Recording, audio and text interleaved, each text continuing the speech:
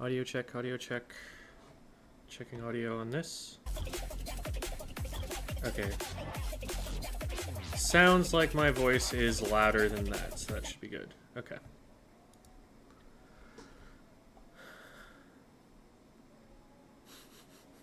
Angle shooters. That's funny. They don't use those in these tournaments. Alright.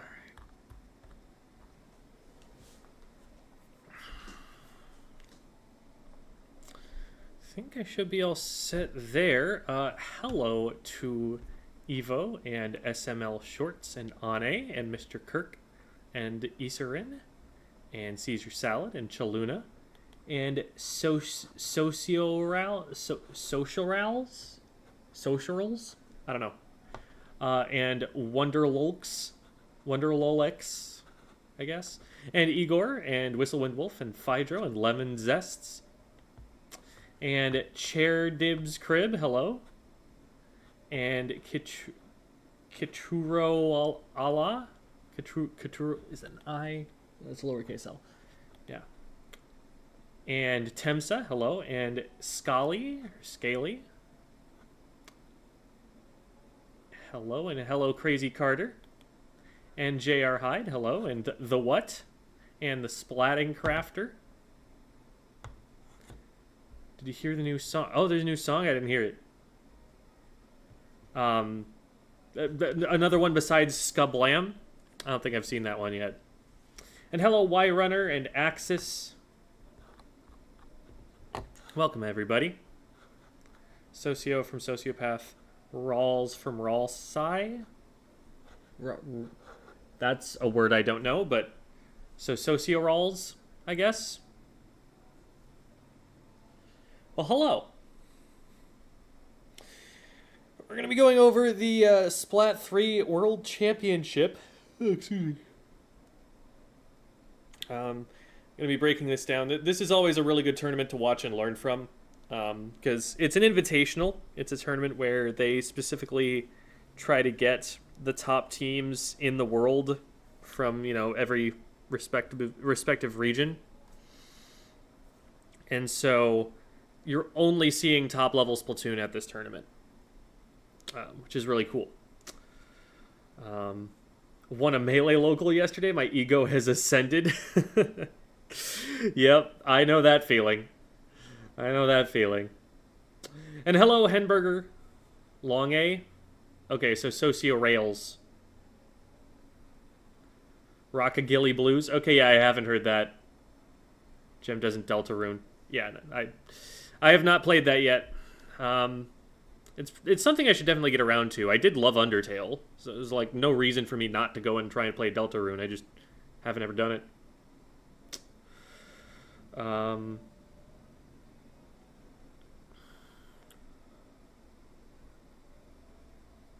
hello, Jayla.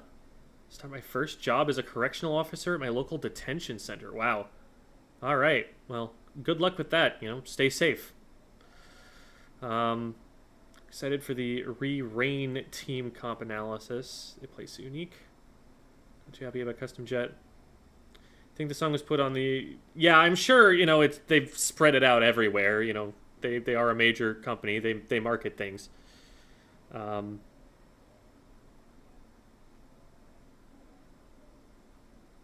A like all... I said that A, and that's not a long A. That's a short A. Long A is A sound, and short A is like ah or ah. There's too many different vowel sounds for that letter in the English language. But I'm pretty sure I'm right that that's a short vowel sound. And I also said that regardless of whether it's long or short. That is how I said it at first. Hello, Ren. I wanted to finally say I got into A. Congratulations. Nice. It's like pal or gal. Oh, man. We'll figure it out one of these days. A makes a lot of noises. I agree. Well, you know what else makes a lot of noises? They came up with like a a cool little animation and some wubbin and dubbin. Hold on, let's get that whole thing.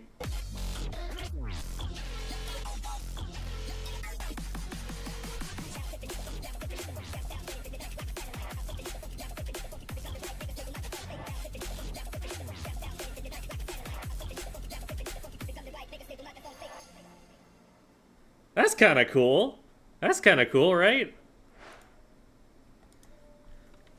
So for those, we've got. top 8. I'm gonna turn this down just a little bit because it's gonna be hard for me to talk over if the commentary is competing with me there. But they got Chara and Fuzzy to commentate the English cast of this, and huge shout outs to them because they had to get up at like 4 a.m. for this. So because time zones are awful. You gotta, if you're gonna have North America and Europe and Japan all in the same tournament, there are only so many ways to do that. Someone's getting screwed out of their sleep. It was actually really convenient, I think, that it happened Memorial Day weekend, because that means that there's going to be a break, at least for NA, for United States at least, on that particular Monday. So if they're up late the day before or something, or they're trying to readjust their sleep schedule, it's not going to mess them up too much. So let's get into a little bit of context for this tournament here. Because this is a different tournament than what you'll typically see. Like, this is not a major in the sense that it's going to be a very large tournament that, like, is open to anyone. And so, like, anyone who makes it to the top has gone through a massive gauntlet. This is more of an invitational kind of deal where the teams that are competing are just, like, the best teams. And that's all we started with. Like, we'll see it's an 8-team bracket that is just 2 top European teams, 2 top North American teams, and 4 top Japanese teams. And that's all you're looking at. So, first round best of 3, and then best of 5 after. Game modes will rotate in order throughout the tournament. Each team will submit 3 stages for each game mode. A stage will be randomly chosen from the stages that both teams have submitted. Once the stage is chosen, the stage cannot be chosen again for the rest of that set. Once all stages have been used within a single set, reset the stage choices? Okay, so all 3 stages, so of the 6 stages, if all of them have been used, you reset them? But when would that happen? That would only happen in, like, grand finals, wouldn't it? If it's a double elim or something? Not sure exactly how that... We'll see how it works in the set, and I'm sure it'll make sense at that point.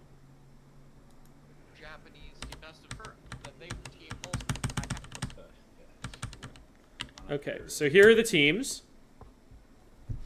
And this makes a lot of sense, I think. Jackpot recently won... Shoot, what was the tournament that they won? I'm blanking on it. Pretty sure it was an online tournament that Jackpot won recently. That Starburst was in attendance for. So I think they've definitely earned that number 2 spot. And this is, a lot of... You've got .Q and I think... Actually, that Leafy subbed for Sayonara a lot, so I have in my brain that Leafy was a member of Sayonara, but not exactly. I'm pretty sure Jared has played with them before. I don't remember exactly how connected he is to it. But, like, these are top NA players that we know. And while Jackpot was reformed again recently, they were a top team when they were together a long time ago. And... a lot of these players are coming off of other top teams that have split up. The top teams are constantly splitting up and reforming, but when you get used to the names that you're looking at, you're like, okay, yeah, this makes sense that these are the people that were chosen. And then Starburst, of course, has been the top team in North America for a very long time. They've recently looked a lot more mortal than before, taking a few L's here and there, but they've still got such a track record behind them that it's hard to argue that they don't deserve at least the number 2 spot, but arguably the number 1 spot still. Then we've got Alliance Rogue, and I'm very excited to see how they do, because they were one of the teams that recently beat Starburst, and they've recently added Volti to their roster. Volti is a Carbon Deco player, and they've been making a case for that weapon more so than just about anybody else in the world. And Gray has been doing a phenomenal job of setting Volti up, which has enabled him to just, like... It seemed like when we were going through that analysis of the Alliance Rogue Starburst set, that every single time that Alliance Rogue did well, it was because Volti had just gotten like a triple or a quad. That just kept happening. It wasn't, all the time in every fight or anything, but every push that they got was on the back of Volti popping off. So that was really exciting to watch. And Graveyard Shift is also a very cool team. They run Tetra Dualies and very hyper fast, aggressive comps and playstyles. And then I am woefully under-knowledgeable of the top Japanese scene, despite, being a Splatoon analyst. Part of it is language barrier, part of it is just not having gone and really made enough of an effort to follow the names. Another part of it is that pickup culture is really big in Japan. And so, again, just like I was talking about with the top NA teams, you really have to be tracking individual player names to be able to keep up. So, like, I recognize Nyagora and Chocopero. Those are two of the top performing X-rank players of all time. In Splatoon 2, Chocopero was just always at the top of the leaderboards with that post 3k X power. Nyagora is that player right now. Nyagora and Melon trade off. I don't actually see Melon here. But Nyagora and Melon trade off for highest X power and have been doing so. But, like, I think Nyagora hit, like, 4k XP at one point in Splatoon 2, or Splatoon 3. So, yeah. I recognize Ko there. I believe that's the Splat Dualies player who was... I first learned about the Splat Dualies Tetra Dualies combo from a FLC VOD, where Ko was the one who was playing the Splat Dualies there. So I wouldn't be surprised to see them playing that, but, they're top players. They'll probably flex onto a number of different things. I've seen Reimaru there before. I'm trying to remember what weapon they played. I recognize the name, but I don't remember what they play. Norishio, I believe, is the top Splatana Stamper player on Re-Rain. And then I don't think I know the other members there too well. But we'll have to see.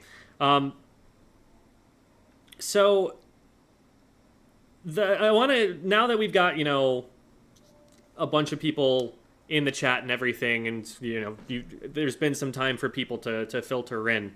I want to talk a little bit about why I'm going to be analyzing this, because, like, here's the thing. In 2 days, the game is going to be different, right? The game is going to get patched before anyone plays in, like, another tournament where any of this knowledge would really be that useful in terms of what weapons people are picking and, what comps to run and stuff like that, right? That's not been the narrative really around this tournament. That's not really been what has compelled people to be talking about it. I think it was Tara from Graveyard Shift and a number of others that I've seen have gone on Twitter and talked about how they feel like the Japanese players are playing faster than them. That they're making decisions faster, moving up faster, that, like, they already know what to do and they're doing it.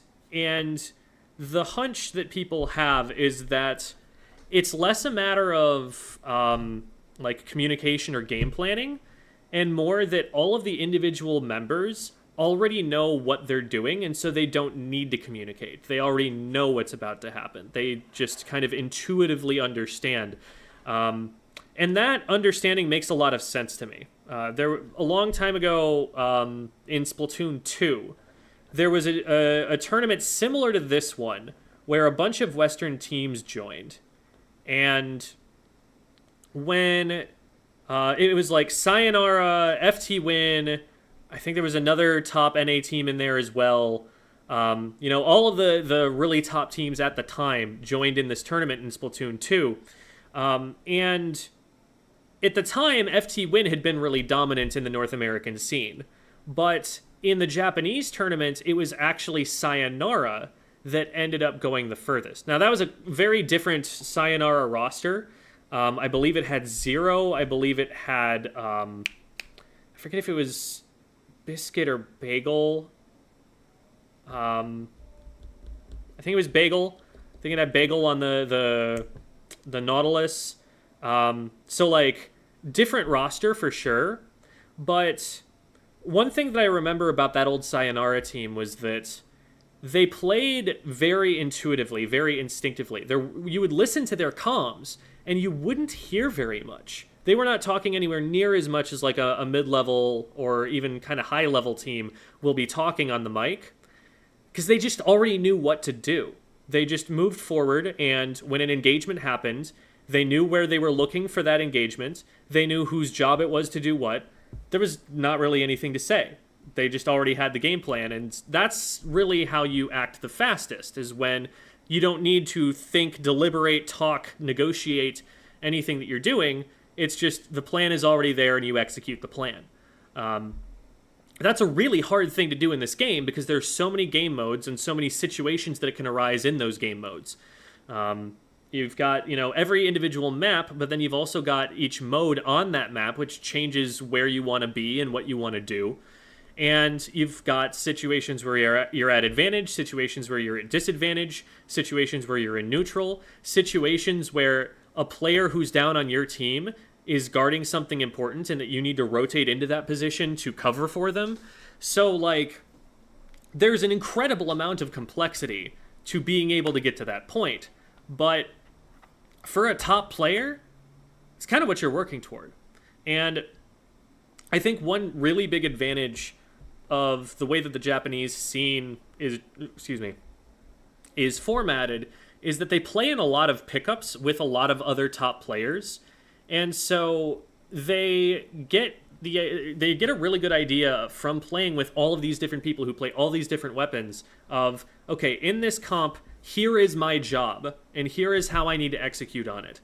And they get to a point where you can just throw together like any random Japanese top players, and they'll be able to, work out what they need to do with each other because they've already played with each other, for one thing. For another thing, they've got a lot of experience adapting to new comps as they come into them, and just knowing what that comp's win condition is and how to play to it very soon upon getting with that group. They don't need a ton of time building synergy and using a lot of callouts because they just kind of already know the game plan. So that seems to be the lesson that the West has been taking away from this. That's just from me reading up on Twitter of what people have been saying. And I'm curious to see the matches that prompted that discussion and to see, what I think of those and, how I think the Japanese players are operating here in comparison to the West. Famous for Splatoon 2, Sakura, Raid's Graveyard. See how they can do against a lot of these players. Is what I mean. Okay.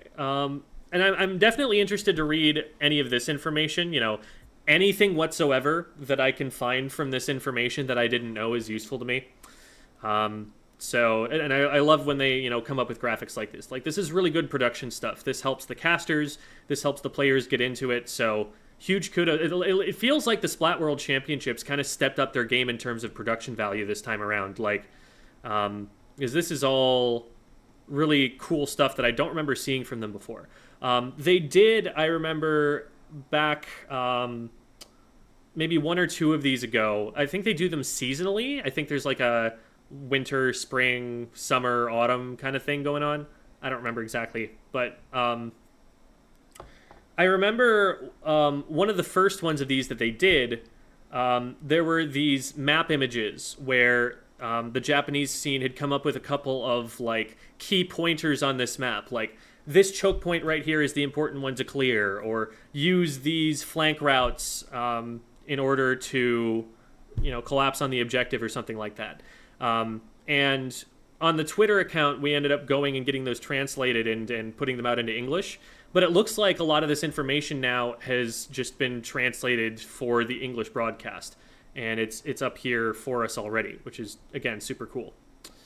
Okay, so it's interesting the way that they've parsed the roles as well. I wonder if those roles came from the players, like if they defined their role, or if the like Japanese analysts who I would think originally put these materials together, like looked at the weapon or the player or whatever and kind of assigned these ideas to them. It's like frontline middle attacker. That's not really a term that you tend to see in the English-speaking community to describe a role in Splatoon. Not that it doesn't make sense. Like, this is kind of midline Slayer skirmisher. You can't really call it like a solid Slayer or a solid skirmisher because it's going to do both. And then midline support is probably what you'd call that, and then backline, yeah. So they're probably just talking about, midline, frontline, backline kind of thing, but they want to kind of clarify that, like, one is more aggressive and the other is more supportive. So that's interesting, but let's see what this says. Not afraid to get in your face, constantly push. Yep, that's it. They run Tetras. That's kind of all you need to know about that. They've run Tetras plus Wiper before, I believe, but maybe that was with, like, Obito or something, and, I don't see Obito on this roster, so. Ellis and Terra hold ground, create openings for power flushes. Okay. Very difficult. And that's very standard right now. Like, this is directly according to FLC's analysis of a team's positioning, where you have two frontliners and then two players who are sitting a little bit further back, where the frontliners are the ones who might flank, who might, do this sort of thing and meet on the other side. And then you've got the backline who can, like, slowly move things forward, maybe launch specials from the middle, hold ground so that they don't lose their center. And that's kind of how the formation has been for some time here. Curious to, see how that compares to the way that the Japanese teams play. Favorite modes, interesting. Just gonna skip forward. It's gonna be really important, especially in the first round if you're caught up and lag. Okay, here we go. So this was okay, it's written out here, but it doesn't actually list their name. I can't. It was like Kanareru, because it's, yeah, okay. So it's just the first syllables of each of these players' tags. It would be the first character, I guess, in Japanese, but, like, in Japanese, you don't have just the consonant sound. Like, it's, for example, there's a player whose tag is Amusa. Now that's spelled AMSA when you anglicize it, but the M sound in Japanese is always going to have a vowel attached to it. So you don't say Amsa like you would for the Dutch player who has almost the same tag. You say Amusa. And that way, that consonant has the whole syllable to it. And so, same deal here, like, it's just Ka for Karada, Na for Nyagora, and then, is this... Okay, I'm not sure, actually, because it almost made sense, and then there was Chocopero. So maybe Chocopero is subbing, or I don't know where the last one is coming from. I thought I was onto something there. Maybe I still am, but Nagara,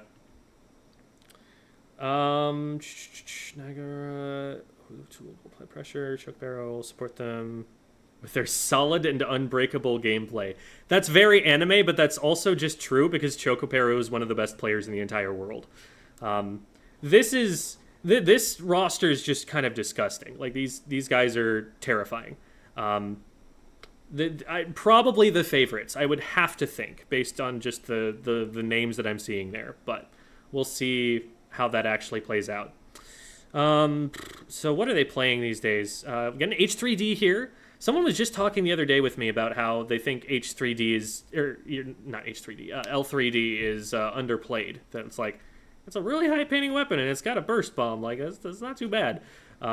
Looks like they apparently do run it here. We might see 96 Deco.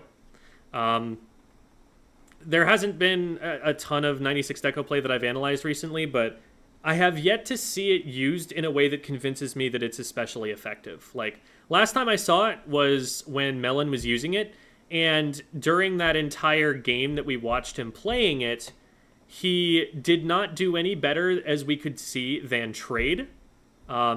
He either lost every fight or traded in every fight.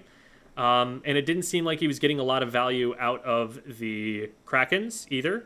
And he immediately switched off it after game 1, where they lost, and they won every subsequent game. So maybe, he was having a bad day on it or something.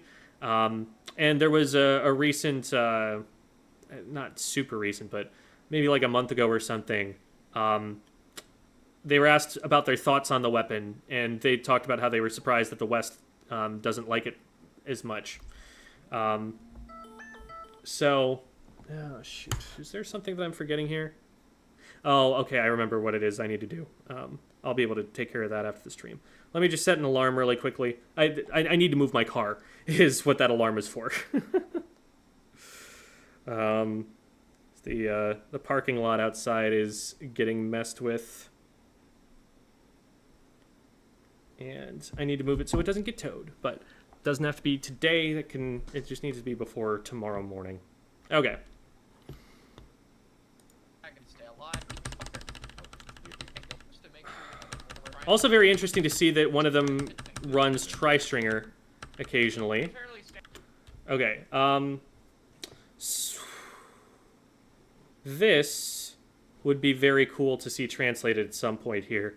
I was hoping that this would be in English too for the casters, because there's a lot of really interesting information to this, but we'll get on that at some point here. I wonder if this means like how easy it is to like lock out and KO on the map. Curious. Also interested what these are, because one of these is not like the other. And these two are very strong on it, so I guess they're saying that this is actually a really solid weapon for it. Is this zones? This is zones. Oh, okay. So they're probably talking about the Reef Slider's ability to just, like, cap the zone here. I bet that's what that's about. Very easy for ahead of this uphill. How small this map is and how accessible the zone. Backline here, yeah. Okay. So, Kana Peru. Oh, so maybe this is like the part that's Chocopero's name? Because this is Karada, Nyagora. This was Reimaru, and so maybe this is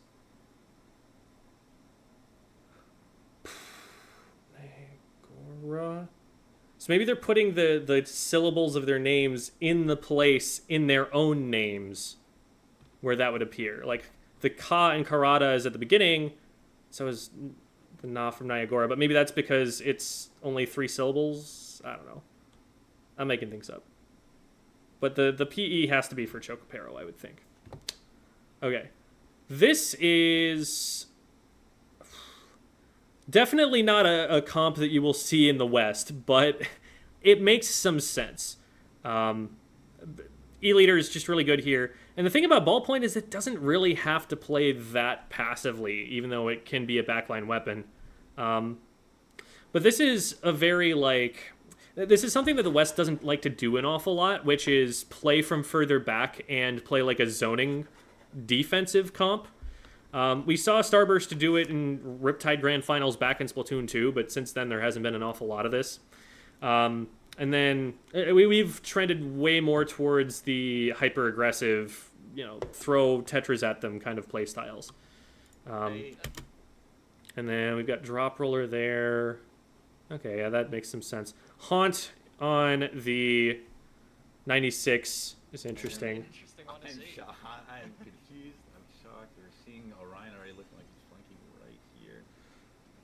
The action's already started. There's a big fight already happening in this. So Orion trades, and the E leader has also been taken out by something here. I don't know if that was the inkjet or what. A very aggressive set, and this is going to be an interesting strategy. It looks like the 96 is Okay, so it looks like aggressive with the splash, while the ballpoint either kind of Peru dropped out on the left there.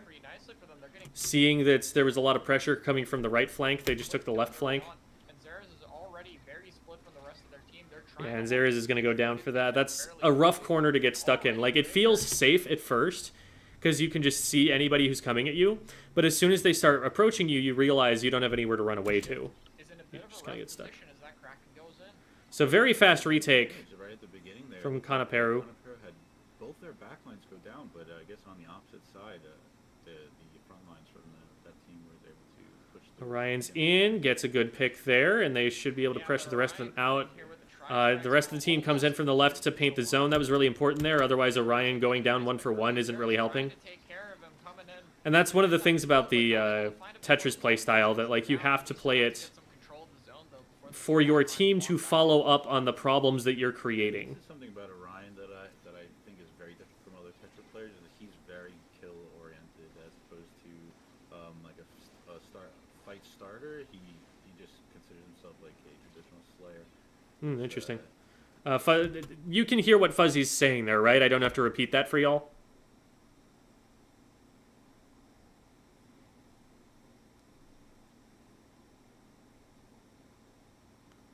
It's a little quiet. Okay, I can turn it a little up. Since he just did as and that before the two backlines walk back in.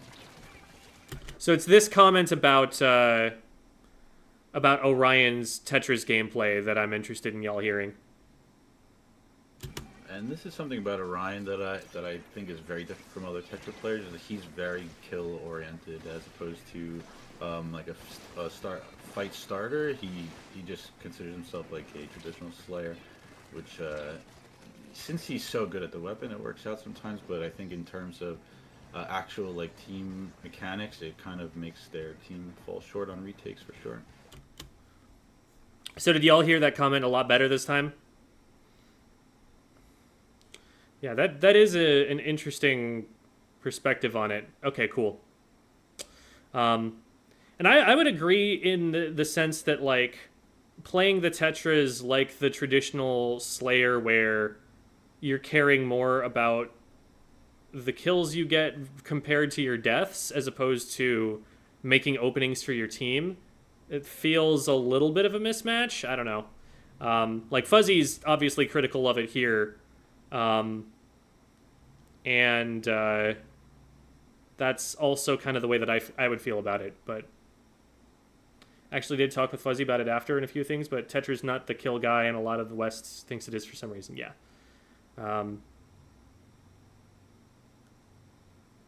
So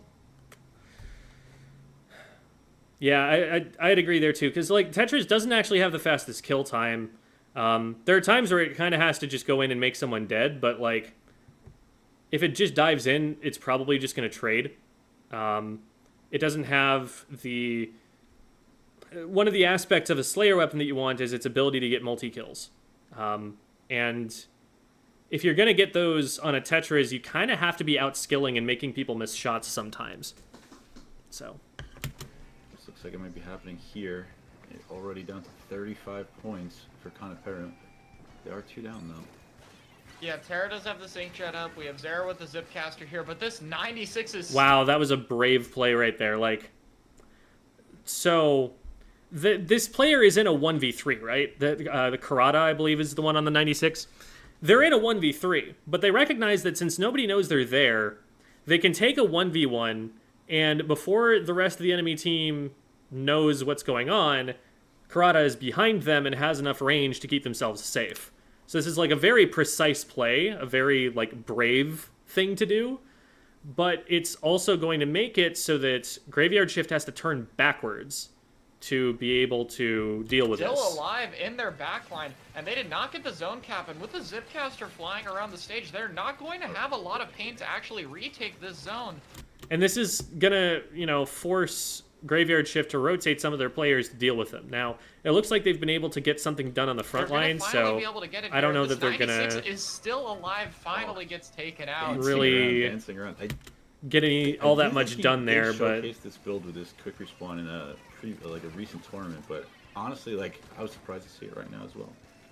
Yeah, it's much more aggressive than we're used to seeing 96 be played, but I think it could work out fine for... Yeah, it feels to me like what might be happening with that weapon is that there are a lot of top players from S2 who were insane on the K52, and that they're just playing this weapon kind of like it's a K52. Because one big difference between the 52 gal that we have in Splatoon 3 and the K52 of Splatoon 2 is that the 52 we have in Splatoon 3 doesn't have a special that it gives it survivability. The Booyah Bomb made it so that you could get a kill on the 52, and then before someone could trade it back, you popped the Booyah as a continuation special. Like, haha, you don't get to kill me, and I'm just going to throw a Booyah Bomb and keep pushing now. Kraken, it's, definitely a special that'll keep you safer than the Killer Whale will. And so maybe that's the idea here, that they want the ability to get the splat, playing a really aggressive position, and then use the Kraken to keep themselves alive. For them. Terra's coming up close to the Inkjet. Very unfortunate that zone flips. Chara was not a player. Chara is commentating. So, no, they are not a player. This is Chara's voice that you're hearing with fuzzies here. And they're not able to get it out in time before the Kraken shuts him down. And that's a full life.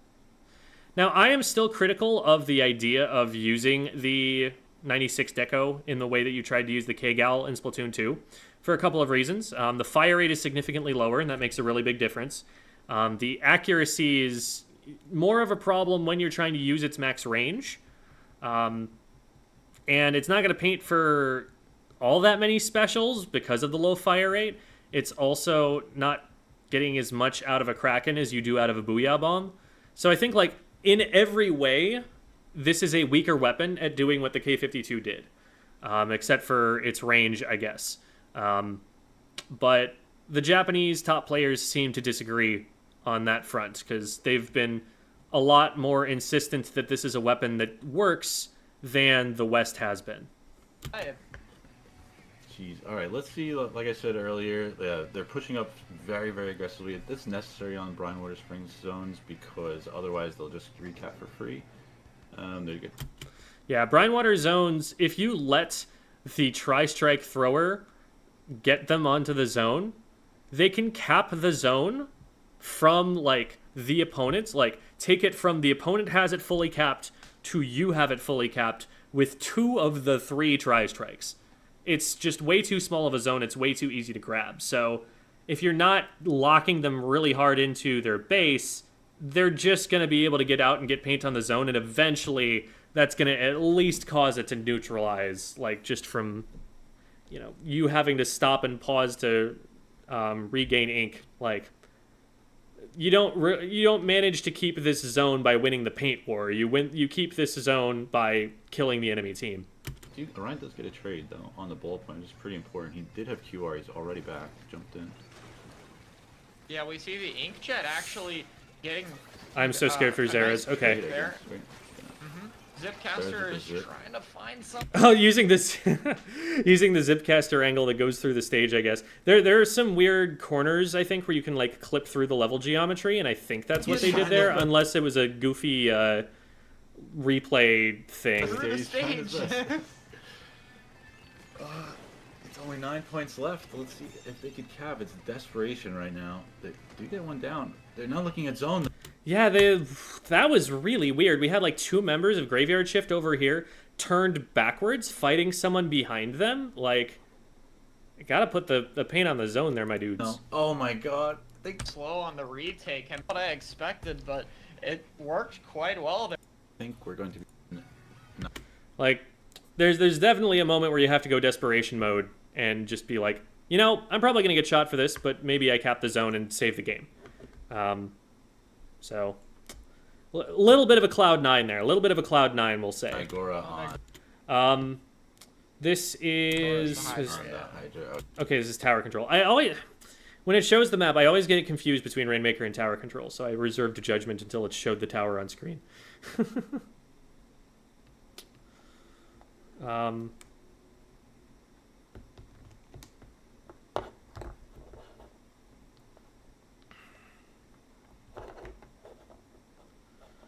see. Doesn't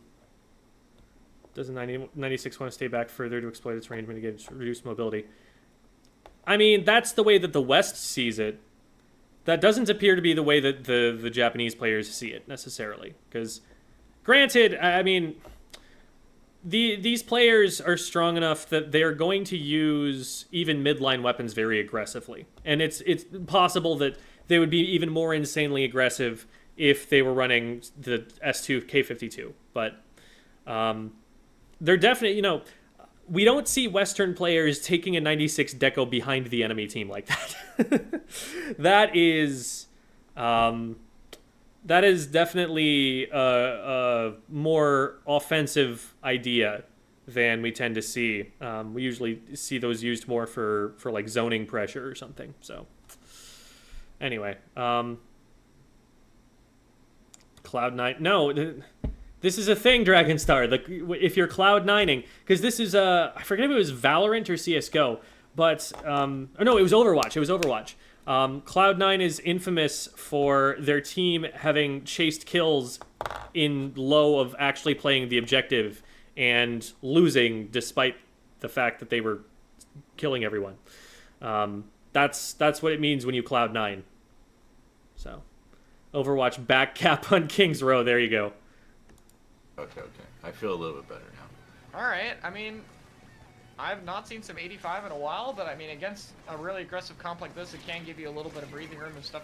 Yeah, it feels like we're losing the Tetras and not getting anything out of it a little bit too often here.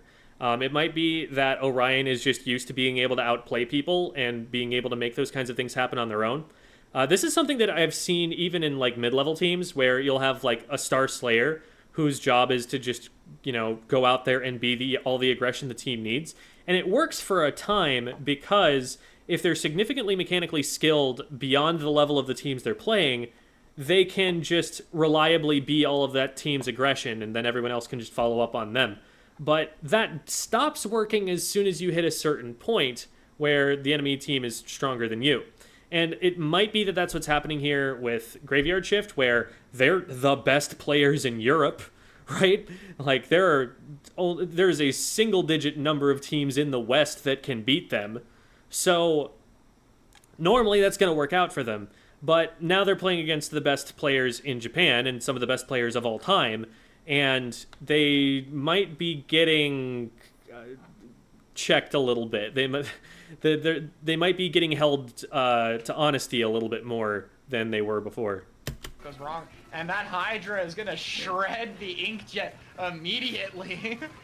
One thing about this, yeah, they got a Hydra up on the mast here, which is bad news for Graveyard Shift. If there's nobody contesting that Hydra, they just see everything and everything dies. tower control in particular is like I feel like whenever I'm watching Japanese tower control tournaments, the weapons seem like they're out of a random weapon generator. So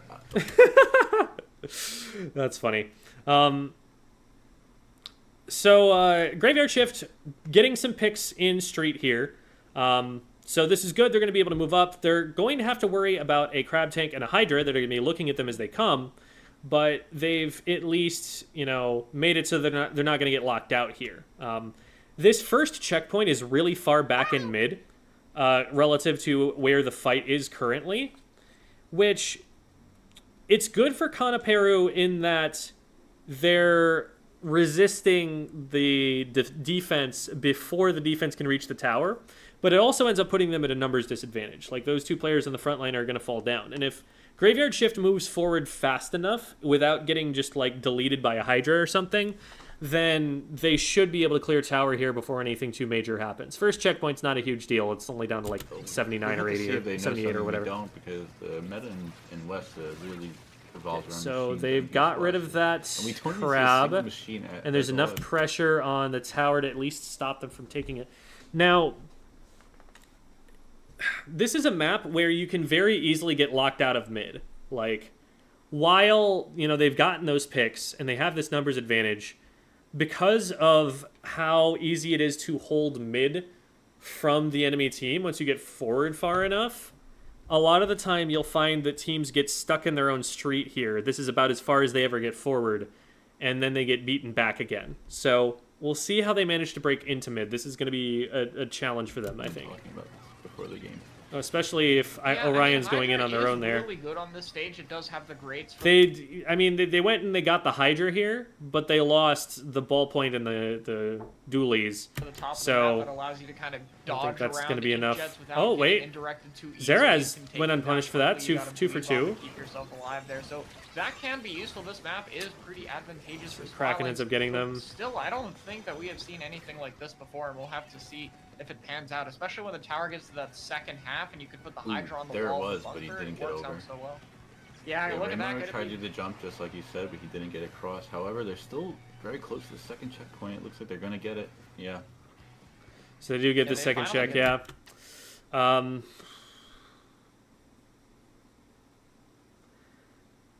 it's like Graveyard Shift are getting in, but when they get in, they'll like get a trade and then die.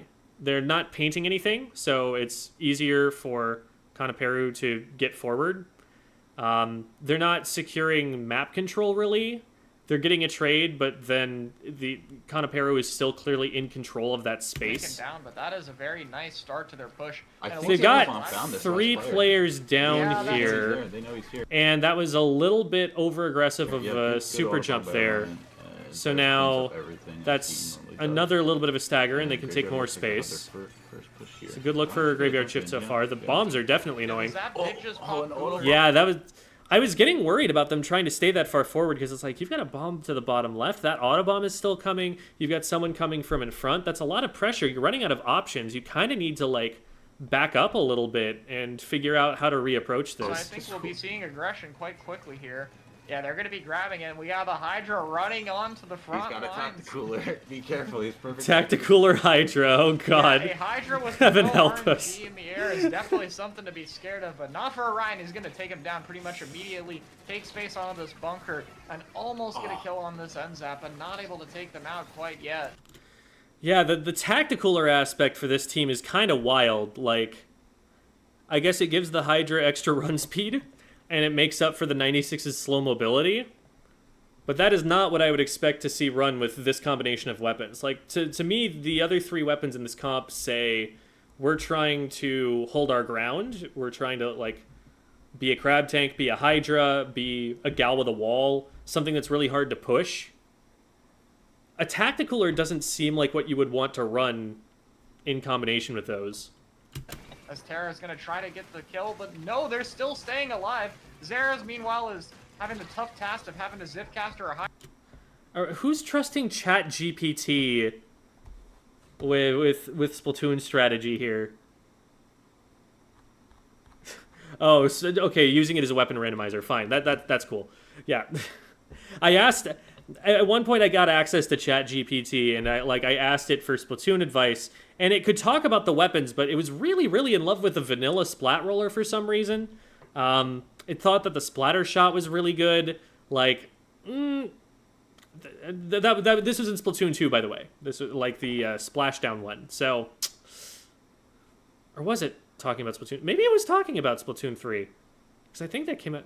Maybe I was wrong about that. But it had a strange understanding of which weapons were strong. Let's put it that way. It did not know that the splash was a top tier.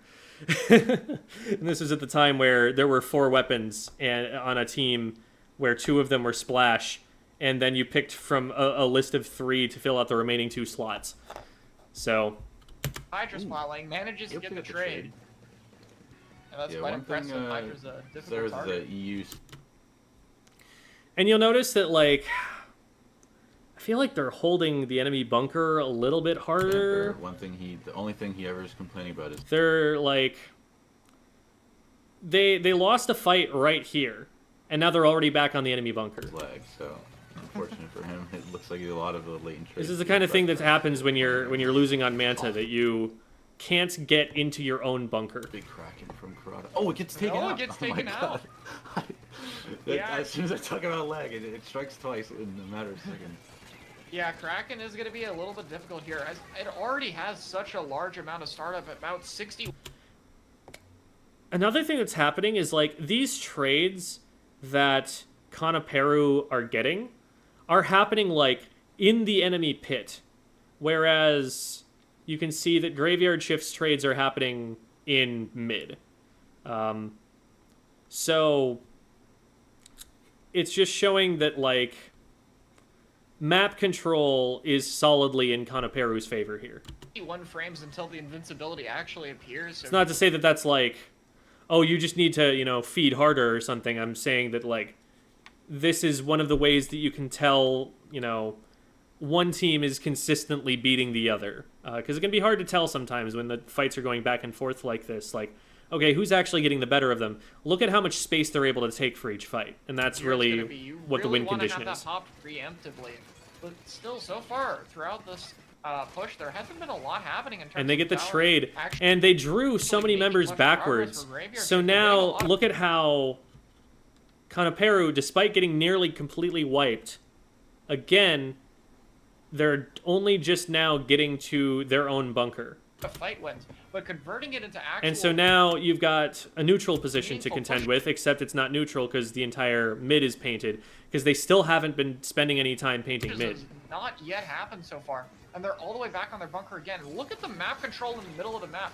Yes, Orion and White Zera yellow. are fighting here, but there is so little paint for the rest of their team to move from that they're going to end up being completely split. And by the time a pick happens, it's just far too late for anyone else to follow up. They need to get some more map control to be able to fight together faster before it's too Okay, so late. they get the splash. Yeah, I really think that this comp is going to struggle from Graveyard Shift in these situations. You have to paint up the map before you fight, but the comp is only really good for fighting, so you have to kind of get lucky. Oh, open a possible crit. They did get 3 down. That was a full wipe because that splash. Oh no, this is a huge blunder here. They don't have anyone riding the tower. There's nobody to ride the tower because the only player who's alive is in a crab tank and it can't jump up onto the tower. So now, you know, they get this big fight and everything, but they're not going to even get a first checkpoint out of it because they literally can't. Yeah, it's a bit awkward for that crab Get to up get on the top. tower. They're going to be able to do it after It's a getting huge another kill. wipe. They can only because they used the elevation of that ramp to jump across. And, like, think about how far this could have gone by now. This is finally going to be the first time that Graveyard Shift gets full advantage here, and we're going to see what they can do when they are shifted onto the offense. Orion's already able to get a kill onto that Tetra Dually, so no 96 to work. So they did get first checkpoint, but they're going to get beaten back from here. But 2 of them go They down. do finally have map control. And the I'm splash curious is to already see set what up they're quite going to do aggressively on the now that right they side of the map, have gonna all push this up paint into on the the map. Caster, force it away, and Why is the it all Viper yellow takes it already? down again.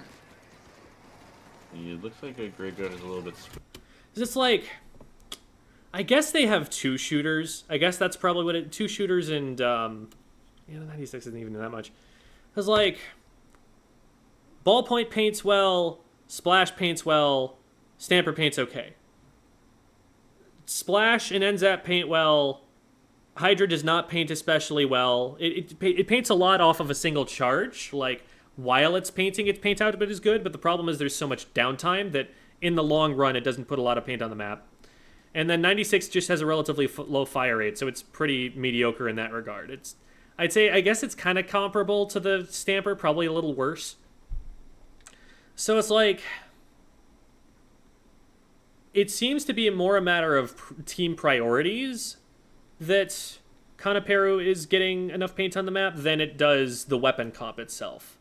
Because I feel like their comps paint roughly equally, at least. Split right now, a little bit of desperation coming out. Obito got picked on their push after Orion traded. But it's like, this does not look like a map that Graveyard Shift was in control of Kinda 5 killed the seconds push, ago. And we're right back. Dude, right now, Kanaperu pushing up, all the way up. Right.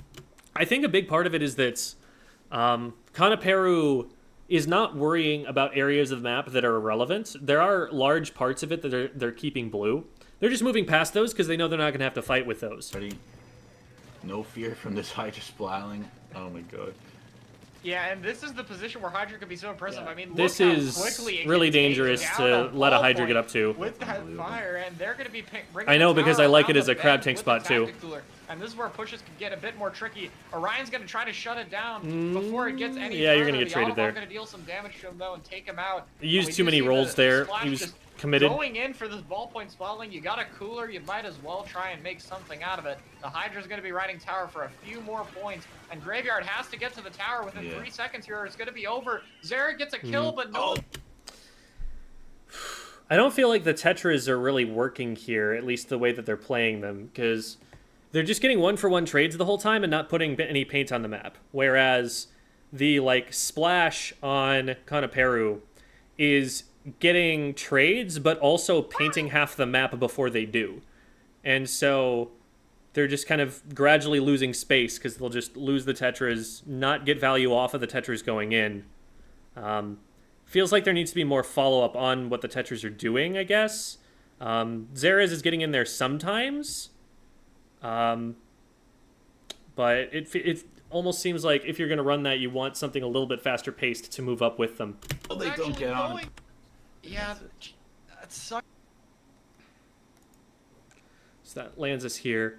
And Kanaperu was the 1 seed, which makes sense.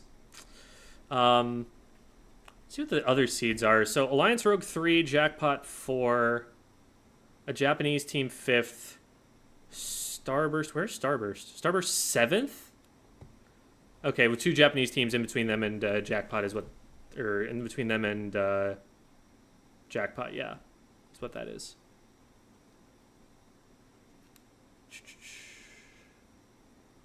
And then Graveyard Shift 8th. Okay. I'm going to go get a drink of water really quickly, and I'll be right back for the next match.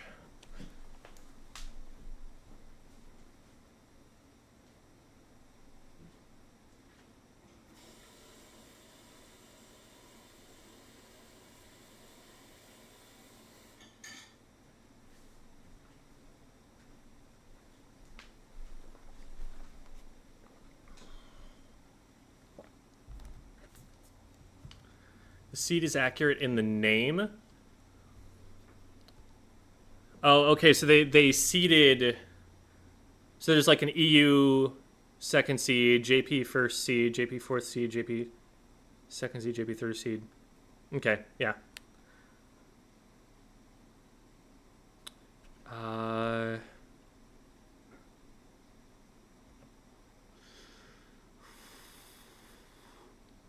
First and second get 1, 2, and then third. Oh, that's weird. Because, like, the 3rd seed from Japan is getting the 6th seed overall, when the 4th seed from Japan is getting the 5th seed overall. So I guess they're doing this... Oh, okay, so they're doing this so that every first round match is Japanese team versus someone from the West. That's how they're doing it. Okay, thanks for pointing that out. That makes sense.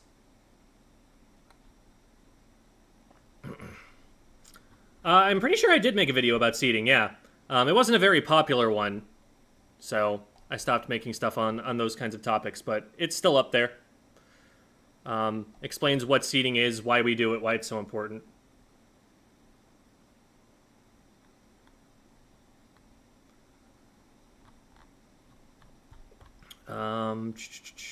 Just scrolling around to see. Okay.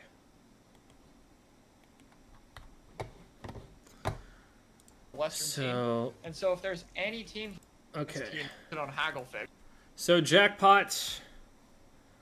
Yeah, Strong Slayer is aggressive, and then .Q has a flexible anchor who can just kind of follow up with anything that a North American team is going to try and do. Nothing super surprising there. Oh, I'm surprised Leafy... So Leafy's been playing more midline lately. Because, I mean, I guess that makes sense. Like, Leafy was a Nautilus player in S2. But I've been seeing Leafy playing a lot of, like, Splash and a lot of 52 Gal.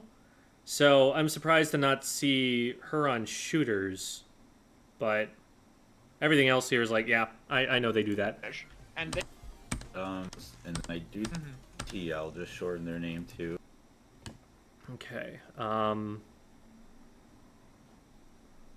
Was this? Shoot, who were they playing? It was the 5 seed, which was. Oh, right, that was the team whose tag was written exclusively in Japanese characters. So I'll have to listen to what the casters say, because I do not read Japanese myself. Okay, but we've got winners of the Koshin Day 2.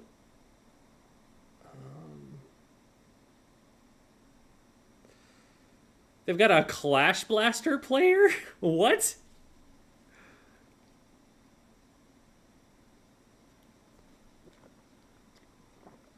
Okay. So Roto is more of a support, which also makes it crazy that they're a support while they're playing the Clash Blaster. I guess maybe they're trying to... Maybe the idea is, like, kill support or something. Especially the Neo kit. Like, what? But okay. Teamwork to cover each other. So it looks like they're kind of a move up together, take fights together kind of team. Like a... This seems in makeup and in description similar to old school Sayonara, like I was talking about. Takun, I'm not. I do think that's a very strong weapon, but compared to Western versus Ote Tsukinomiya? Tsukinomiya?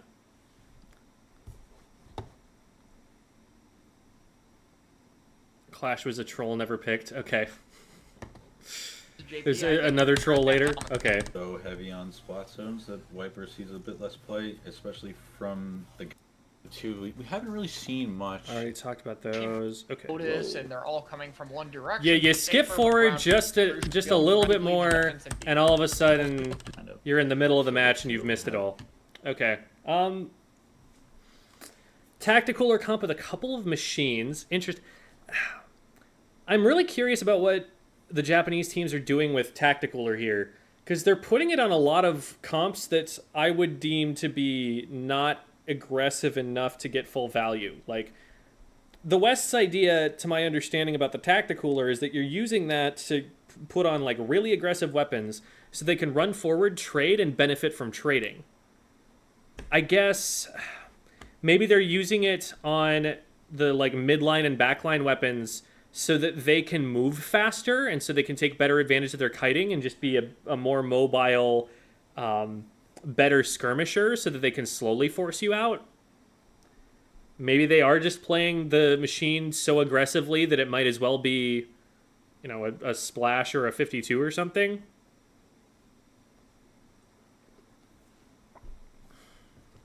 That's interesting to me for sure. Here.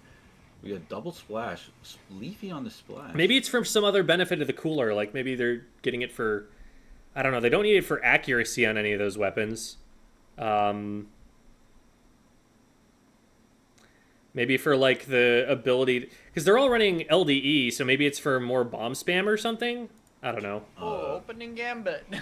Okay. I mean, so Jared.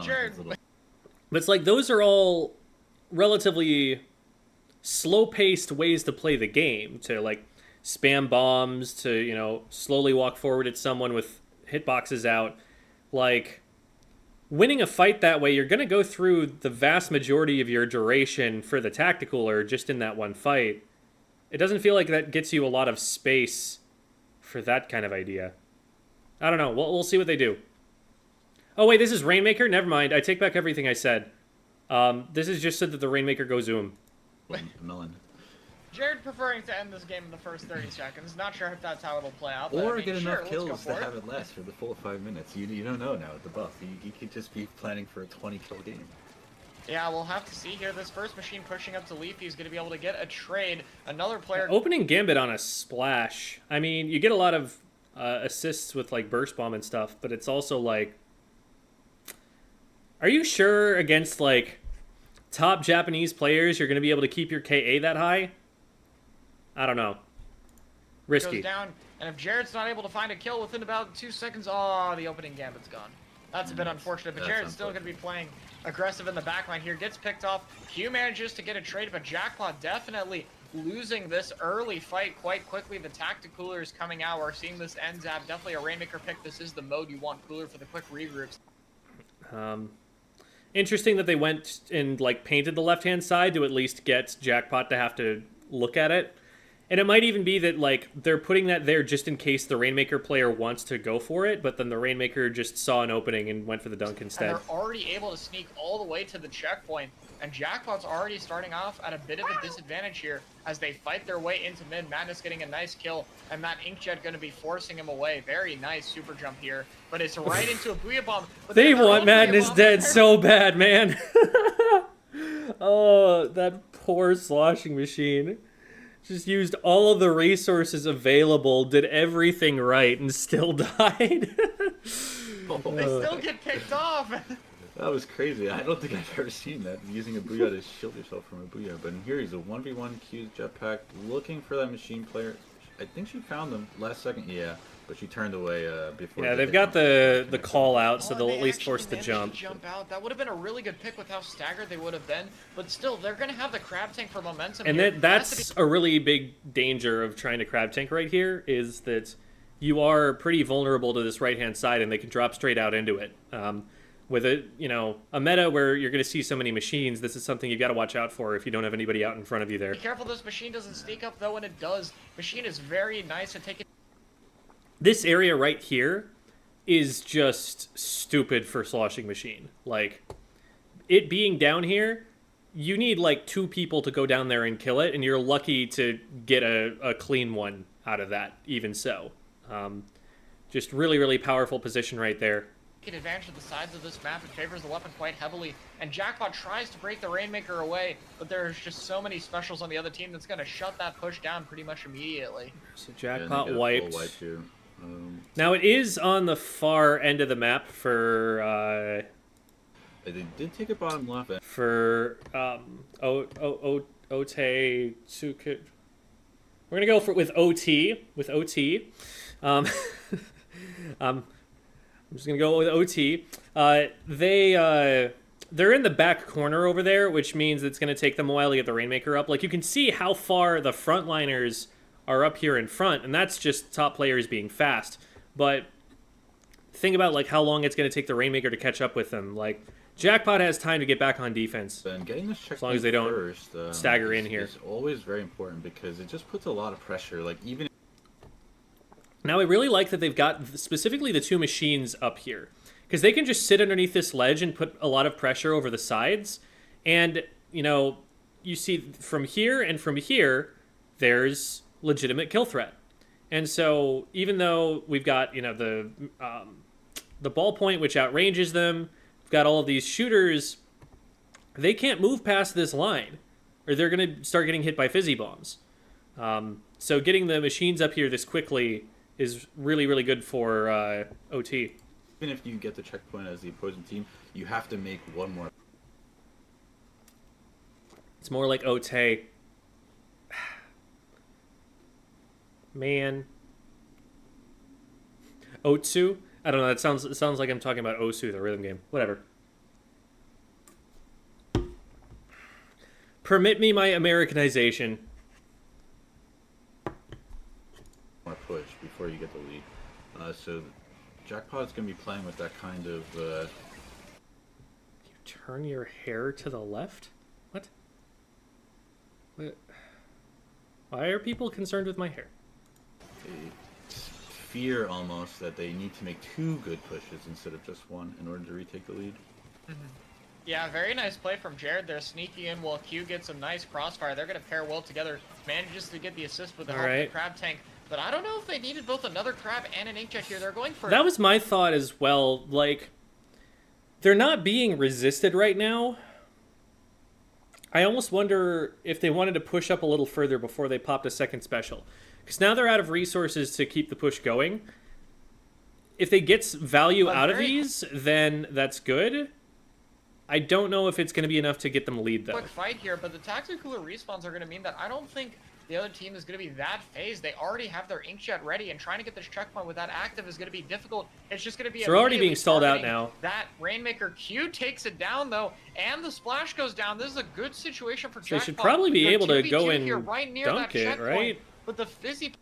I'm surprised they didn't just go for the dunk there. Yeah, there's a player here, and there's probably someone who can rotate, but like you get someone in front, spot that out, you can probably at least get the checkpoint. Bombs are just trying to keep them off it, and I'm not gonna. Maybe they're trying to go for more. Be able to get it right away, and it's gonna be tricky if they have to wait too much longer. There's gonna be some specials ready. I think it's better they try to get the checkpoint before a booyah bomb happens. And yeah, there we go. We just kind of lose it there. Bombs. Shut it down. The tacticooler is here. And everyone, it falls apart there. Fight. Yeah, I don't know. That just seemed like a moment where they could have pushed and didn't.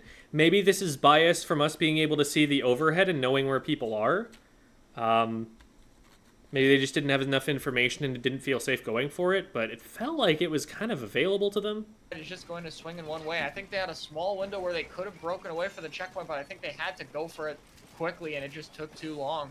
Something that's has helped me a lot with my Rainmaker carrying, and granted, I'm no like support main, right? I'm not usually the person who should be taking it, but something that's helped me a lot is that someone once told me, look, you're not going to KO on every single push. At some point, there's going to be a point where it stops. And you just want to make it so that that point is as far forward as possible when it gets stopped. So if that means that, hey, we don't have resources to keep you alive anymore, you're on your own, sometimes the best idea is just hold forward and feed for the furthest points you can get. And in this case, they would have made significant progress by breaking that checkpoint, because now they don't need to make that whole push again. But here, it feels like part of it was that they used their specials too early and didn't have any to sustain the push. Part of it, though, was just like they had that opportunity, didn't go for it. Here's a dream of mine. A ballpoint with a tacticooler buff is one of the most fun things I've experienced since. This is looking really good here. for OT. Now. Okay, they only get to the 28. I'm honestly surprised that they got stopped that close. That felt like it looked like they had everyone backed up all the way to the last goal there. Shut down not too far away. But that's definitely going to be a very nice 2v3 situation for OT here. Definitely pushing middle might be the Booyah is going to slow this down a lot. Oh, that was well placed. I'm surprised they didn't respond to that. Like, that was something that, like, it's right out in front of you, right? So you've got to see that Booyah bomb is developing and be ready to run away, and they just kind of didn't run. Have to go as far, but now having to get all the way. Maybe they didn't want to back up. Past 28, you start. Maybe that was the concern. On the left side push, and that just. It's very tricky to get through there, especially against all those fizzy bombs that are going to have a great job in that tight and closed space, just kind of bouncing back and forth and dealing damage repeatedly. And yeah, these tacticoolers in Rainmaker seem to be very effective here, just allowing for so many more regroups and team fighting than I think Jackpot is currently capable of dealing with at the moment. They have to adapt to that quickly before this game is over. It happens to the best players on Earth, everybody. It happens to the best players on Earth. Trying to throw a bomb off the back of the crab tank, accidentally hit the wall in front of them instead. All right? If you've ever done that, there's your validation right there. This is one of the best players on planet Earth, and they just made that mistake. The decision to use specials or not use specials against coolered opponents is always tricky because you still have to win. Even though you're going to have to win again, you still have to win the first time. In a team fight, it just creates a really bad like mental situation. Like, oh, I'm going to get these kills, but I'm going to have to do it again in 2 seconds with them at the advantage now. Yeah, it's very easy to overthink tactical. It feels like they're popping a special, expecting that a fight is going to happen for that special, but they're not finding targets. Like, they're throwing the special out there and like. Look at where OT is positioned right now. There's nobody to hit with this crab tank. Jared doesn't know where anybody is as they're popping this. I think they're just expecting there to be someone here because they're expecting someone to want to fight them. It's really similar, like back in Splatoon 2, there was a time where everyone was like, armor is the best special in the game, everyone needs to be running armor. And when you watched top Japanese teams play, when armor got popped, they would respond to it being popped by just doing exactly what they're doing here, like fanning out, spreading out, just not being easy to track down or find, and being in a place where they can immediately, push back in after the special is done, that's taking all of that space, but they kind of like move around it like water. They're not trying to fight it head on. They're avoiding it until they're out of that disadvantaged state and then going back in. So it feels to me like the fight needs to be set up a little bit more deliberately for Jackpot here if they're going to get use out of this crab. Like, they need to actually trap someone where the crab can hit them. They need to get the enemy team committed to where the crab is going to threaten them. Because from right here, they're not finding anything from it. It's one of those specials where you really just have to be used to dealing with it and how teams are going to play around it, and that could be tricky. And here we go here, Jack. And see, look, right when they start moving back in, they're now in these strong defensive positions, and the first person who goes in goes down. Close to the Rainmaker on this right side of the map. The Zap dives straight So here's the second crab, and this one might actually get significant value. Inkjet gets taken out, though. Ooh, beautiful, beautiful. Yeah, this is a checkpoint. Get up that wall. Get up that wall. There we go. Here. They just need to clear the space ahead of it, but two of them go down. I'm not sure who's supposed to grab here. I'd imagine it wouldn't be Q with how close she is to that Inkjet, but now it's going to be a lot tougher for them to get it. Oh, that's so clutch, Q. Just before they kill the Rain, the machine is in the corner. They should be able to get Let's taken out go. as That's well. two down. They're going to run it. Oh, they got pushed in from the right. That was getting a little hairy. Now, granted, this is a Booyah Bomb right here, so I don't know exactly how hairy it was, but that was the best that Jackpot looked. They just needed more opportunities like that, and I think they might have been able to come out with a little bit more of a push. I also think this goes a lot differently if they got that checkpoint earlier. They're able to make significantly more space. So Clams, Mako, and what are the teams? Do we have new? Oh wait, is it best of 5 now? Did we get past that first? Okay, so this is Jackpot OT again. Wait, that was only game 1? I thought it was game 2. Never mind. Never mind. Really valid. It is round 1. It is best of 3. We've seen this on Silly Comp Sundays. I'm bad at remembering what game in the set we're in.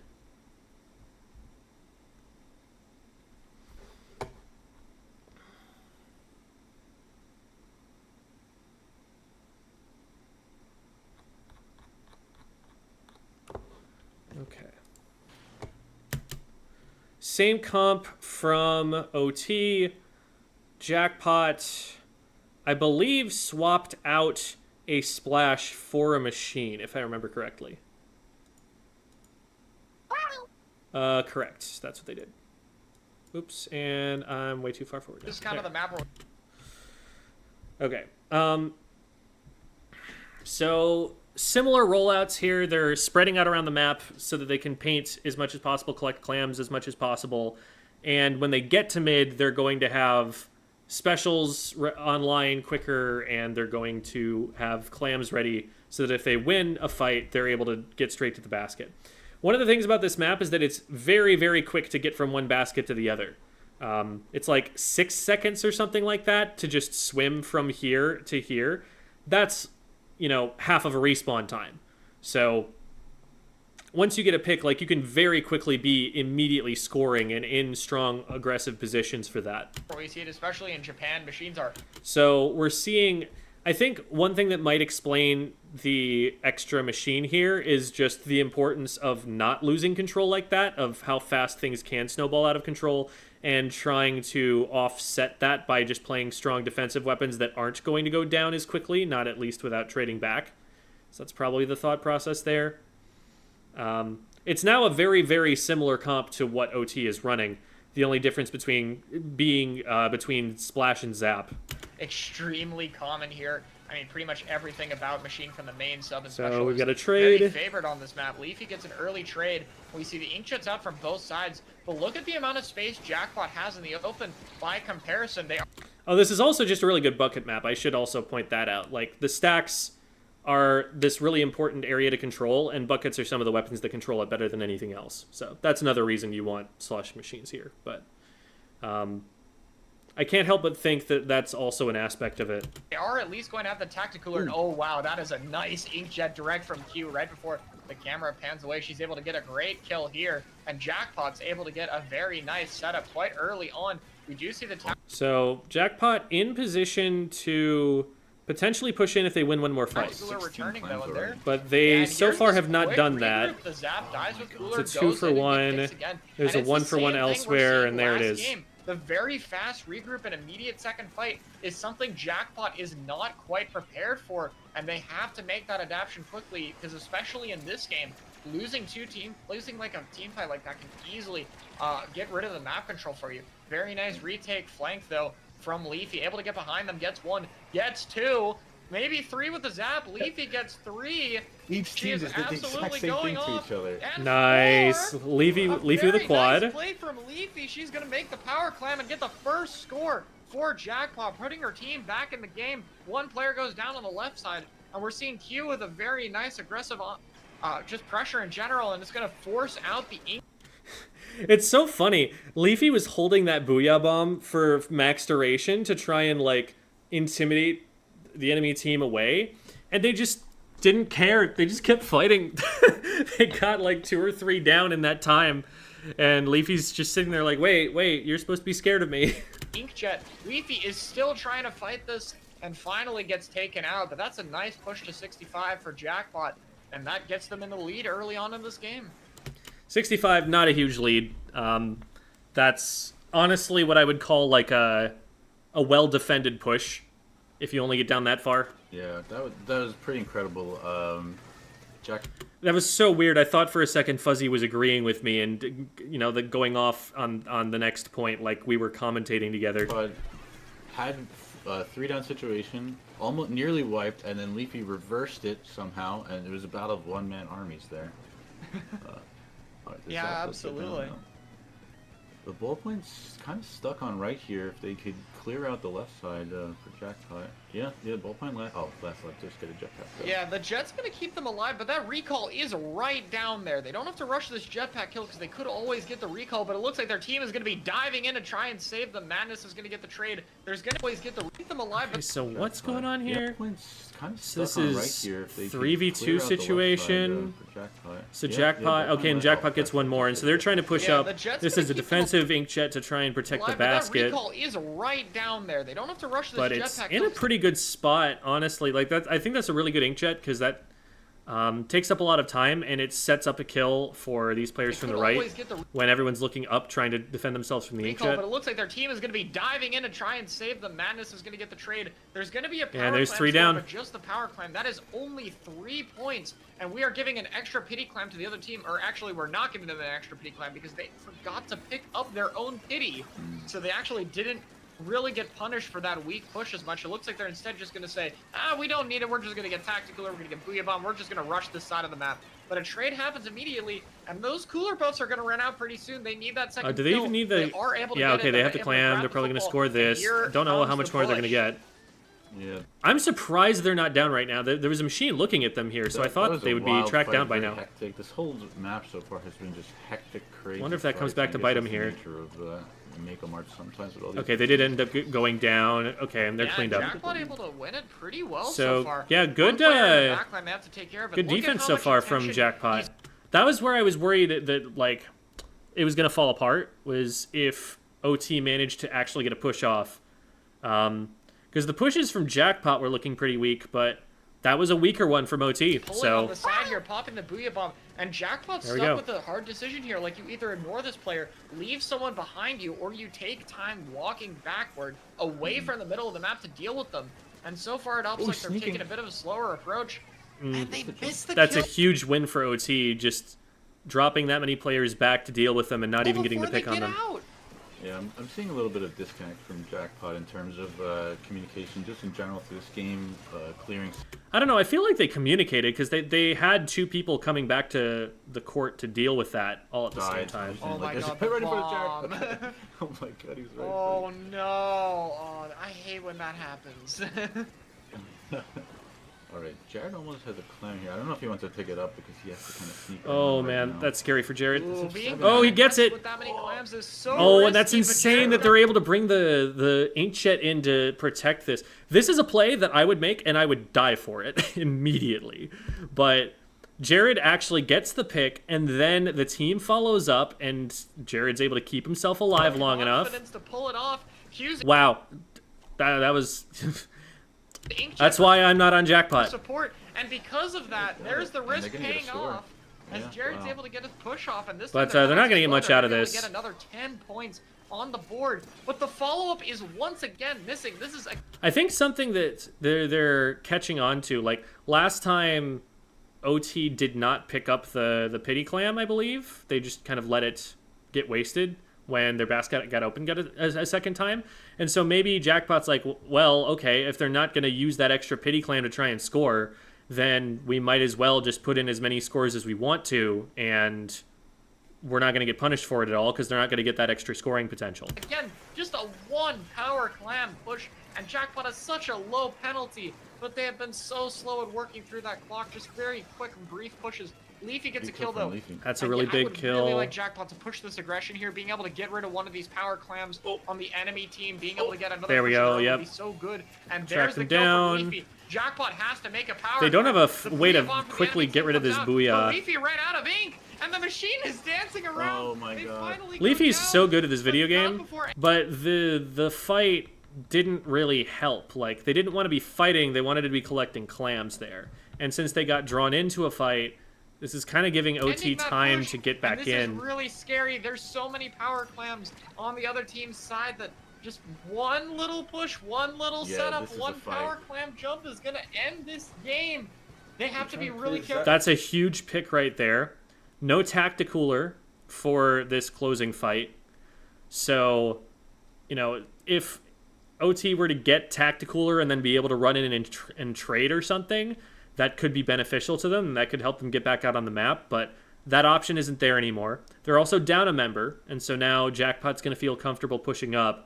I think that's a huge mistake, being caught in the enemy court like Oh, that. they do clear this They out. might be able to They get all this committed to here. it. They're very good that they got that kill. Oh, they killed the machine as well. It looks like They this got might be two down, but I It's don't gonna think be they one have any desperation clams. push. I don't think they have clams to push here, and the power clam user still Maybe is a little not over aggressive. dead. I don't. At least I think the idea there is Leafy's trying to go after the power clam holder, but they ended up fighting someone else. I feel like once you see there are two members there, unless you can bring another member into that fight, you probably need to back off. At least they're able to get rid of This that gives them a inkjet little bit now, more of but a chance here's where than you things get probably want to give scary. them. Madness though. Madness. Oh, he doesn't get both. Yeah, it's gonna be They can just careful here. booyah there. Jared is I'm trying surprised they're to not keep running up that in with and getting scoring. mini clam, but They he gets created so taken much out. space for it, but there's nobody to actually throw it in. I He's feel like gonna it had have to be get a this kill on player. machine. She that we're does, watching. holding everything together. The power clam next to Oh the no. basket. They score one. They did it score anyway. one. Right Oh at the my end, God. though, there's just next to this machine. She does, but So, okay. Yeah. It's be 3v3. careful here.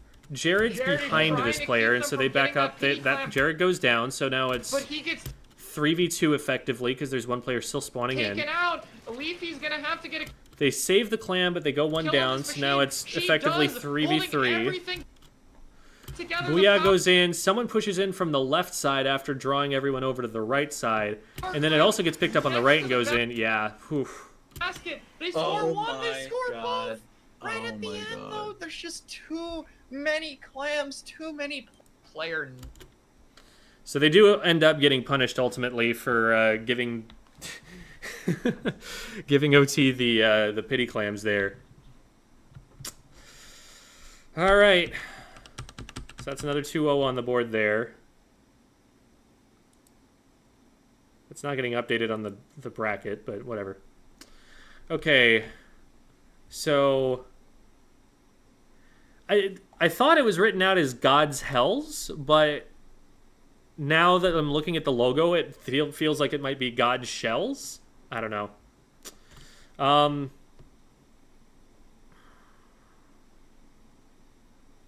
Maybe this isn't the code that I knew, or maybe they were just playing a different weapon back earlier. But lots more sloshing machine that we're seeing here than Splash from the Japanese teams. Generally more midline focused. And they've got a brush player. Top X rank players. Okay, so these are a bunch of like solo queue monsters, and they really like clam blitz. So, okay. However, we're just gonna be. And then this is Starburst plus Kyo. Kyo taking Biscuit's place because Biscuit is on a break right now. I guess we'll just Kyo, Ice, and Big both play big. I'm like, what? So yeah, they're especially if Kyo decides to play like Machine, this is gonna fit into Starburst really easily. But Kyo's really aggressive, and Starburst, they're definitely fast, but they're a bit more deliberate, I would say, than a lot of other NA teams. Like, they're not just gonna run in like Jared did for that solo play and call for support. They're going to kind of have a game plan already and execute on that. So there might be a little bit of disconnect between Kyo and the rest. We'll have to see how they play. Starting off, this is Brine Water. Oh, it's the same map modes, I think. So we also saw Brine Water zones earlier. Only like their counter that. Oh, okay, we're getting loaded. Yeah, this is a very strong Zipcaster Octobrush map, just like jumping over the wall like With you an said. ink But it looks brush, like we're though. not seeing it today. They're going to be going with the Ink Brush first off here. Kyo going to be going with the Stamper, and yeah, Yeah, that's a very... That makes a lot of sense for the Starburst comp. They don't really have... I'm actually, I'm a little surprised not to be seeing Ice running E-Leader. But I guess... If there's a map that you're going to have a Charger, it's probably going to be this one. And Ice, was traditionally a Charger main, but maybe they've just been playing so much Splash lately that that's what they're warmed up on. you're right on the... Interesting special power up on the a main of it on the Ball Inkjet Bagel there. will be the one on ball point here. Ninja Squid, Ink Brush on the other side of the map. And the comps are pretty similar. Really, the main change is the Ink Brush for Stamper here. Stamper, And this can be a very annoying Ink Brush map, especially Whale with how small the map is, especially on pushes or defense, could be very tricky to deal with. But it's actually going to be Great Starburst. starting Inkjet. That's a great Inkjet spot right there because you can gain so much elevation and be relatively safe using it, especially if there's no E-Leader in play. I am, again, surprised a little bit that we're not seeing E-Leader here from Ice. But First, who gets the first real advantage here, flipping the zone and getting a kill. Who am I to question And Starburst? The Crab Tank on the enemy team is going to try to turn things around as Ice gets ready to counterattack. Yeah, so that Whale will... Once the players commit to the nice zone shred, area, and Whale here can comes have the immediate the aggression scene. behind However, them. If Starburst are able to keep this fight Oh, on beautiful. their opponent's side of the map, like they are doing right now, So if Starburst stay pushed up I there, don't think that brush will find. that's going to be really hard to get out of. Okay, they're Ice painting up for a Crab Tank so that they can hold from mid and be there to fight if someone drops down. Something that I really like But, about this map is exactly what they're kind of doing, having 3 on the left with 1 guy hiding around the zone, making sure they don't drop right. Oh man, and Starburst had specials out before God's Hells did. So they're just controlling the tempo right now by putting out the first attack here. And yeah, They should be able to get that machine at least. Brand should be able to stay alive, Oh, wow, and it's they've still got taken control. This is... There's one more chance for God's Hells to get back into this game. And they're going to have to push in against a team that already has a crab charged and has a machine underneath Pretty much their beating ledge the here. Trigo down. And Brand might be able to cut off this last player. They're trying to stay alive and Okay, barely crab took it. is used just to get out of spawn. If they were able to pick off the Crab Tank and If they not get have Bran, the it kill, might that be could've been worth. so huge. But Bran somehow Brand's gets alive. out of there alive. And now they have to Ice is fight the against last this crab tank. The standing, crab takes out gets the someone Inkjet, and goes... and Oh man, Starburst beautiful has a from Starburst. dominant Game 1 immediate. Yeah, yes. You can only let the enemy team get into your base like that so many times before you're going to lose at top level. So they made 2 mistakes, and they got punished. Okay, and so this is Mako, but not Clam Blitz. So, oh right, the maps were decided. Okay, so they just wanted. A lot of teams are wanting brine water zones, I guess. C-Jet, Neo Splash, Octobrush Machine, and it's another QR machine. So this is a tower. So, I still don't know if it's God's Hells or God's Shells. The capitalization seems to suggest God's Hells, so that's what I'm saying. So they're running a C-Jet with an Octobrush. So lots of paint, lots of midline pressure. They could be trying to play similarly to how Alliance Rogue played around Volti, with a Neo Splash painting it in and like smoke screening it with tri-strikes.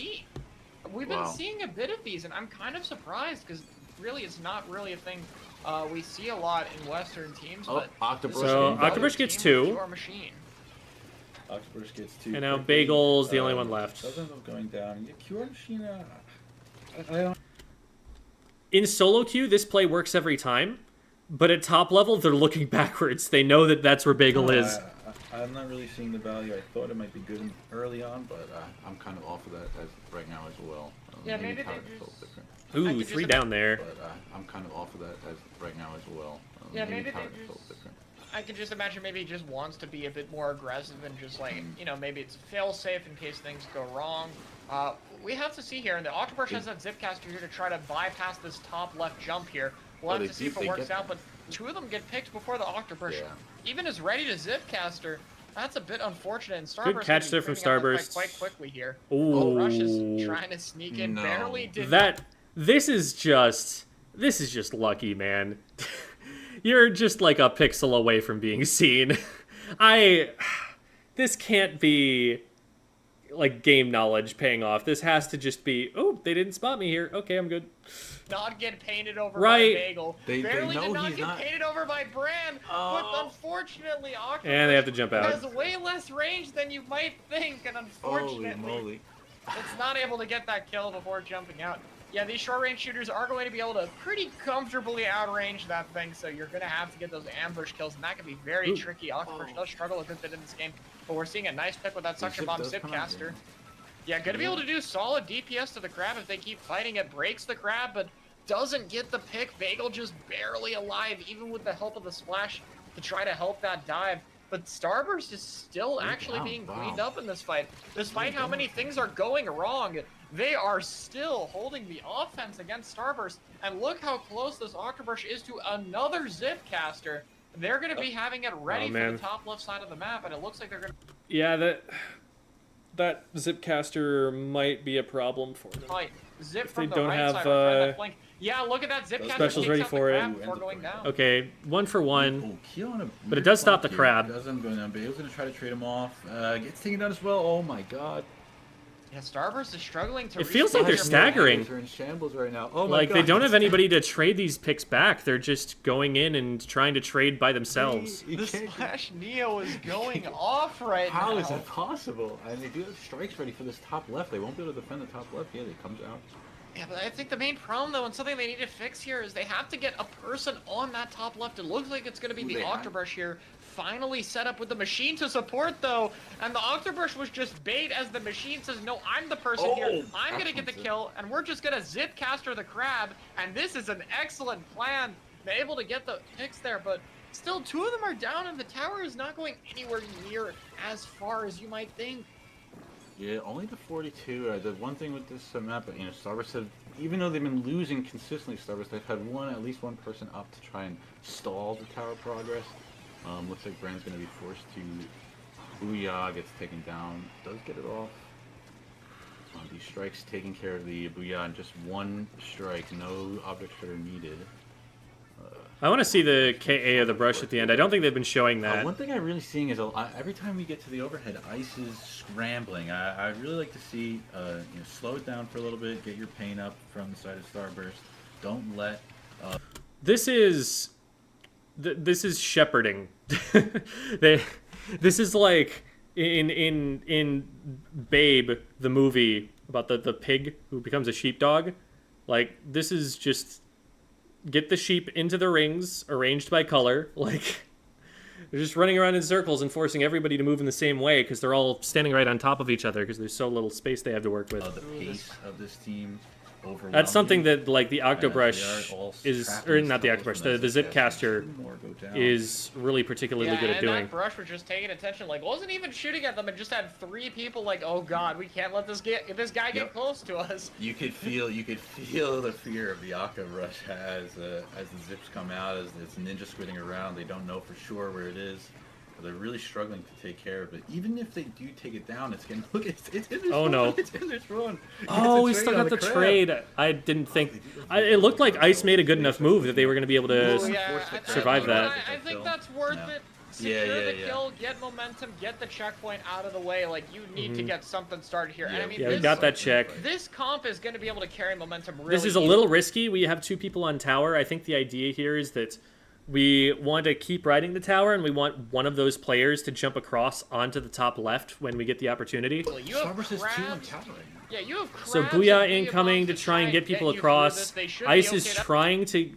I think what they're trying to do here is use the Booyah to get someone across. So, like, throw the Booyah out, and during that time they're trying to jump someone across. You can see Brand waited to throw it until Ice was on the wall of the tower.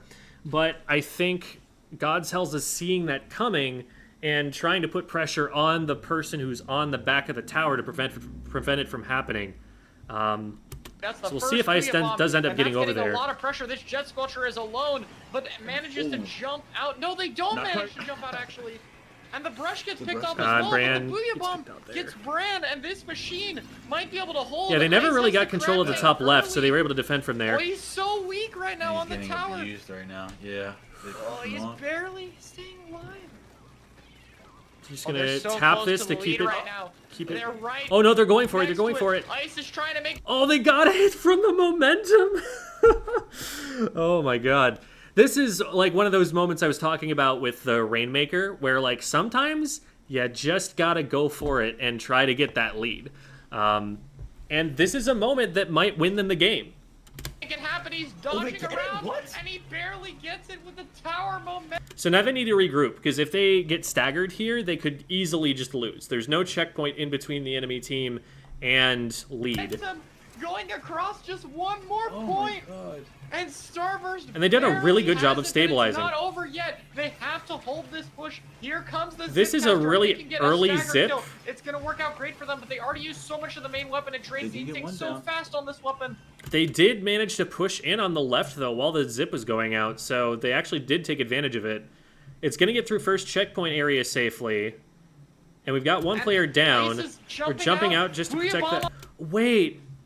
The Booyah Bomb feels like a waste. It feels... We've got a crab tank out, and we've got the only player who could have run up and gotten on top of the tower jumping out of there.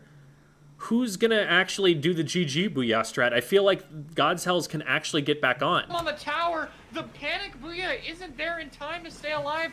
Bagel's Crab, crab. though. is The able to crab kill. might keep it. And Okay, I Starburst, think it they've looks got like they're this. gonna be able to secure Wow. this game, Wow. and Oh they're my gonna God. take this set. I was a little sweaty at the end, I'll admit. I'm surprised that the Zipcaster got value. Just really, really fast push through the left-hand side from God's Hells to make that pay off, because it felt to me like that was too early, but I guess I'm just not used to a top-level pace. So Starburst comes out on top, which, awesome. Because, like, that was the second seed from Japan. That's a big win. I'm going to go and take a quick restroom break, and then we'll be back. That was 3 matches, and then we've got 1, 2, 3, 4 remaining after that. So, yeah, this is about halfway point. We'll be back in a second. In the meantime, though, do I have... Yes, I do. Here are cats. Enjoy the cats.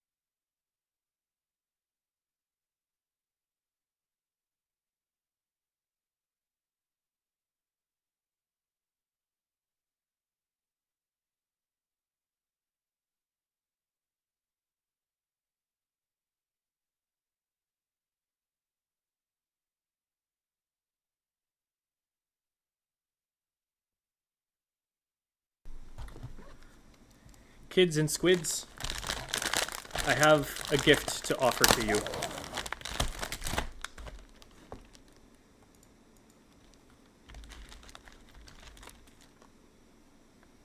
Here, have a Norio. Just grab it. Just take it. Guys, do you not want it? You would. It's double stuffed. It's the good one. You sure you? All right, more for me.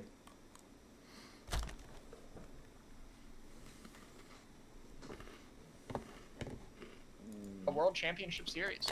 Kill, and hopefully Starburst or AR could take care of it. Like it here. Is next level. Yeah, Narisho is an inspiring stamper.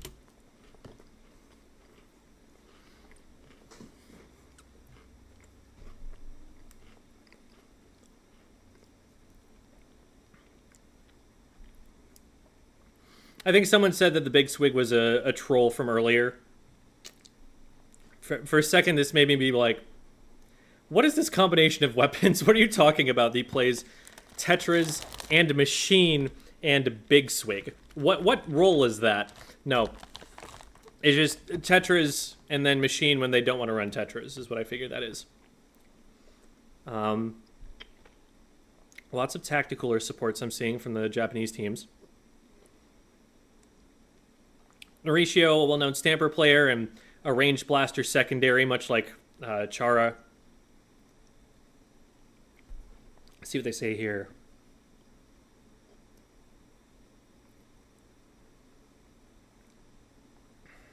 Anchor is what that word is. Stay up there.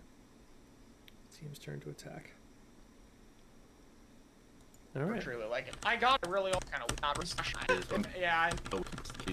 Or trying to survive a little bit more. Just ourselves. And then Alliance Rogue. We're pretty well familiar with these guys from having studied their match against Starburst. But Scar generally on the Machine, occasionally on the Stamper. Volti, the Carbon Deco player, only flexes to Machine when it's not a good map for that. Kiver, one of the better known frontliners in the Western scene, also a content creator. And then Gray, who once painted 3167p on the Neo Splash against Starburst. In order to, you see it. Starburst lost this. Incredible, just the mixture of aggression and this tournament, and let's see if that. There's on the Machine. Multi-card. Okay.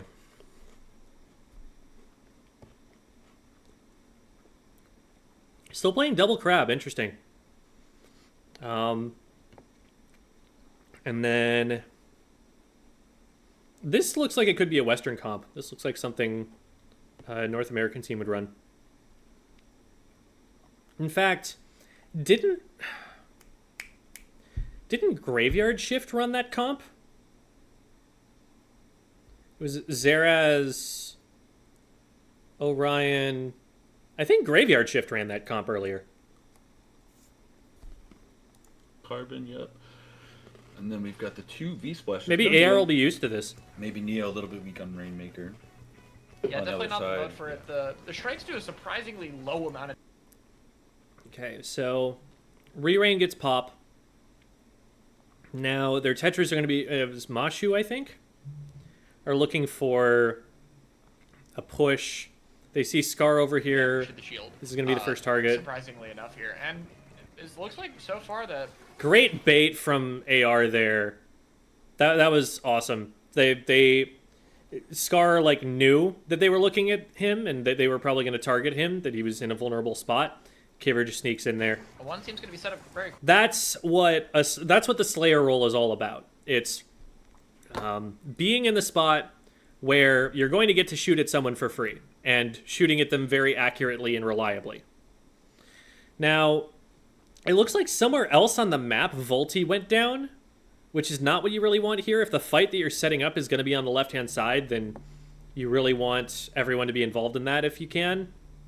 So I don't know what was happening over there. Goes down very fast, but Kiver and Scar are going to be tag team in this crab tank. However, the Rainmaker is, I don't even know, it's going to walk back to their stack for a bit and then snipe a crab.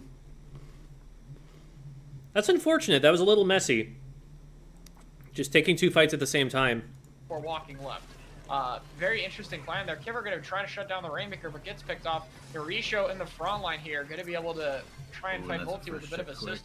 Yeah, this Rainmaker getting all of the picks in this engagement here, taking the high ground, is going to have that Inkjet soon, and that's going to be so hard to and they've got someone on the top left already. This is brutal. deal with here. They're just waiting for it. And oh boy, this is Game going over. downhill fast. Scar is the last line of defense. What? That spawn armor going to keep them alive long enough. I'm surprised that Scar the got in there in damage time. here is being done as the push goes all the way to 7 within the first minute of the game. You see the jumps coming in that top left. I'm not sure how you handle a ball point in that position with this team comp. They're gonna have to take care of everyone else Oh, and first. it's only Gray. They're gonna have to. Oh, and they free fire trade the Rainmakers, able to Rainmaker. get the pick as It's insane that they left the game on the board. going And as they're long trying as to they get the have. pop here. If that Stamper gets in, they'll be able to get it. It looks like they don't even need it, though. Finds a kill, finds an Inkjet. AR has to grab the Rainmaker as their only line of defense. And oh god, this is brutal. Getting out of the spawn lock on Mako Rainmaker is so tough. You have nowhere to go. You gotta just fight and win it quickly. And unfortunately, it is not gonna happen. An immediate game 1 victory.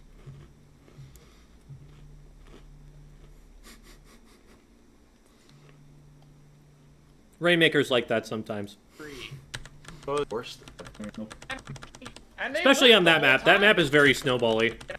Really all these crazy plays, and it looks like we're going to this option seems Something that I just don't really have. And it's a pity because, like, between Scar and Kiver, that was an excellent way to take a fight and a great way to open the game up, but they just got engaged on the left-hand side, lost that fight, and it all collapsed around them. A hard Stamper map, too. Let's focus on this opening here. I think it's very important not to get cleared out like they did last game. Yeah. Yeah, the opening was really what did it, huh? So, very similar comp from AR. We've now got a 96 deco and a brush.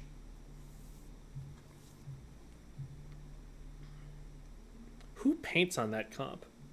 I mean, the ballpoint is probably going to do a lot of painting, but 96. I don't feel like there's a lot of paint there. And the Narisho ink brush. Oh boy.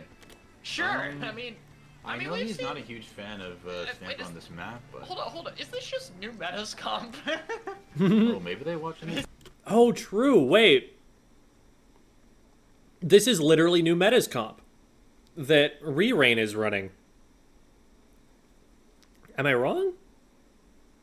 96 deco, brush, Tetris. Yeah, this is the new meta comp. This is not the place where I would think to run this. But I guess if they run Kraken around behind someone or brush around behind someone and then push in with the remaining 2 frontliners, maybe that's what they're going for, and they're just trying to compartmentalize on one side or another? This is just straight up new metas comp. And we did see yesterday that it is quite a strong setup against the right opponent. So Yeah, I mean, they literally did play, like, this comp did beat AR quite literally earlier in, like, yesterday. And they're seeing it again, which is not probably what they want to see here. I'm so curious to see how this is going to play out, though. So far, they seem to be doing a good job, though.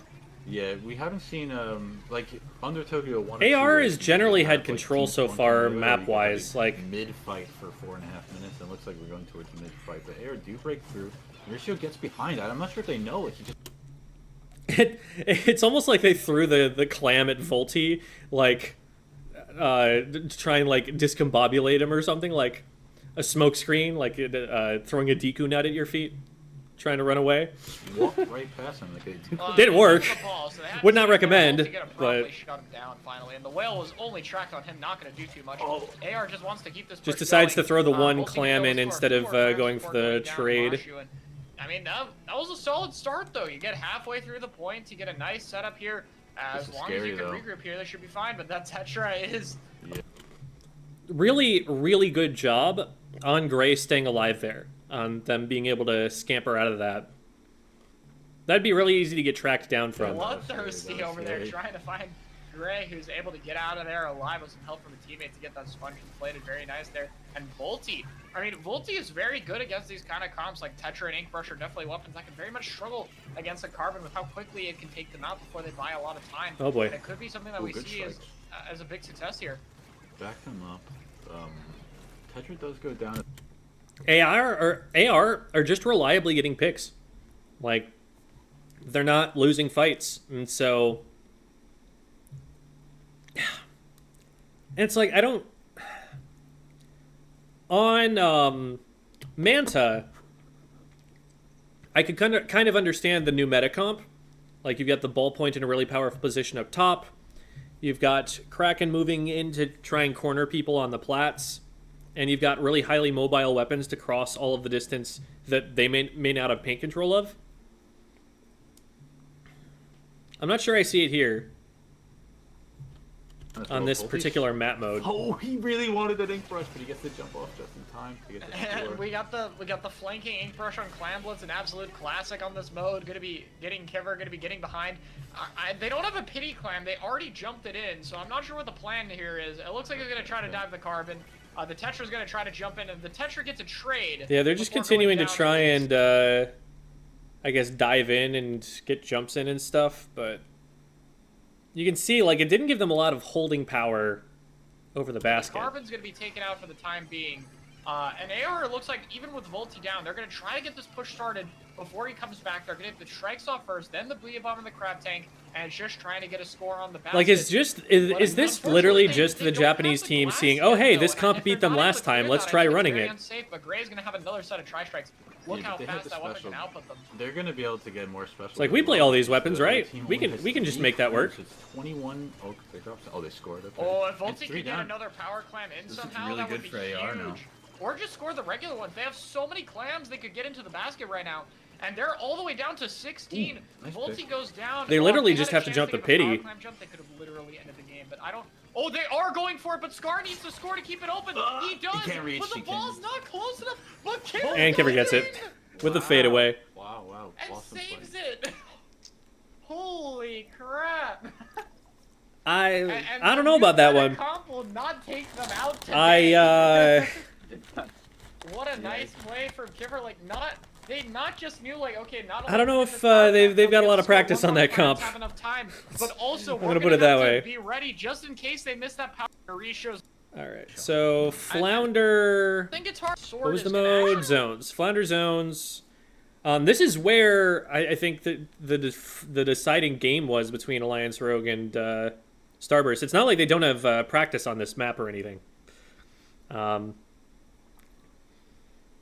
Okay, so this is a much different comp now that's getting run by Re-Rain. Got Stamper, Machine, the Neo Splash. Machine makes a lot of sense here. Tetras are really popular here. The Stamper isn't super popular here, but it is Mauricio, so we'll make it work, I'm sure. Actually stay on this map. Very tricky Stamper map. But I mean, if there's anyone who's gonna be equipped to pull it off here, I mean, it's Mauricio. What Chara said, right? We'll see what happens here. Same The deal. Tetra gets And that's something that's really powerful for AR, is where is Volty? We're playing a game of where's Waldo here. We don't know where he is. He's probably going to kill us. taken out immediately. Yeah, gonna be a bad matchup for Tetra against the Carbon before he activates his QR. And there's a Sword second gets one. Taken down as well. Volty Gets the trade, a little bit miss on the first horizontal, but still enough to secure the kill. But even with The challenge here is they're going to need to be able to get control of the second zone. Like, they got the cap, but until they can get all the way across the bridge, all the way up past the enemy zone, they're not really going to be able to score very much. all those picks and the tri-strikes, it looks like they don't have too much map control. AR is looking to play this very Ooh, slowly. yeah, that's but the a- machine ooh, Tetra good dives trade. have it very nice. I'm surprised right the from trade start to worked. clean up Yeah, that kill. Scar. Good Oh, on and him here to comes keep the Volty, trade. looking for a pick here, is able to see. I think Volty. against a more traditional Slayer weapon, the machine doesn't trade that. But Tetras are just a little bit slower. Especially if you miss shots. This is a 4-shot. Yes, gets the kill. Stamper goes down. And AR's got the momentum. They gotta convert it. If they can keep the Tetra from jumping onto the high yeah, ground, swung it's maybe a really little bit huge for early them. there. Being Might have able to needed get control of to the enemy zone is hold so on for a important. second to get And it into looks range like they're gonna first. get it. Unfortunately, this machine's gonna just barely get away. And they're gonna try to fight here, and they get an early kill into Scar, though. Where is AR? Look Where at the is- corner is important. They had a 3-down situation. They just kind of backed up, and look at the space. Can't give the space. You can't give the space. Now it's reversed. Oh, I'm not sure what happened. The team seemed very split there, but it might still be okay, actually. I think there's a chance they still don't lose the cap here. No, unfortunately, the Booyah Bomb's gonna get it, but... I mean, we'll live with a Not cap, too but let's bad not lose here. control here. Yeah, the Stamper's not going to be able to shred the crab. Gets away with his life, but is in kind of a bad position here. The Tetra gets picked as well. The Sword's going to be zip casting up. Oh, no. This is Are a we gonna very see another awkward clip? angle to zip up, and also Okay, you're no going to clip, no recall right down here. Yeah, it's very awkward to Hey, AR zip went directly 3 on the down wall. during all that somehow. Yeah, and AR was missing the kill. Kiver drops directly on a ratio, but Volti! AR goes 3 needs to down. stop. Doesn't matter. It's a Volti lot of gets a kills. triple. He's here with Scar. Has to be careful though. That machine is going to be able to get him. He didn't actually heal all the way. Kiver jumps in, and I'm so worried. Oh man, AR is spending a lot of time on the wrong side of the map there. Like, that's just gonna leave anyone who's up there with the zones getting splatted. And they might get picked and staggered here if they commit to this a bit too hard. Yeah, Kiver, I don't know if I like what Kiver's doing there. They're alive. And meanwhile, Volti is stuck in the front here without a lot of paint. Kiver does go down. Down. Scar goes down Scar too. goes down. Yeah, they're just not in the same area on the map right now. This is really You see uncoordinated. the Stamper, who's able to sneak up behind and take care of Kiver. Volti needs to focus on getting these picks on the sword. You are the best weapon equipped to fight that thing. You have to focus on getting them, taking that player out before they take out the rest of your team. Volti, though, on their zone, could be able to take out the Neo Splash. It's betrayed, 2v2. And AR needs to get a retake here. They do have the angles, but they're struggling to get just like one pick off and so many fights from winning them. Like, look at where the fights are happening. Like, Gray's over here in the corner, and then you've got Scar on the opposite side zone. Like, backcapping is definitely a thing on this map, but you probably want to have, like, at least multiple people looking at the same fight at a time. And now And they they're just all don't have going that. It feels like Yes, we're it's gonna trickling. be a bit of an uphill battle, and they're gonna have very limited specials. So many of the splashes have died here. I'm not sure if they have the resources they need to retake this. Oh, Kiver goes down, I think. It's only 20 points left. Mercer sees him. Oh. Yeah. It's Oh, looking That's bad probably for game. AR. Yeah, they have nothing to throw. Volti has no way in. Like it's just gonna be these strikes and Booyah Bomb, but I don't know if they're gonna have enough. They time get to even neutral. Get the Booyah onto the zone. They get to 1 point That's remaining, it. but no. Even with the map, that could work so well. Close one. Best of three. Starburst had But The Nitro. Starburst had into the next match. seems like maybe the pressure of that deciding game might have got to them a little bit.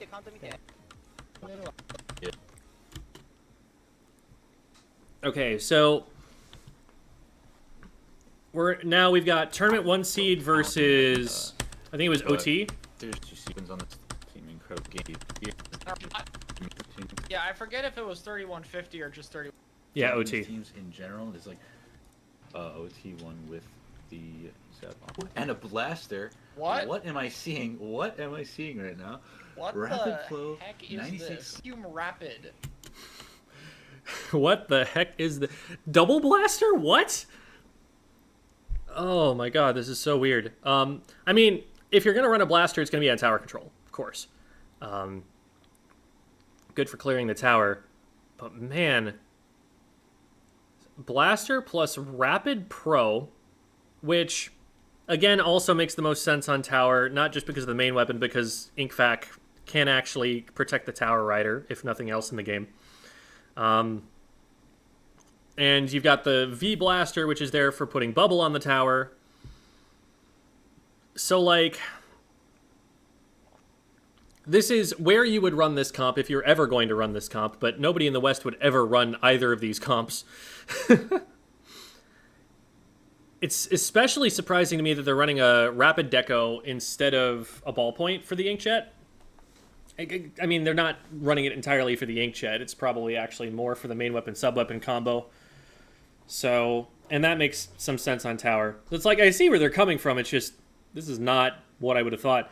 And I'm looking at Kanaperu's team, like, how are they going to paint? How are they going to outpaint this other team?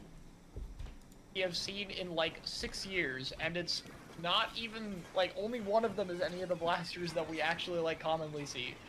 I don't. Maybe this is some hammerhead tower control cheese. No, it is not, Char. It is not. It is. don't it is know. like I said before. Tower control makes Japanese players go into the weapon randomizer and just pull stuff out. We'll see what happens here. One thing. So they use the they use the ink vac to counter the booyah there. I like Fuzzy's comment about how tower control just makes the Japanese teams pull out a randomizer. Like, that is the only map mode where I've seen competitive V Jet Squelcher played in Splatoon 3. That was on a Japanese comp. I've seen Range Blasters played here. I've seen a bunch of options that were definitely weird for their time played on tower control, so I can see it, but man, Volti is plup the news 11. I don't know. Maybe the entire team of Starburst. Couldn't tell you. We don't really have a villain in that sense at a top level of competitive play. Like, there's nobody who's positioning themselves as like cocky. They're just they kind of are cocky, but like that's not their brand.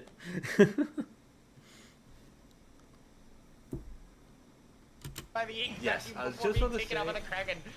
Nigora is a great rapid player. He's one of the best swelling players, but also an impeccable rapid player. So I have seen him on the pro before, primarily with just the vanilla rapid, but I guess tower control. Maybe they want it back for something in particular. Yeah, the main weapon. Prochara Hungry Box. I don't agree with that. I like Prochara. Rapid Pro is generally a lot better. I think, like, probably very much looking forward to the new Rapid, but I guess this is what we're going to be going with for the time being. The No Blaster is definitely what surprises me a bit more, but I can definitely see the bubble being useful as the tower gets to the second kind of area there with how clumped everything is. And so far, I mean, it's working out pretty well for them. They're setting up with an excellent set of kills from the 96. Yeah. I've played 2 games of Melee against Hungry Box. Actually, no, 2 games of Smash against Hungry Box. The first one was a game of Melee. 4-stocked me 14% and then laughed me off the setup. Second game was at E3, where we were getting our first look at Smash Ultimate. And he played Kirby, because Jigglypuff wasn't in the game yet on that build. And we're playing, and there are items falling because it's the demo build, and they didn't have like the item toggles or anything available for us to mess with. And so he's using pretty exclusively the items to fight. So it's like, I'm not getting any sense of how this is going to play at a competitive level. And the whole time he's chatting up the like female Nintendo employee. And I'm like, is he flirting right now with somebody else while he's playing this game, just kind of half paying attention to it? So those are the interactions I've had with him in game. I'll leave it off there, but I'm not especially a fan. Yeah, the 96 really been a thorn in the in OT side. Okay, so how did this push develop? Like, probably very much looking Because there's a little bit of a fight. They're behind a player right now. They're down 1. What we're going to be going with for the time being. The No Blaster is Bubble definitely goes off, surprising Kraken a bit goes more. off, I so can there's just a definitely whole see bunch the of stuff that you can't shoot useful as through the tower on the gets to the tower. second kind of area there with how clumped everything is. And so far, I mean, it's working But out the pretty Kraken well for them. gets The second value. It scares people away from defending the tower, so they don't... One of the things about this blue team comp, they don't have a lot of DPS. Like, a Western team comp with a bunch of shooters is just going to focus everybody on that big bubbler and have it shredded in like 3 seconds. But with the one easiest choke point that lets you get to the tower blocked, and everyone on like a machine or like an AoE weapon, you get a lot more value out of the big bubbler because they just can't shred it as fast. So it stays up for longer. The Kraken gets a couple or it gets one and then gets another one on the back of it once everything's kind of gone to crap already for them. So this is a weird game plan that, like, doesn't get you value against another kind of team comp, but it worked here. Kills from the 96. Yeah, the 96 really been a thorn in OT's side right now. The wall is really hard to deal with, and the Kraken has been getting a ton of value. Yeah. And now, once again, they've got something to get in the way of people from shooting the tower. They've just got an ink vac up in front of it. And there's the ink vacuum gonna be tanking another. Oh no, it didn't tank that. And the Kraken going up. This is actually a really good Kraken spot, because how do you dodge the Kraken here? Most of the time, your plan is run away. Where do you run away? It takes up the whole corridor. I got a little bit too full of the booyah bomb doing things, but I don't even think it matters. It's only the rapid blaster. And wow, just absolutely getting spawn locked. Man, here. they Zero did chance so of much work at the end blaster there, and there was featuring nothing they could an do. ink vacuum comp is able to absolutely demolish the three a bit, like the zaps, or not zaps, but. And they went to Hammerhead Rainmaker after Hammerhead Tower Control. What on earth? Why do people want to play this map? This is so snowball-y. It's so just like, if you don't win the opening fight, you lose. Which is exactly what happened there. Like, one team got control of the tower, and it was all over as soon as they did. They were able to just hold control of it the whole way up. Wild.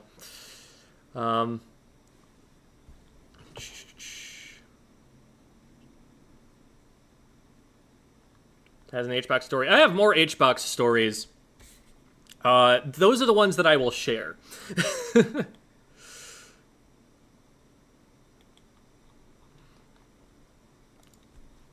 At DPG 16, we both had an amazing tournament run and lost badly in grand finals, and walked to the same corner of the venue and sat silently next to each other for 15 minutes.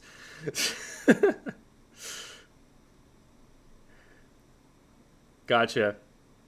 Yeah, that's something that people who haven't competed in something don't understand. The 10 minutes or so after a hard loss where you need to just be left alone. I set a rule for my mom at cross-country meets that, like, for one thing, it was because I was exhausted, and, like, saying words requires the use of my respiratory system that I am not willing to give up at that point.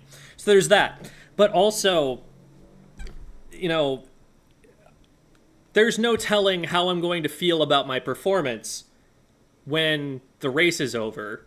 And especially if it didn't go the way that I wanted it to, I'm not going to want to talk about it right now.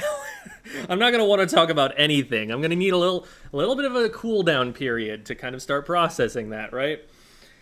So I totally feel that, like, you both being in that mode and just coexisting together for a little bit, just being like, letting the salt percolate out of you. That makes a lot of sense.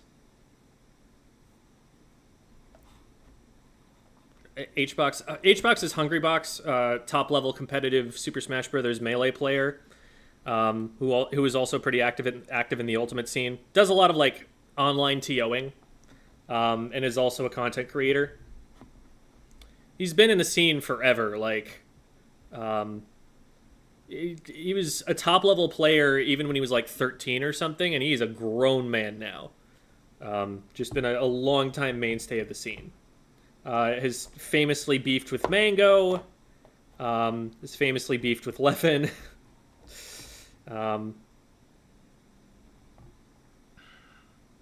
don't know. Told him I was tempted to be like, so you got second place too? But didn't want to be disrespectful. He told me that his whole weekend would have been better if I did. That's awesome. Yeah. And it's like, I take nothing away from him as a player. He is one of the best Melee players of all time, and he has forced the best in the game to play differently and play better for it. There's a lot to learn from looking at his gameplay and everything, even if you don't play Jigglypuff. Famously beefed with the crab. Yeah, There was a viral incident where somebody who didn't like him threw a crab, like an actual crustacean, at him while he was on stage. And it was just like this weird aggression towards him that it's like, okay, like, you're allowed not to like the guy. Don't throw things at him, though. That's not a good precedent to set for safety reasons. That was very weird. But crabs meta everywhere. Anyway. But VDAPL being used for cooler. Hungrybox is also known for very over-the-top pop-offs. Like, pop-offs where you're like, really? That's what you're popping off over? You know, sometimes beating players who you really expect that he's going to beat anyway. I think there's a lot about him that either intentionally or otherwise is kind of psychological in nature. There was a very famous set against PPMD, where Hungrybox was listening to it was some Kanye album. I forget which one it was, and he's just like in between stocks, he's like rapping along with it. He's like getting into it and doing this kind of thing, the kind of stuff you can only do while you're playing a Jigglypuff, a less mechanically intensive character, right? And that legitimately did, I think, get in PPMD's head. He also made a thing for a while of standing up while he was playing, and you look at the matches and you notice that he's standing up at some like point where he needs momentum, psychological momentum. His standing up makes it seem to his opponent like, oh, it's getting serious now. It's like the gamer lean or something.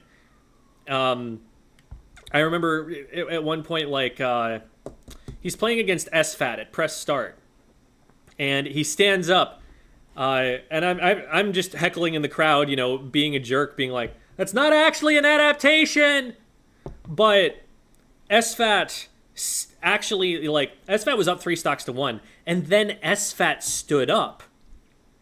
SFAT's trying to be like, yeah, I can beat you at your own game here. And he blew the 3 stock to 1 lead because his hands are shaky and he's playing a much more mechanical character. Like, when you stand up, your arms are not anchored in the same way that they are on your legs while you're playing. And so you might miss control stick inputs. Like, it's going to feel unfamiliar. You're going to play worse. And HBox could get away with it because his character was very conservative mechanically, and he played it, you know, more conservatively than he even needed to. But, like, it was just straight up suboptimal. But it worked because SFAT fell for it. So, ugh. Anyway, that's completely unrelated to anything we're talking about here. Let's get back into the match. And nowadays, it seems like Zap, you know, since being 20 points for special cheaper now, is much more common to be the cooler niche nowadays. And I mean, it seems to work out pretty well for Rainmaker. Like, this special has a lot of extra benefits for this mode, and it's very interesting to finally see it shine after seeing, like, they so get much the double and triple checkpoint grab here. For so long, and the Rainmaker meta is finally diversifying quite a bit. And I think Cooler's going to go out so that whoever picks up Rain is going to be able to get it. Grab that Rainmaker here. And I mean, they just Got a have, Booyah like, trying to a flank, but lot they're of just like, damage okay, well, that run means we can in rush for forward, the right? Because the Booyah is out of the way. to get a few more points. They tried to get the board. Vac to work with it, but Probably, the thing about pushing Rainmaker with Vac is that the Vac can't move as fast as the Rainmaker can. So the Rainmaker's eventually going to outrun it here unless it tries to deliberately stay further back, and that's when you just get shredded. So I don't know about that particular idea. No, it's not shut down. They have the cooler respawns, right? I forget for a second. But with cooler, they might be able to just keep trying to go. All the way for a second there. They all just... And they're putting the Kraken in front of it too. Okay, so I guess with the cooler reset that can work out. That makes some sense. Because, like, the Kraken gets out in front of, like, that makes sense. You just swim right behind the Kraken, and you literally don't necessarily have an angle to hit the Rainmaker from. So as they run all the way to 8. They're just all about escorting the Rainmaker in a straight line. Like, Zap, Cooler, and Vacuum is typically not the set of 3 specials you see chained together ever, but in this case it does, and just shows that, like, yeah, even some of the specials that are generally seen as weaker in this game can be so devastating when put in the right hands. Good players are so... I wouldn't say that ink vac was devastating, but the Kraken and the cooler definitely worked. Yeah, this is wild. Even this. Nice. That's 2. I think at least one of them is cooler. I guess I'm wrong because the respawns look kind of slow there. Actually, no, never mind. Looks like they're back ready. Yeah, they were. Yeah, they're able to regroup quickly, but They got 2 picks, but then they really didn't follow up on it very quickly. it's not really enough to stop the other team from grabbing the rain, and it looks like they're just running away from the rapid, trying to keep their distance from it. Ink vacuum comes out, and the machine tries to jump out, but can't get out of there.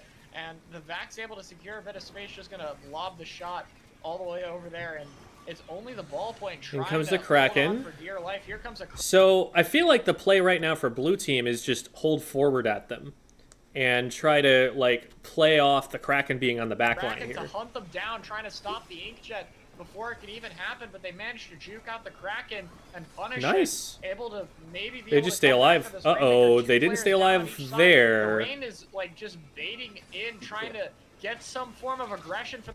That's a really smart play from the Rainmaker sometimes to move forward just enough that the enemy team actually commits to going after it, and then you back up and let your teammates deal with it. the Zap player to punish, but the other team being very patient, very disciplined here, just taking their time. They know that there's going to be a player trying to pick them off, and they want to take the slow gain ground as minimally as possible to just, you know, not go too many down and set up the Crab in this very nice position with the Inkjet, and that's going to take out the Rainmaker much more cleanly. Yeah, it looks like they'll finally regain control here. I'm surprised the Crab got any value from that angle, because there are a lot of angles that are blocked from you from there. But primarily, the ballpoint really wants to have like a slow, worked out. Booyah incoming. And to, you know, get Booyah goes out to mid to try and help the fight on right, but that still doesn't go well. This is very slow moving coming out of blue team here. I think blue team is OT. It's gonna have to start fighting a bit more. Yeah, and that's always been the interesting thing with Tactical is like a lot of these main meta comps we've seen from Crabs to Jet have oftentimes been a bit slower paced, and the ability for Cooler to potentially outpace it has always great been survival there, and they're really stuck if they stay here. And Oh, what a shark! Super jump and special saver. There's a lot more tools to deal with Inkjet, And a good jump out too. Capable with, and so far, it's just been outpacing the ballpoint team drastically. They've struggled to get in. And I think they have to make an adaptation. Like, the ballpoint has to be much more aggressive with the main weapon, a bit less reliant on Inkjet in order to deal with this. Yeah, I think you're dead there. Yep. Clearly working wonders against it. Yeah, this ballpoint again going down. The Zap and Splash, they're trying to hold this front line, trying not to get pushed back into their own spawn. Yeah, just a panic crab. You just have to. Just like, look at how hard it's been for blue team to take any map control. Like, that just generally means you're getting outplayed. Win, but Karada, he's moving on him, Charlie. He's just juking around the crab tank. That's incredible. You know, this guy. I like how, so in solo queue, for example, that corner that they were hiding in there is just perfectly safe. No one ever checks that. In top level play, they're immediately like, wait, I've stayed here too long. I need to run. He's on a 96. He's not on like a Splash with the faster movement speed. Oh boy. He's still going. No way. No. The fact that he lasted even that long is bonkers. Right? Okay. Yeah, but I'm able to live long enough to make it all the way to the cooler. That was an incredible play. Just amazing. He was just playing Toho on the side. And like the use of the splash wall there is very reminiscent of like K52 plays. Like, you throw the splash wall out so that you can be on the safe side of it just long enough to splat one player and then get into a 1v1 with the other player. Like, that's the sort of thing you see there. Side here real quick, just pops into a quick bullet hell simulator real quick, and then just goes back to playing Splatoon. And now he's got a Kraken. Yep. And for all do Japanese players like certain maps more than the West? It's... There's always been this thing where... This happened in Melee too, where the Japanese scene and the Western scene develop very different metagames and ideas of how the game is played. And as a result of those differences, the maps and modes that we deem to be good for competitive play are often different. Now, the way that it's working here, I believe all of the maps and modes are available. So just because, someone would say it's not good or bad for competitive play, doesn't mean that they're not going to pick it if they think that it's polarizing and that it would go in their favor. So that might be one of the thoughts behind this choice, but I can't really say for sure. I don't read Japanese, I don't speak Japanese. That's one of my blind spots as an analyst, that I'm a lot less in tune with the Japanese scene than I am with the Western scene. So that's something that it'd probably be better to ask someone else. FLC at least watches a lot of Japanese play and can read it kind of sort of a little bit. So FLC's takes on the Japanese players, on top of just running into them in solo queue because he's on a similar time zone, he's Australian, I usually kind of listen to him and give him a lot of credit for his takes on that because he's closer to that scene than I am. Well, that's trouble. He got the cooler, able to get it. They were able to get the checkpoint, but the checkpoint's so far back it doesn't even matter too much here. Yeah. The Kraken goes down immediately after getting a kill, going to be traded out quite quickly here, and we are running out of time for a push to happen. The splash. Aww, I hate that. I hate that the toxic mist makes it impossible to jump in places where you can normally jump. Setup of the toxic mist is going to prevent them from doing even that tiny little jump. And the crab tank's gonna finally come out here. But the 96 player gets a way to get a drink. Okay. Actually, I don't know if the drink actually. This is a start. He didn't get it this time, yeah. He grabbed the soda, but he didn't take a. Exactly. That was definitely spooky. A big swig, maybe. You do have to actually drink it in order to get the benefits, obviously. So, not gonna happen yet. And yeah, this is gonna be a tough. This threat from the left is really scary because if they just go for it right now, they get flanked. Defense in this 96. And so they have to devote someone to at least, like, zoning this guy out. Just when you're finally rotating to me, Oh, man. I would not care about any of your players in Kraken straight for this Rainmaker, who is forced to just play Dead by Daylight for a little bit and they finally go down. Wow. Wow. Yeah, the squid roll hitbox on the Kraken hits around ledges and stuff really well, and it makes for a really good combo. Like, it's extremely important as a Kraken player to learn how you can use that squid roll to your benefit. That was dominant. That was not close. Really, this was best of 3. Yeah, it's best of 5, so we're not done yet. I stand corrected. Now he's going back to the... Okay, Blaster on Clam Blitz. V-Blaster on Clam Blitz. Is this just like a Blaster main? Is this just like a Blaster one-trick?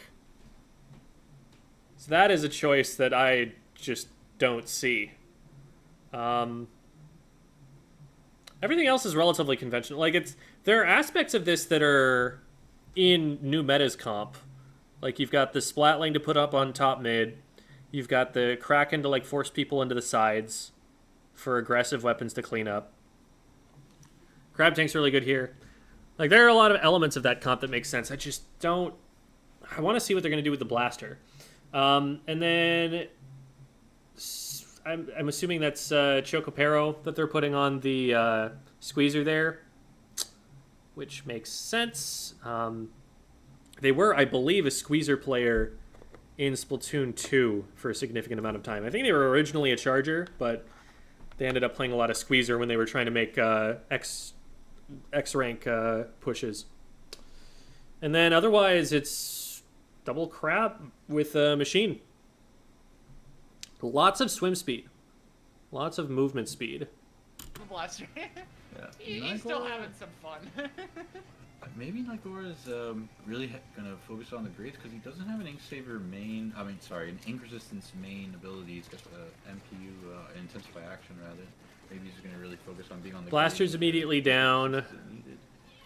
But Machine gets traded back here. Dancing on the bottom left. Yeah, Nigor is on top here. This is a tough spot. I look at the Wavebreaker down to clear the street behind the bunker here. And well, they let that happen. They die. It's in the exact same spot with the splatling, just taking control. It's interesting seeing the Splatling being Yeah, the we're one to seeing make the that particular Blaster kinda flank. set up here. Try to watch the bunker. That heavy is being the main aggressive He one booped there. him. Just- He booped him with his last. You know, wait, actually it makes perfect sense because that's Niagara.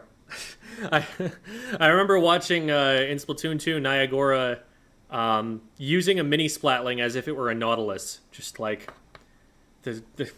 what everyone else thought was a support weapon, he's just up there 2v1ing or 1v2ing and winning. So he's very accustomed to taking a Splatling into a flank position and like getting a lot of value out of that.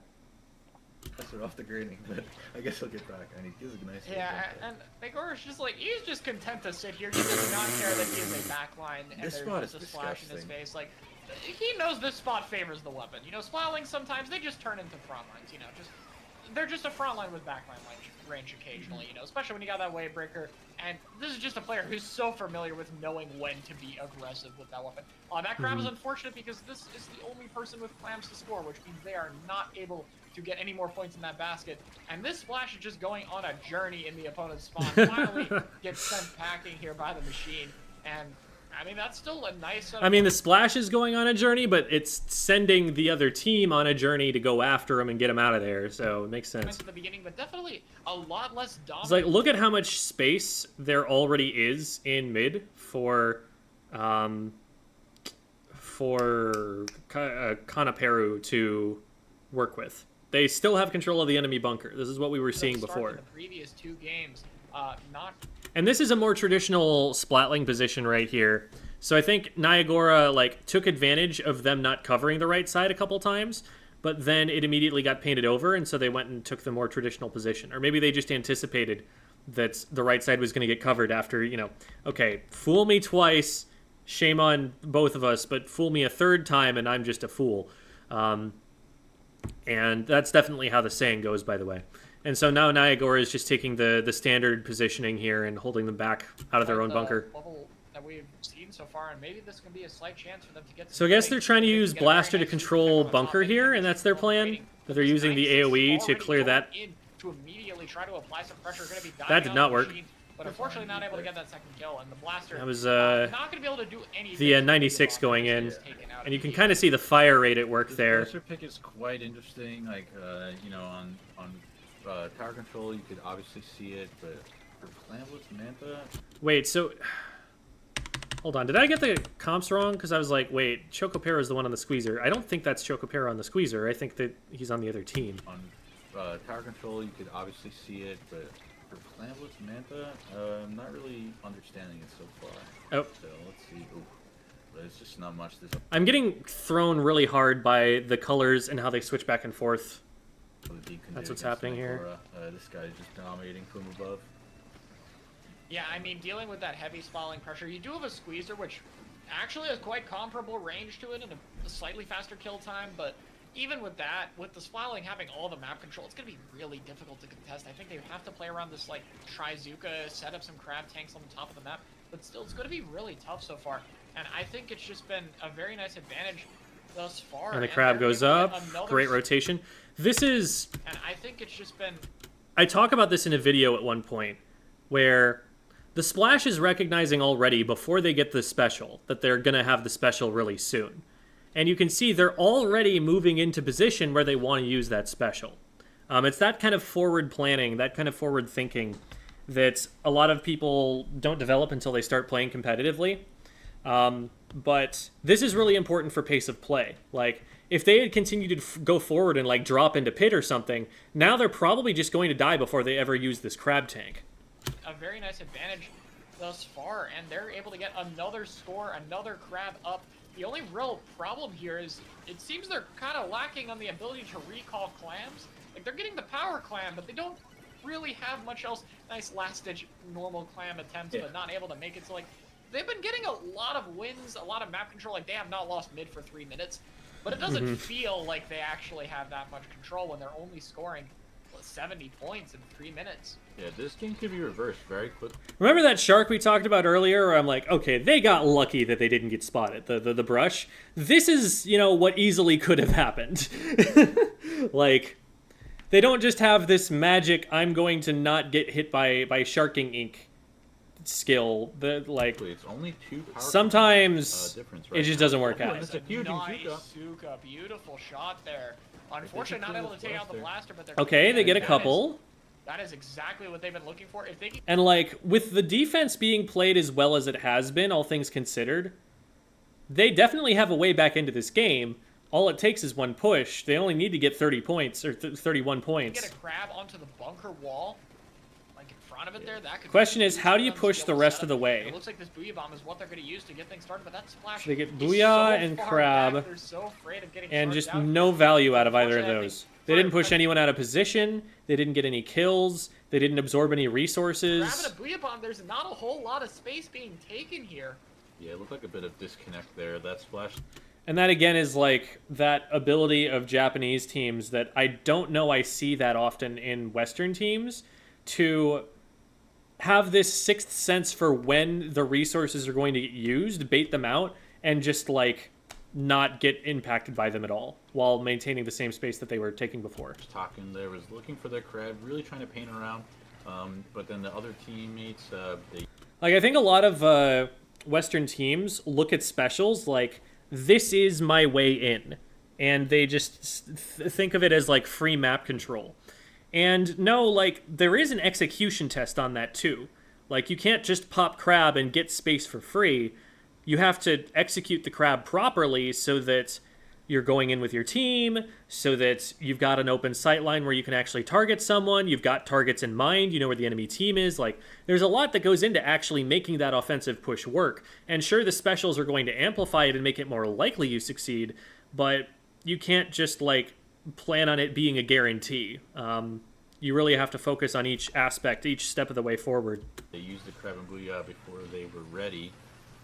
Really leading to like a disconnected push. They weren't able to get much done there. They still have a lot of... That's why you never listen to someone when they say, oh, just pop crab, it's easy. Like, I mean, that is the correct answer in a lot of cases, but also you're going to have to give a little bit more instruction if someone's just going to follow that advice. Control. And like I said, they have 16. Oh, down to 8. And that crab just gets taken out. Yeah, Nigor is doing insane work in this game. Nice. And yeah, despite having an advantageous situation, they just seemed way too afraid to try to convert off it, and slowly we're seeing every resource and every player. You could see them hesitating to throw that burst bomb because they were like, wait, is it worth exposing that I'm here to get this extra burst of damage? And that the answer ended up being no. Except this machine who's going to try to put on a last fight before finally going down. And we could see another push happening here. They do have the Kraken.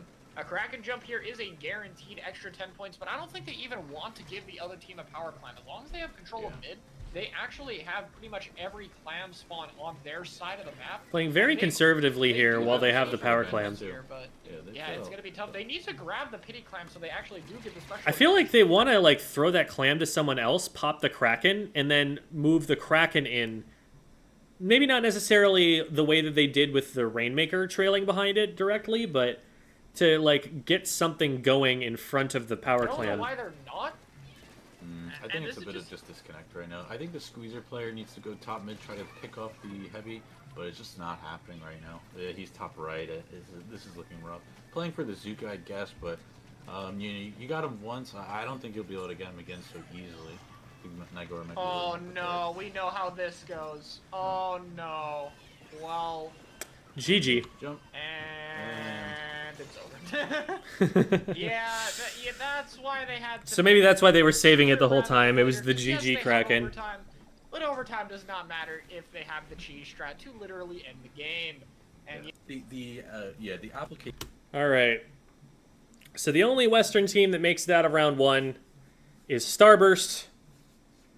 They'll be playing against Re-Rain in the semis. And then we're going to see Kanaperu versus... That was Kanaperu versus OT. We already watched that just now. That was Kanaperu winning. So now Re-Rain. Let me remind myself. Okay, right. Mashu, that's the Tetris player. Mauricio.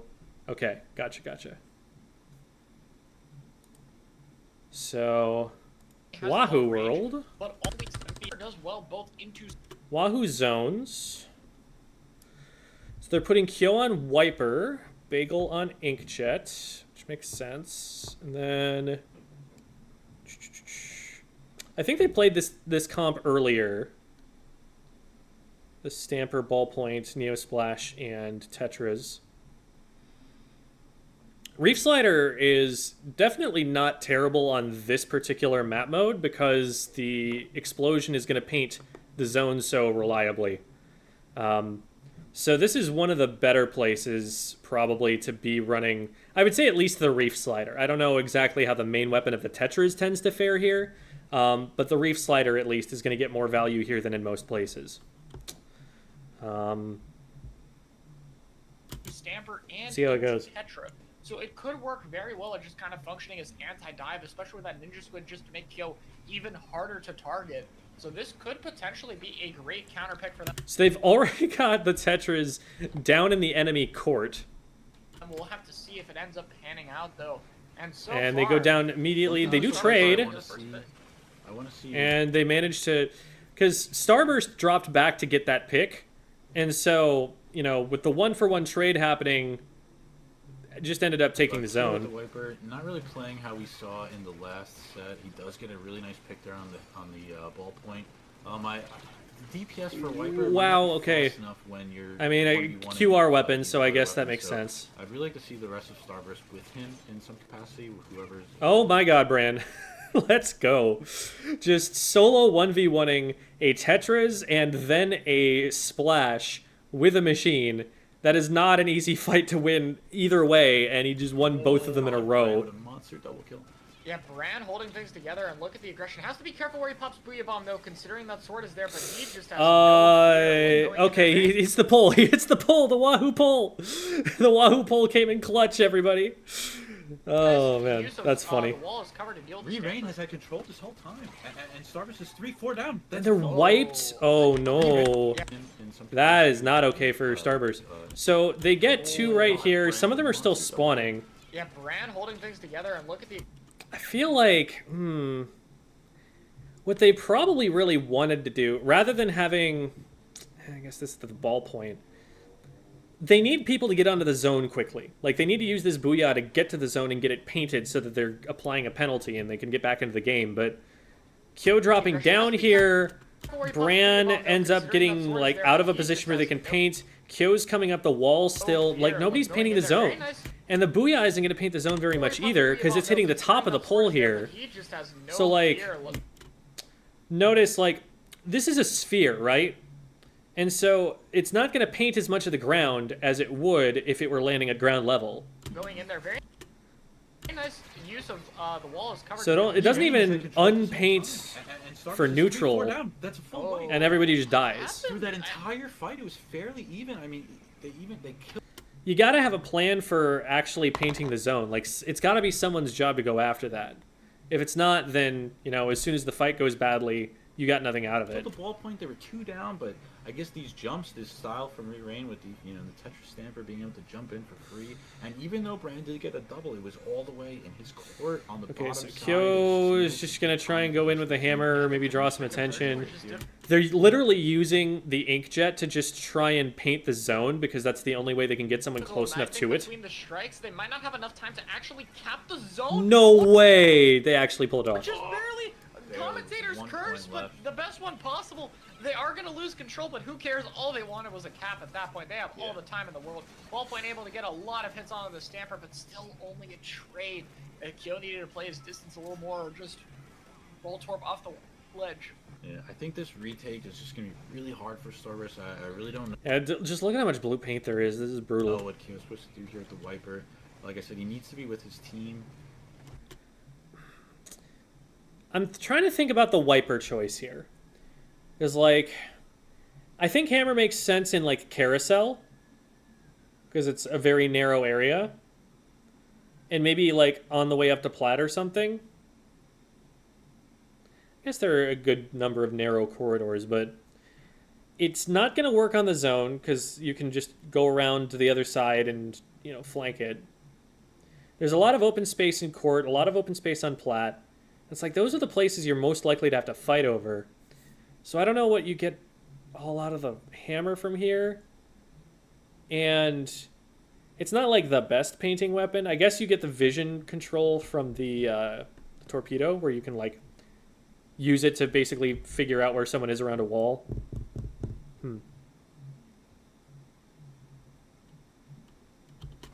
Yeah, Nero just clears him up quick. Brand. Game looks fun. Thinking about getting it? Awesome.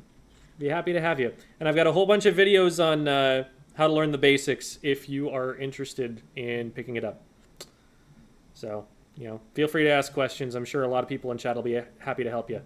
He goes down, the Tetra jumps, just devastating. Getting the trade, it's just hard. Like I said, what happens here? Because they've got 2 down right now, right? But then Kyo goes down, and then the Tetris gets Bran. And the Tetra's about to get ice too. Tetra's trade ice. So the Tetra's just got a big double there after Kyo fed, I think, the ball point. Jumps just devastating. Getting the trade, it's just hard. You have to really. So it's just Bagel, and that jump is probably dead. Currently capable of keeping the mental. No, it's not dead, but Bagel is. Like Splatoon 1 days. It's really a skill that's kind of fallen off. That was a great mind game right there. So Kyo lands here on the jump. We see them right there in front of us. Of keeping the mental. They drop down right away, which, I mean, I guess you're going to lose the fight if you keep pushing forward. You don't have very much time. And I don't know that dropping down is like basically committing yourself to half a respawn time. It's almost as bad as jumping out of the game. Because then to get back up onto the zone, the area where you can paint the zone, you have to either go all the way through on the left-hand side, come up a wall, and come backwards, or you have to back up, go all the way up and around, and come back over this way. Like, there's no fast way to get back to the zone as soon as you drop off right here. So Kyo gets forced off, which is already bad enough, but he knows that somebody's watching him down here, which means that the entire team is going to know in a couple seconds, because they're playing with callouts. So Kyo swims this way, and he's probably anticipating that someone's going to think. So the level 1 idea is Kyo needs to get back up to the zone, and so he goes straight ahead to this wall. Because, like, why would you drop back in this direction if all you wanted to do was get back up onto plat? You could just back up. But Kyo doesn't do that. Kyo is instead looking to see if someone's going to drop back this way, because I guess he's thinking, like, okay, pushing down through here is too predictable. They're going to think that I'm going to back up and go this way. And then he turns around and, the Tetras just already know that they've seen the whole time. So, like, there are a lot of levels. Yeah, and unfortunately here, it's just no matter how many picks they get, they don't know how to convert them, and they're just, the Tetra jumps in are just winning them so many fights. And yeah, I mean, they're doing good work. They really are winning a good bit of these fights, but just there's very easily could just swing the other Tower way. Scorch. The Zipcaster, I feel like. So this is basically the exact comp that they ran. I forget who they were playing earlier. Maybe a disadvantage for a lot of this, but the Zipcaster might make the same exact comp from Re-Rain. See if he's able to stall out their pushes and maybe get a few key kills on the back line while even if their team is losing mid. And an entire made a quick super jump on the Neo Splash, like, that is how much the survivability is being prioritized here. And, like, on this map, I don't blame them. Like, it's being able to displace tower and just buy time for your team is going to be so important here.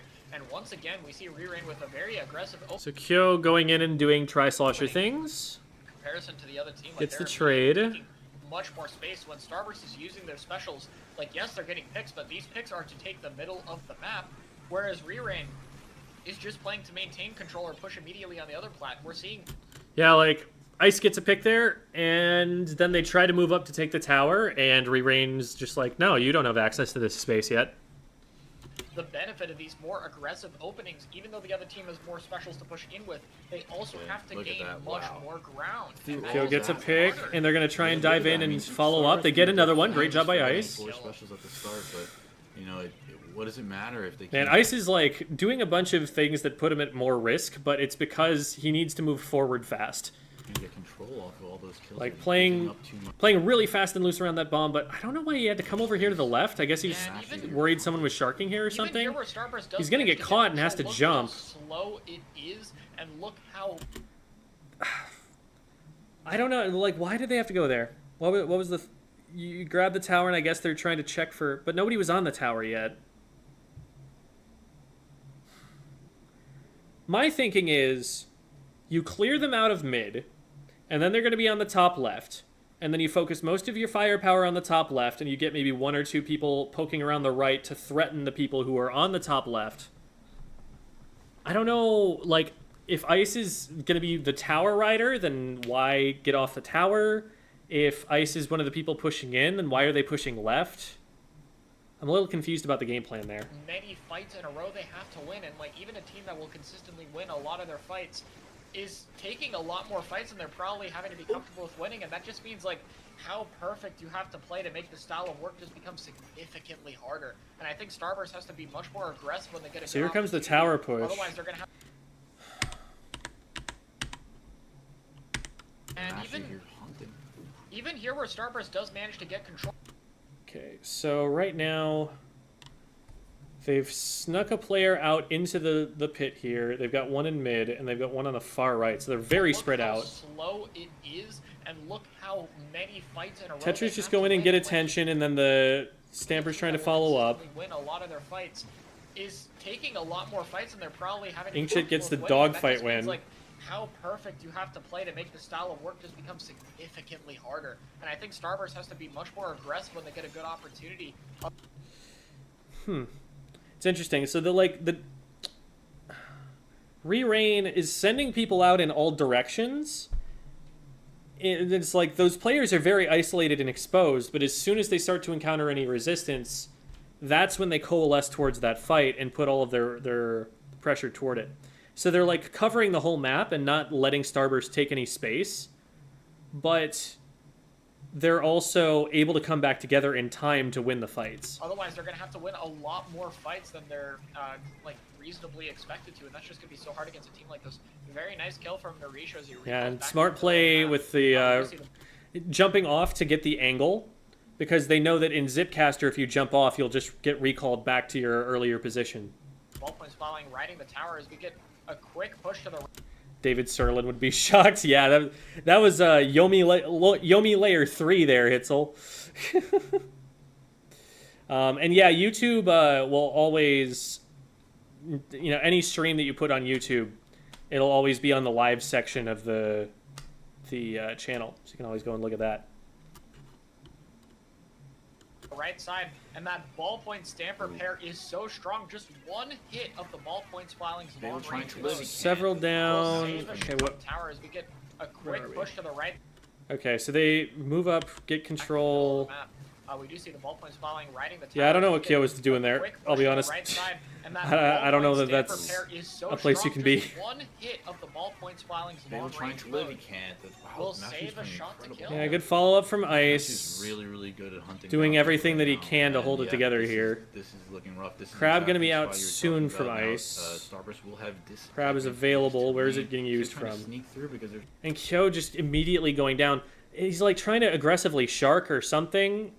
I don't know, but like, I think he's gone down like 3 times in a row now without getting any value.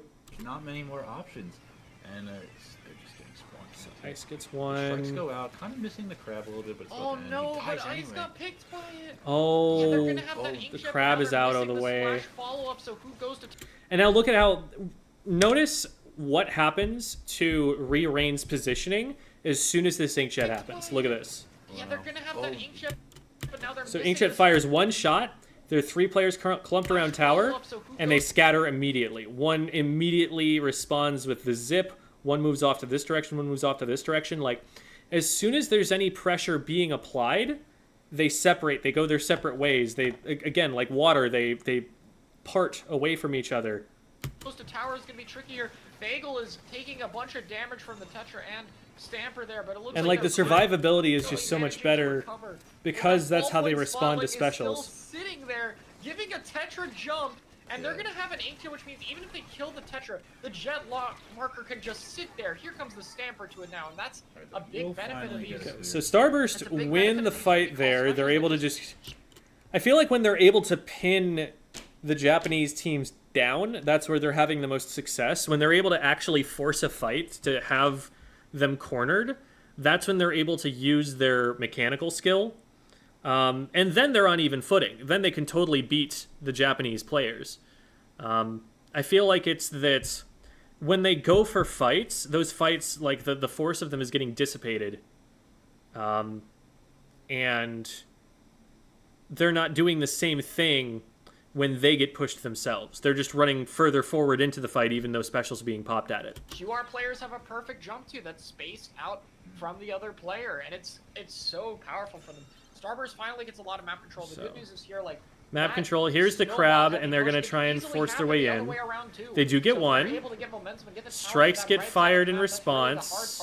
Momentum could carry over very quickly. They need to take out this Tetra cleanly, though, without going They get the down. Tetras clean. This is a good setup for Starburst with the inkjet here, and I think they have a very nice chance to make this go very far. Ooh, the frontliners... Okay, so the frontliners dove in right when the inkjet was ending, and there's still someone on tower. So now they're in a 2v4.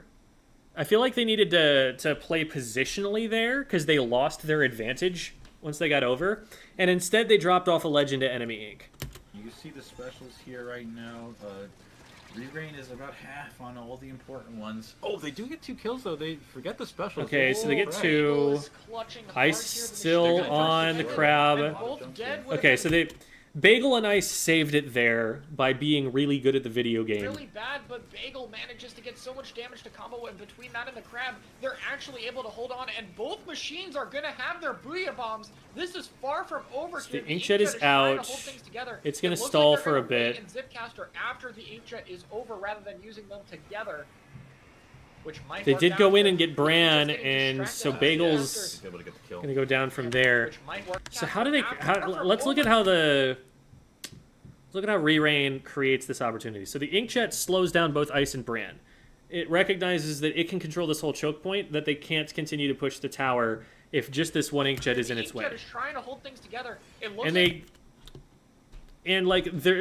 Re-Rain is using resources, and Starburst is just trying to fight those head on. Like, they keep throwing fizzies, they throw a Booyah Bomb to try and counter, but the inkjet is able to counter the Booyah because it does so much object damage to it. And so then it just takes one charge slash from the Stamper to splat Bran. So Bran goes down very quickly. And now there's already the Stamper on Bagel, and the Tetra's coming close behind. Which might work out here. The inkjet's getting distracted on the Zipcaster. He's able to get the kill. Yeah, they needed to focus on the Tetra Slash. Up the push dice, and like you said, they had all their specials at the ready there, and they really got nothing out of it. Both Booyah. Mm-hmm. Like, the specials got used, and they were impactful for Starburst, but then the advantage that was taken on the back of it was kind of blown by the 2 frontliners just dropping off a legend to enemy ink on the same spot. If they like take a position that they can keep their opponents out of from there, I feel like they're in better shape, but they kind of just held forward and died. That's about 90% when you called it out, and now Mashu's all the way in their spawn. And Mauricio, this is what I love here. Mauricio following right up. Because, like, what they're taking, like, what Re-Rain is taking right now is space in exchange for the picks. Not so much paints. They're not painting up all of mid or anything. There are big parts of it that they're ignoring. But, like, look where the Tetras are. You have to deal with these guys now. That's about 90% when you called it out, and now Mashu's all the way in their spawn. And Mashu going down there is fine, because Mashu can just jump back into Liar, because they've got people in Starburst's base. And they're even coming in from the same route. I would think that they would want someone up here first, but I don't know. I guess it's just that Starburst isn't trying to control this right side, so they're not worried about it. They're just going to where Starburst is. This is what I love here. Mauricio following right up. Like, he's right behind the Tetra, able to take the space for free since the Tetra's being so much of a distraction. Maybe it's just speed. Maybe it's the priority of where it is that they're trying to push. Yeah, desperately trying to figure something out. This is just textbook how QR or how Quick Respawn Tetra and a Tetra Sword pair are supposed to play. Like, this is the kind of pairing and positioning you want. You can really see how nice this speed is when playing around these kind of maps. And Starburst is getting momentum one more time, though. Yeah, they're going to have another chance. Scenario as before. Exact same. Crow last alive, jumping out exactly the same as before. Oh, no. That's wild. How did they do that? That's insane. They were just ready to fight as soon as they dropped in. But Bagel finally takes them down. 2v2. And And this might be a That good slows chance things for down so Starburst. much. The good news is they're gonna be able to get every single special on this push, but they're gonna have to deal with both the Tri-Strike and the Inkjet from the defending team. They'll have more than enough time to get it if they can even get this push Mashu started. goes in, The goes Tetra down, and now they're gonna dies, pop specials but Bagel's to try and Inkjet accelerate just the momentum worked there. early. The only amount of safety instability they're gonna have on the tower is gonna be this crab tank from I don't. Blitz. What are they have gonna an do with that upper level booyah? lead. Okay, Here they're gonna comes get the Tetra. one Kyo picks him player off, barely stays alive. The that other machine- didn't get them any space. They still don't have anyone in Re-Rain's court. They've thrown an inkjet at it. They've thrown a booyah bomb over it. They've had frontliners up there, but they've. goes down, I feel like they've been though. focusing on the Inkjet's putting a kills lot instead of the pressure on space. the grab with the Tri-Strikes, They're two and down. Ice Ooh, the has strikes on no tower, way of that's holding it. game. Yeah. Oh, when they struck the tower and then zipped someone onto the tower to just take it immediately.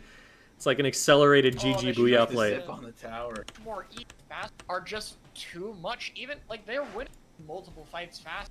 Who might be being a Another zone. We got ahead of ourselves there. Pushes from Brian. If they win that first, instead of fighting Okay. immediately. So, do or die. It's best of 5. Starburst has to win 3 straight to go on. Oh, double respawn Punisher. Wow.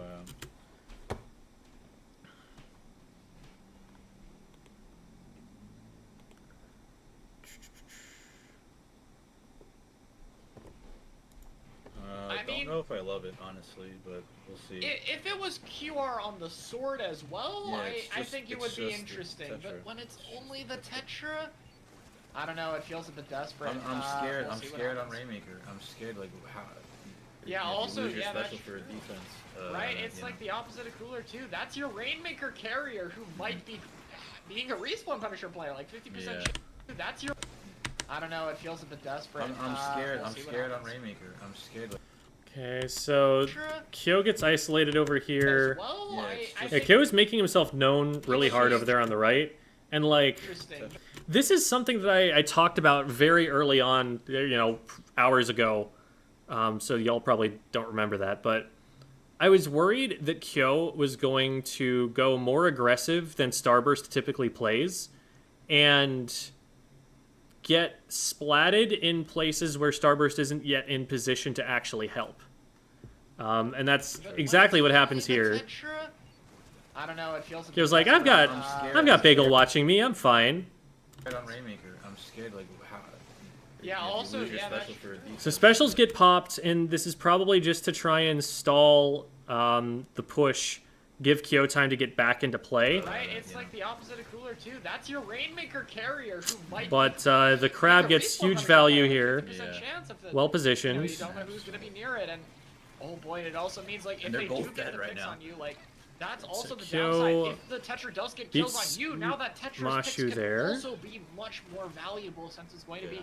now taking out your Crab Tank and Inkjet, which are your most valuable. They're gonna get the specials. pop, they So the get ability to one, take this nice, Tetra down okay. Without trading is going to be.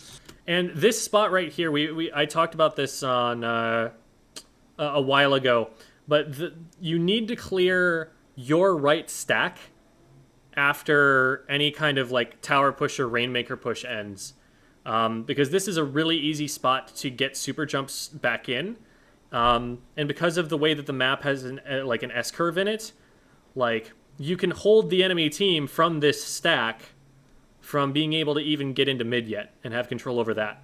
So it looks like Kyo is actually looking for that right now, trying to clear this out, and they do succeed. It's a shark. He doesn't care. He doesn't care. Yeah, but like the Jet and Krabby, especially. Oh, this time beautiful around. combo there from Bran Oh, and very Kyo. Nice combo from Brand. Makes the dude 1 HP, and then Kyo just zips in to Right finish on. off the kill. They need to be able to take out Narisha here before he gets away. He's able to get baited out. Good and there's the stalling Tetra here hiding, from Re-Rain. Yeah, they skirmished that fight really well. They just kind of waited around until they had a winning fight Oh, you're and gonna went go for chase it. the sword? Nope, I'm here. It's gonna get traded one for Surprise. one, I but think it that's picked off. I mean, we've been seeing they've been in that's in in slight combination advantage. with Oh the no! entire Oh set. no, they You didn't. remember No, he no, no, lost no, no, no! it Come on, before. come He's like, on! This is Surprise.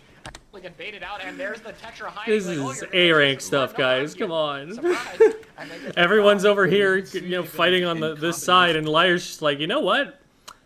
I don't think anyone's guarding this. Stand for the entire set, and here comes Leroy. Remember, he did Are snipe they everyone on there? AR before. Oh, He come sniped everyone on. on AR before, and he is the Rainmaker master, I guess. What's Nobody going on? was there on Starburst to actually. Rule number 1. of Rainmaker. Always have someone in between the Rainmaker and your goal. Defense, and in fact, it's still only Brandon Kill up there right now. Starburst is scrambling as the other team starts jumping in. He's gonna watch trying to get his reef slider. He's trying to get his reef slider. Yes, exactly. We're gonna see a reef slider potentially. Okay, they get it before the reef slider goes in. Now they're like, okay, none of this nonsense. None of this nonsense. We're done with this. Well, if it's undamaged, yes, but it's. Oh, okay. So, unfortunately, Okay. I was so excited. it was a good idea, but unfortunately, was not able. Kyo is not on Starburst. Kyo is filling in for Biscuit, who's taking a break right now. To get it quite in time. Maybe if it had a sprinkler with it, then the play could be Oh yes, but then go flying into the air. Yeah, but a nice check. Kyo would be a really good player to have on your team. Just, if you've got to have a sub, like, Kyo is probably one of the better ones to pick, because Kyo has done a lot of playing with the top Japanese players. With, like, Nyagora. He's been on a pickup with Nyagora and a number of others quite a number of times. So he'd kind of know the strats better than most. Checkpoint from Starburst here, and suddenly they're turning things around rather quickly. The Zipcaster is coming out from both sides, and unfortunately, Kyo's yeah, gets two shut down. I don't feel like that. that. So, oh man. So this flank is something that we see a lot of players go for at top level. Just sharking around the side here, and Liar knew to check it. What you typically see Starburst do in a position like this is try to take up position around the stacks back here, but they all got caught before they could even get there to give jumps. I don't think he knew Brand was there. He just walked forward and painted the map, and Brand was just right there. That was probably just checking it. Like, I figure with, like, common flank rats like that, you're gonna check it by painting at least. And if you're gonna check it by painting, you're gonna paint on the spot they're most likely to be sharking. So you probably just catch them that way. It was probably like not necessarily that he like knew there was a player there and he was probably surprised to get the pick, but he's also aiming at a spot where he's like, if there's someone here, I'm gonna get them this way. Yeah, that is unlucky. That's my thinking for why that's probably being done. Oh, there's a machine there. I mean, I'll take it. Oh, and Bagel is getting pressured onto the side of the map. This is a dangerous place for the Rainmaker to want to stay because there's nowhere to swim. Just lots of faith in the front line here to keep the rest of Starburst off of them. The sword goes down for Kyo. Bagel at least manages to stay alive. Like, back here. Yeah. when you play here, you often just want to like either stay on the bottom or rush to the top. You can use the ledge a little bit, but you've got to be really... Yeah, and I guess that's the way to punish it. You just put a shot there and they can't move in time. Here it comes, able to get the rain. So again, just like really trusting the rest of the team to be able to hold Starburst back, and it was largely, faith well placed, except that Inkjet doesn't care about what your team's positioning is. And then it goes down to the toucher dually though. Cares a little bit because it did get traded back. Kyo is trying to wall him out, but the Stanford kill time is just a little bit slow here. Manages one to for get one. the but not before being not what forced Starburst into wants. A really unfortunate position. Ooh. Kyo is The crab gets another one, and they're man. This is going to be a big push. They really struggle to have that follow-up, especially with how safe the other two members of the team need already to play. staggered. This is probably game over. They might be able to stop the Rainmaker, at 1, but like, oh, and they still don't have any momentum. As re-rank gets it down to 1 point. Do they know? They don't know. We see Mashi sneak behind here. He might just opt to hide and give a super jump, but Starburst is going to grab to make sure they do not get cheesed. Mashi is over here trying to fight Bagel and Spawn. Those like, oh, you got respawn Punisher? Oh, no. Let me take advantage of that real quick. Well, Ice is running away here. If Mauricio is not there. I don't know. Ice trying to give them a taste of their own medicine. When you've got to knock out in order to win the game, I feel like you probably need to go for more than just that silly push. That could have actually maybe worked.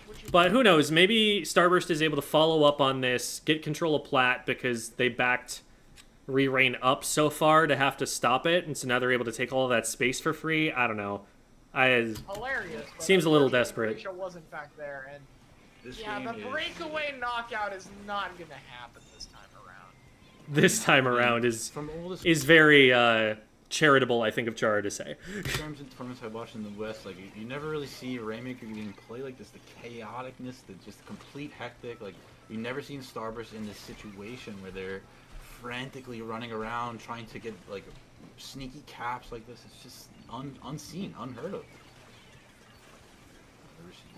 Just doesn't get the pick there. Oh, he gets Bagel though. This guy's unbelievable. And he has Zip now ready. The Rainmaker is bottom right. They're just camping it out. Ice last alive. He has respawn Punisher, so if he dies here, he's not gonna really get the crab back before the game ends. Maybe just as in. Oh, he used it. Okay. Yeah, I mean, this is going to be difficult for them to get. We now see the they're just Rainmaker getting the finally big being camp. used in this. And this is a stalling position. This is a place where the Rainmaker can go where it will not trigger the, like, don't retreat option, and it's not a Rainmaker free zone. But it's extremely difficult to push into this position and actually stop the Rainmaker. And even once you do get control of it, you're basically as far from the enemy goal as you can possibly be. You have to go all the way back to the left across mid, and then all the way up to the right to get to the goal. Like, this is about as bad as having to start from your own goal to get it all the way back. But if anything, worse because you have less high ground to work with. So, really common for teams to just wait the clock out here if they have a lead. Infamous stalling. That's what they're going to be spot. doing. This location is so hard to get the Rainmaker It's got out a of it. perfect timer too. I think it's at like 30 seconds, the Rainmaker timer, where Yeah, the actual game it's is also just- 25. It's in the worst spot So ever. the Inkjet goes in and is able to snipe it. But even so, like, look at how hard it's going to be for Starburst to actually get this out of here. Kill the Rain, like, look where the Rainmaker is. You don't want it there. Their front lines can get down there quickly. Mashu's You have to run jumping all the way out. to the left, and she's... Yeah, the very rare Tetra super jump out. You see that Yeah. once every blue moon, you know. Yeah, not even to a teammate. He just said, "I'm going home." Well, here we go. Brand, Brands so- grab the Rainmaker, and Starburst's only hope is to get a knockout push in overtime. Look at Can the they specials make it from the Rain, happen? though.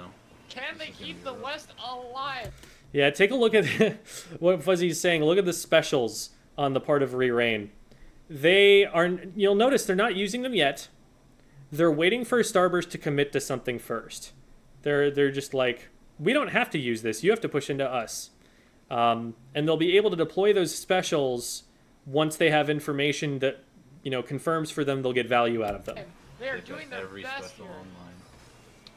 It's looking rough. The crab comes out from Re-Rain. Oh, that The already damage 90s the Rainmaker, but they Oh, they stay both go alive. down. Oh, They they're get down. Ooh, 3 down. Holy Look, crap. they Wait, they have to see keep the this off the reshoot. top. He's They have to keep this zipping off the around. Rainmaker. Rainmaker's low. Woo! But he Oh, goes they got it. down. But that bought so much time. It's That bought not so much time for over yet. Re-Rain to get back in. Go. They need to win another fight. One of them is already Ice down. pushes They're up already way have too been far, goes disconnected. down. They can't Bagel wait. goes down and Or the they advantage have is to wait slipping away for teammates to get back immediately in. as Mashu rolls through the Rainmaker, another one. finally goes Oh, down, but it's just It's Brand. just Brand now. And he has Yeah. no time to make. Honestly, like, the zip going in there bought enough time Desperately trying for to another hold on. defense. And with 10 seconds I left, they're think not even they're if not going to he get another has shot here, chance. Yeah, not He enough has time. game no over. time to make it all the way. Wow.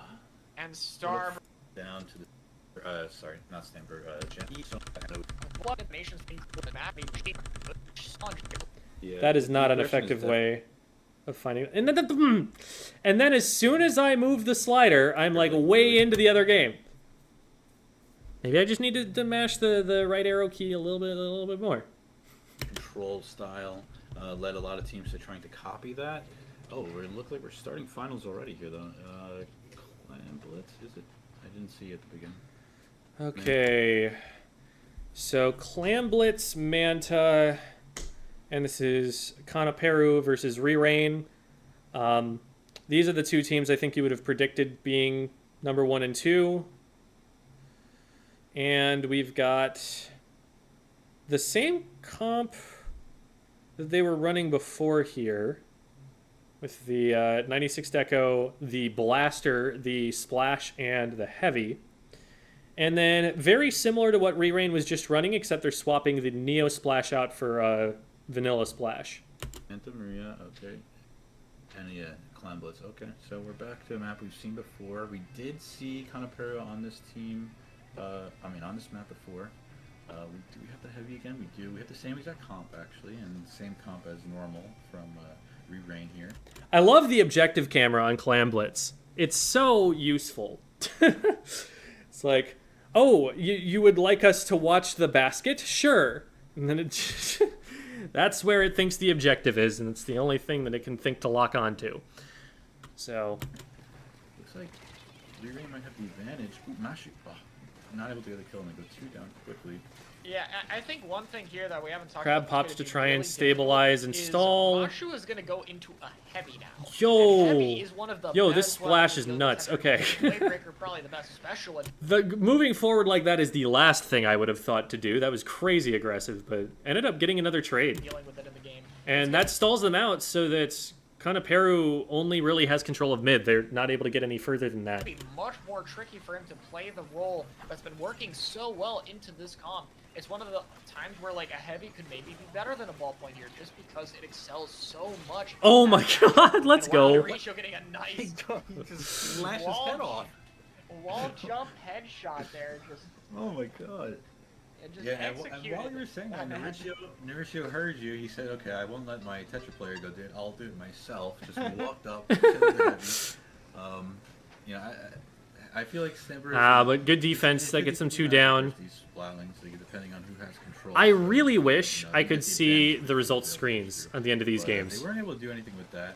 Lear is trying to survive here. He does have Like, the there's part of me that gets like that that might invite, you know, unfair criticism. He did win 2 fights in a row. But it's like, it's part of the story of the game. Like, if you can't see everything that's going on the map, it's a good way to kind of shore up your understanding based on, like, what you couldn't see.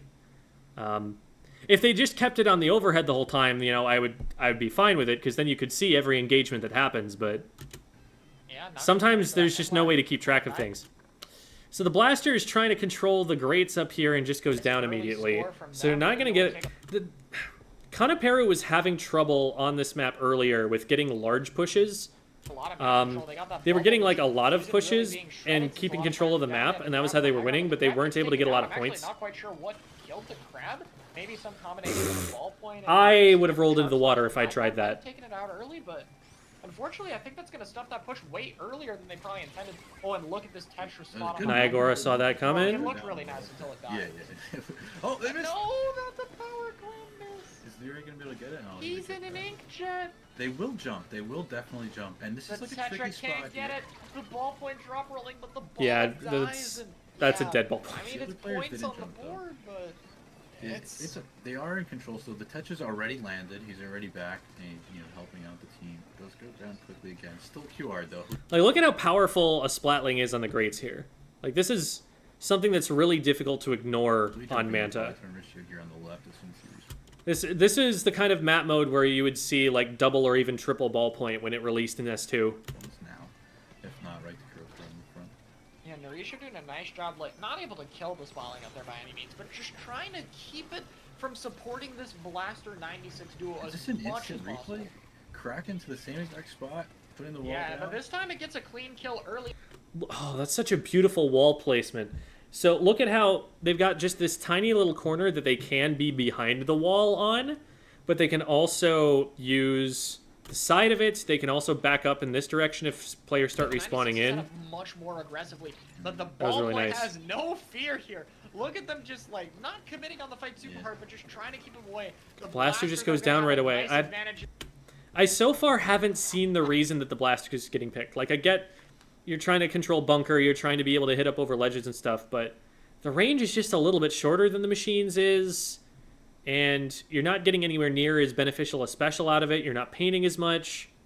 The sub-weapon's probably more useful, I would argue. Autobombs are really good on this map, so I will give it that. But I still don't know that it's worth running a big bubbler over a Booyah Bomb for. This fight, but still goes down. What an incredible hold on the defense. Just the ability to live that 96 and Blaster dive entirely was so difficult. And they just barely So even held it trades in together, mid. doing an excellent job here as the inkjet comes out to help. Okay, Re-Rain has That was a really advantage. important kill on the Blaster that they couldn't really find. And that'll get them a... Oh, but the power clam is going to go down immediately. Disaster struck for Re-Rain. But Karate Piece, he's doing so much work on the 96 this game. I mean, The defense is coming in really quickly from both sides. Are incredible. Oh, look how much Like, they'll win a fight, but then not have time to Oh actually my get to the God, basket no before fear there's with something the in the capture. way. They were low, but They got hit by a Stamper Horizontal, which is 35, and the Zipcaster arm does 60. They are alive at 5 HP in that fight. Just had no fear. They're like, no, I know I got this kill. I'll be 5 HP, but I'm gonna kill him first. Crab gets a quick double. Crab plus It's Inkjet, a Kraken can they? house, And they're really just no going to start defensive rolling on the forward in Kraken. anticipation of the Crab ending. They don't see another target. They've got the Power Clam. Better for them to move forward and be in position to throw it as soon as the Crab Yeah, they ends. killed the last guy. Oh, but they're able to take out the football with the Kraken, and that's huge there. They just had a That will wall stop a lot guarding of it. If they can scoring. keep that football away, this push is going to be significant. Um, And I don't know if Narisho's going to be able Yeah, to they don't play have if he anything goes more down. after that. And, I mean, it's 17. Oh, but that gets them to the point where a single Power Clam isn't enough. the lead, but it's a tiny lead, and Yeah. especially remember they are fighting at 96. We saw what happened last time Clamblitz Manta was here, and well, Are they even going to if use they're this not big careful, bubbler? What is this going to be for? One Kraken and 2 Power Clams, and all those points are they're gone. Everyone knows where they're trying to come from is just pre-firing it. Like, okay, well, this is awkward. We see the blaster and heavy pushing up here. By the way, this wave breaker spot is incredibly powerful. It actually hits under the wall of the bunker as well. The entire bunker It hits the entire. wall. That's And if you place it far enough, you can stupid. even Why does it hit defend down It's there? such a good spot, and the heavy Oh, pushing up man, with that bubble that's is able brutal. to get a kill, able to get 2 kills. So that's why they're running the heavy instead of the ballpoint here, for that wave breaker placement. Oh, but the ballpoint on You were 1 different. He's HP. different. That was a huge fight. I think the entire game could have been decided right there. Yeah, if they lost that could have been devastating. They Here's the good news, need have a Power Clam, Clam they in have 10 a Kraken. seconds, and they have Just 0 picked. Oh no, they have a I think pity. They need 2 normal clams or 1 other power clam, and you can just do the Kraken cheese. Here we go! They're trying to doing attempt it again. Everyone else is trying to tame the Kraken, Oh, but he it gets makes the it all the kill. way to the basket. That panicking on the Kraken might not have been worth it, though, because that ball is not lead. But now, because so many players are dead, no one can camp Yeah. other landings. And it's over. I I'm think they with should... you So there. I'm silly. with you. They maybe should have tried to kill the other players during that Kraken because they weren't going to stop it. Mhm. Yeah, that football... That ball is the so game close, plan. not- Like, that was something that you did in Splatoon 2 when baller jumps were meta. Or at least when we thought that they worked, is probably the better way to phrase that.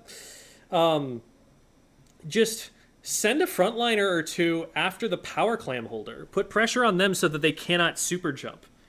You know, leave maybe one person in place to punish the player they're trying to jump to, just in case. But, like, you're not going to do anything to the Kraken, right? So might as well try and dive and get something done to prevent the jumper from going in. Not enough, and I wonder if the other team, like, did just... He wouldn't have been able to. I actually thought they mistimed it a little bit there, because what you need to happen is for the Power Clam to go in first, and for there to be a significant amount of time while the Power Clam opens the basket, and then for the person with the individual clams to land. And it looked like the individual clams landed first. If they'd splatted that player, there wouldn't have been follow-up for the Power Clam holder to be able to, you know, throw stuff in. So definitely can go wrong there, but it ended up working I out. think they could get some massive momentum here, and we're finally seeing Chocopero pick the squeezer. It only took like 7 matches, but he is picking the squeezer with Haunt. Very They interesting. have a ton of long range. So yeah, that's- Conopero on there. That's a different player than Chocopero, who I was talking about earlier on the squeezer. I was getting confused, because I think Chocopero actually used to use one of the characters that I saw that's the one that looks like a smiley face. That's why I remember it. I think he used to use one of those in his tag, and so I saw it on the other team, and I was like, wait a minute, but that's the wrong team. Or is it? Because the colors are flipped. But no, this is actually Chocopero on the squeezer. Their side. I would be scared if the other team had a machine with the lead. So, immediate pick on Niagara, which is going to It's gonna be slow... the fight of the high Oh, ground. that's just death, right? Oh, What? How did he get out there? Jeez. I guess Is the strike Raymaru was not hiding? Is close Raymaru enough. hiding the whole time? Yeah, he's hiding. Oh, he doesn't get Yeah, the that kill. is a very. This is a good look for interesting and Re-Rain. Usually stealthy opening.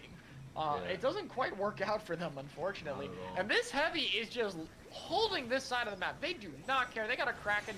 Gonna just take out Narisha immediately upon landing. Actually looks for the ballpoint. Gonna try to get out. Yeah, they try to get the wall out in time, but with that far for the wall to fall and for it to have to deploy, you're not going to get that up in time against the ballpoint. It's going to have charge too fast. Out of there, but unfortunately Oh, the wall you're just just takes so forever Yeah, it takes forever to deploy there, and the ballpoint knows they can get that pick. Has an inkjet out very early, along with the tri-strikes, and the This squeezer is very able to important get right some here damage. because they're gonna kill this jump too now. Oh, he doesn't go down yet. Oh, there it goes. There we go. Yeah, they finally go to Okay, so they cap with only one tick left before they lose lead. Lead isn't a huge deal yet. What they're really interested in is control. By the time they finally happen, the whole team is just And gone. they don't have The that. Zipcaster got shut down. Oh, you see the attempt though, right? Because let's get. By the time And they- here is why we talked a while back about Liar, I think the ballpoint player for Re-Rain, checking that corner and finding Bran. So finally. the read here that happens is, I think this is Kuro. Just looking based on the characters and knowing that those are syllables and that they're repeating. So Kuro here knows that someone's going to check this corner, and that the way they're going to check the corner is by checking the far inside edge. And so Kuro sharks on the outside edge so that those first shots miss, and that they now know where this player is and start getting their aim on before this player knows where they are. The whole team is just gone. The Zipcaster. And so they try to go for the shots. They don't quite get them on in time, and they try to get them on the way down, which is definitely doable using the splash because it's got the perfect accuracy, but got shut down, and it's only this. no luck there. And it's a squeezer, so you can't run away from it, so all they can do is go for the trade. And there's a super jump coming into it, which is extremely dead. I don't care that it's Tetra The Dualies. wall actually does combo 96. Funny enough, if you get hit by it, you get one shot. So, very funny thing they can use. Wait, you can combo with the... You can combo with a 96 wall bounce and one shot off that? That's funny. Camp landings. The Zipcaster comes out, but that got immediately taken out. Yeah, there's very limited Zipcaster spots on this map. It's gonna be very. Does it really do that much damage? How much damage does a 96 do? I thought it only did like 60 something. Hold on.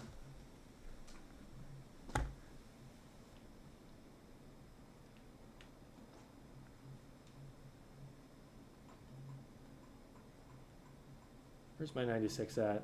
There it is. 62? You're telling me hitting the splash wall does 40?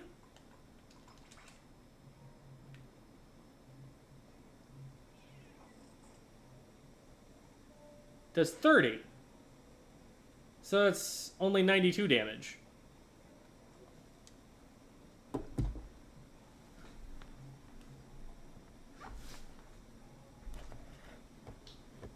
Oh, wait, sorry. I realized I just did that entire demonstration without showing anyone. So that does 30. And then the 96 does 62. So that's only 92.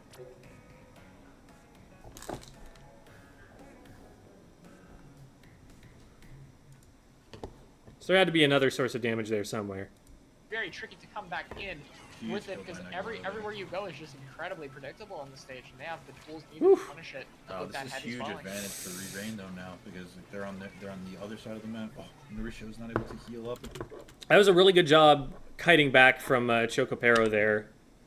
It was like, it's very easy to just die on the spot. 2v2 situation. With it because And now, right now, this is 2v3, if everywhere you anything. go is just incredibly predictable on the stage, and they have And the they're tools putting needed to shots punish out, so it. people know where they are, but they just back up enough They're on the other side of the map. Oh, that the whole team can Mauricio's clean not up. able to heal up in time to get killed by the first one. Yeah, And we now do Lear's too see far back, yeah. we do see the ballpoint on the right side trying to work on that inkjet, and so far they're Oh, here doing comes all right the- at holding on, but they've been slowly losing space, little by little. So 96 being annoying down there. Or maybe that's the squeezer. I don't know. I feel like if they're down there trying to set up a wall, you just ignore them and push zone.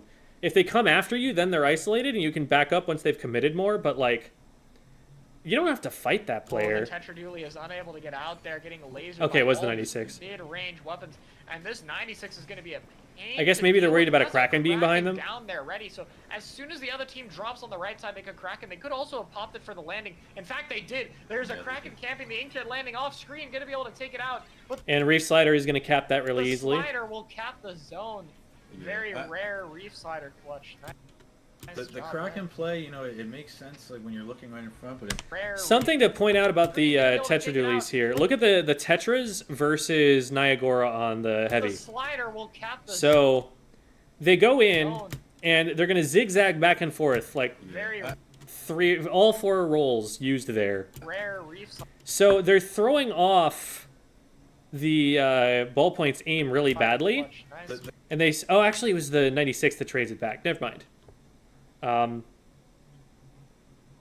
I think Niagara ended up looking at the stamper more anyway. Kraken play, you so. know, it makes sense. Like, Never when mind, you're that did looking not in front, illustrate but what in I thought the it grand illustrated. scheme of things, He could have probably done a lot more work, you know, Snooty's even stopping. Okay, so good fights from Could have probably done a lot more work, you know, Snooty's even Kana stopping Peru. the cap because now Re-Rain has a lot more time. They are just losing in general though. Re-Rain not able to really get. Ooh, like, that's a big pick. control. Oh They're my just God. lasers, man. can't Can't go down that early. Oh no, and the Zook gets someone else.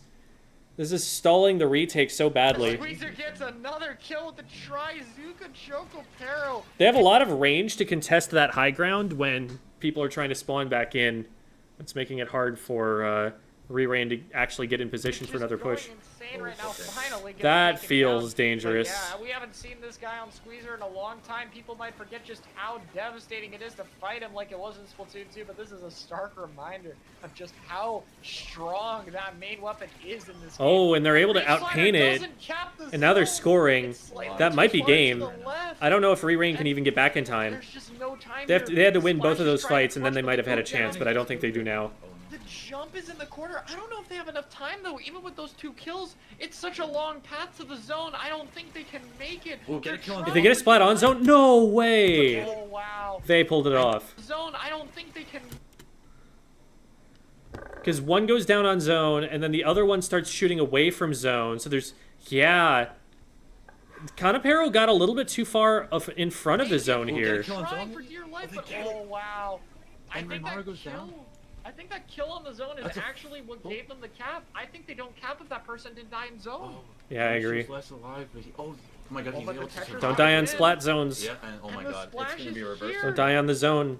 That is to say. Because that's a Wow, full what, wipe now what with a should have stagger. been a game win might be turned around in an instant. Oh no, And wait, this is suddenly, actually the team that's been dominant the last whole chance game here is for desperately Kanaperu. low on time.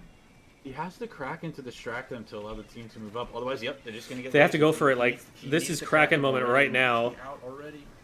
Here's where we're seeing the downside of all this mid-range retaking is a lot harder. So as long as they had map control, that comp was really good. But the second it gets locked out, all of its flaws are starting to show. And Ooh, big unfortunately, clean, there is bro. no clutch cap this time Yeah. around. Retake. Like what Chara has said Retake there, resource- when you run a heavy midline comp or a backline heavy comp, that is always a risk that, like, if you get locked out, you're gonna stay locked out. Opening up here. Are they running it back? It's like this fight in mid is very tricky. I really never figure out how I want to approach it myself.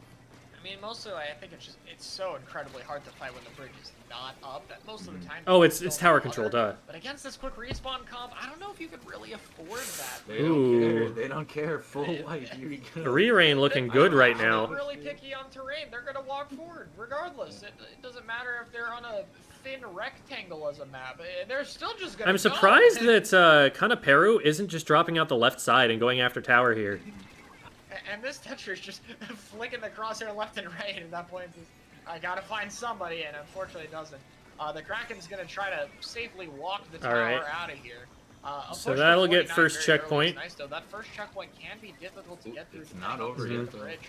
First checkpoint is 96 Wow, arguably what the a most busy important bomb to checkpoint. clutch out the kill. You could probably say it's So second, useful but against that splash wall. the The first ball one point. takes a long time to Not get even through. Like, it taking is tower. They're like, hold very on a early second, on I in the gotta tower get path, this, but it and is no then jump pushover. right Getting here. through that is a big deal. Lets you opens up the map to score a lot more. While the person swam up to it, so he went to go just face check it, and he was right. I mean, that might have saved him the game, because if that guy is able to jump in as soon as they get on tower, he's just going to get immediately laser beamed by a squeezer and 96 combination. Yeah, and that So, vacuum just super clutch completely. 1 second, real quick. I have a message to send real quick.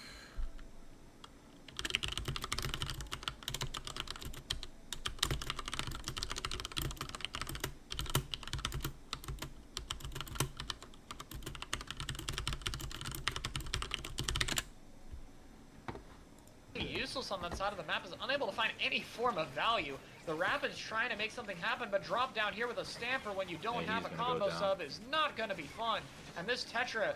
That is a massive Zipcaster. Nice Zipcaster through the wall. I don't know if they actually hit that okay, grab, it's but a I don't think it matters massive anyway. tank Not that's really. sitting right on top of him Push as soon as he now being lands, but... extended to 18, Oh, and the this crab is gets just two as the well. Opposite of the first game we've seen, where at first it was the other team who was just holding map Push control to the entire 18, game, though, that and now it's is the other way a around. really rough This push to time, try and It get. is impossible for the other team to be able to get any form of map control. I just can't see anything. Like right now, I mean, it's the way this map is played. Yeah, how do you push on with a Squeezer, a Rapid Pro, and a 96 Deco?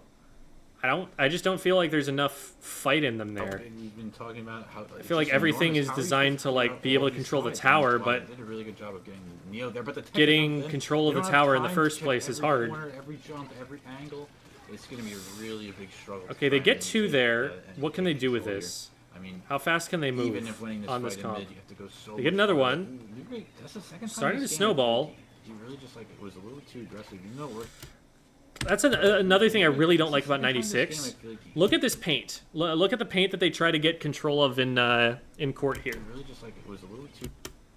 This isn't stopping anyone from moving forward. This is not paint control. This isn't allowing you to move up. This isn't allowing them to move, or preventing them from moving back. Kind of a struggle. Now this is actually maybe their opportunity here. It's just such a slow fire rate that creating a path through the ink takes a really long time. He's just losing some fights, even with the advantage they had. Oh, they're down again to a Oh Azuka. wow, look how aggressively that 96 is set up. Before the tower even gets to that left side, that high ground is already being worked on, being secured. However, the Stamper pushes him out quite too easily. I think the 96 should have definitely tried to hold that position a little bit better, and it's going to be really tricky for them to get back in here. The vacuum's going to be used Back on on the tower, tower. here to try to maintain And they're cool with the tower pushing a little bit further and just waiting out the ink vac. They don't need to contest this. They can just wait until it gets to check, at which point the vac will be up, and then go after the tower. semblance of a push going, and it's actually going to work quite well to take out the Stamper. The bomb goes on the down to back the of bomb. the wall. Now, they though, do need to and the stop Tri them from Strike pushing the pulls tower out any map further control. from I'm here, not but sure if this it's team has definitely enough map doable. control to keep the push going. There's Yeah. a grab, What is the grab this camera? in the middle of like a bunch of Did they get blue checked? They got paint, and it's just- they didn't get the has check. nowhere to stand. They Oh, don't have a wow. lot of efficient If they get aiming, checked and there, they really that's a lot more dangerous.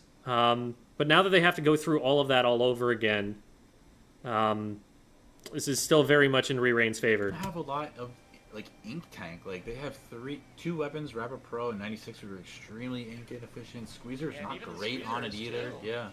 So they get three weapons that, like we've been talking about, they could win their fight, but can you win three fights without being able to recover entirely with the map control, your HP, however it goes? And the answer is no so far. They have not.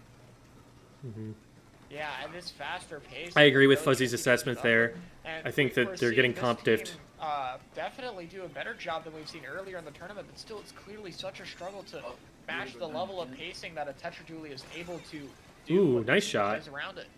Yeah, the Lear going down again a third time now where he's died first. I'm just really questioning.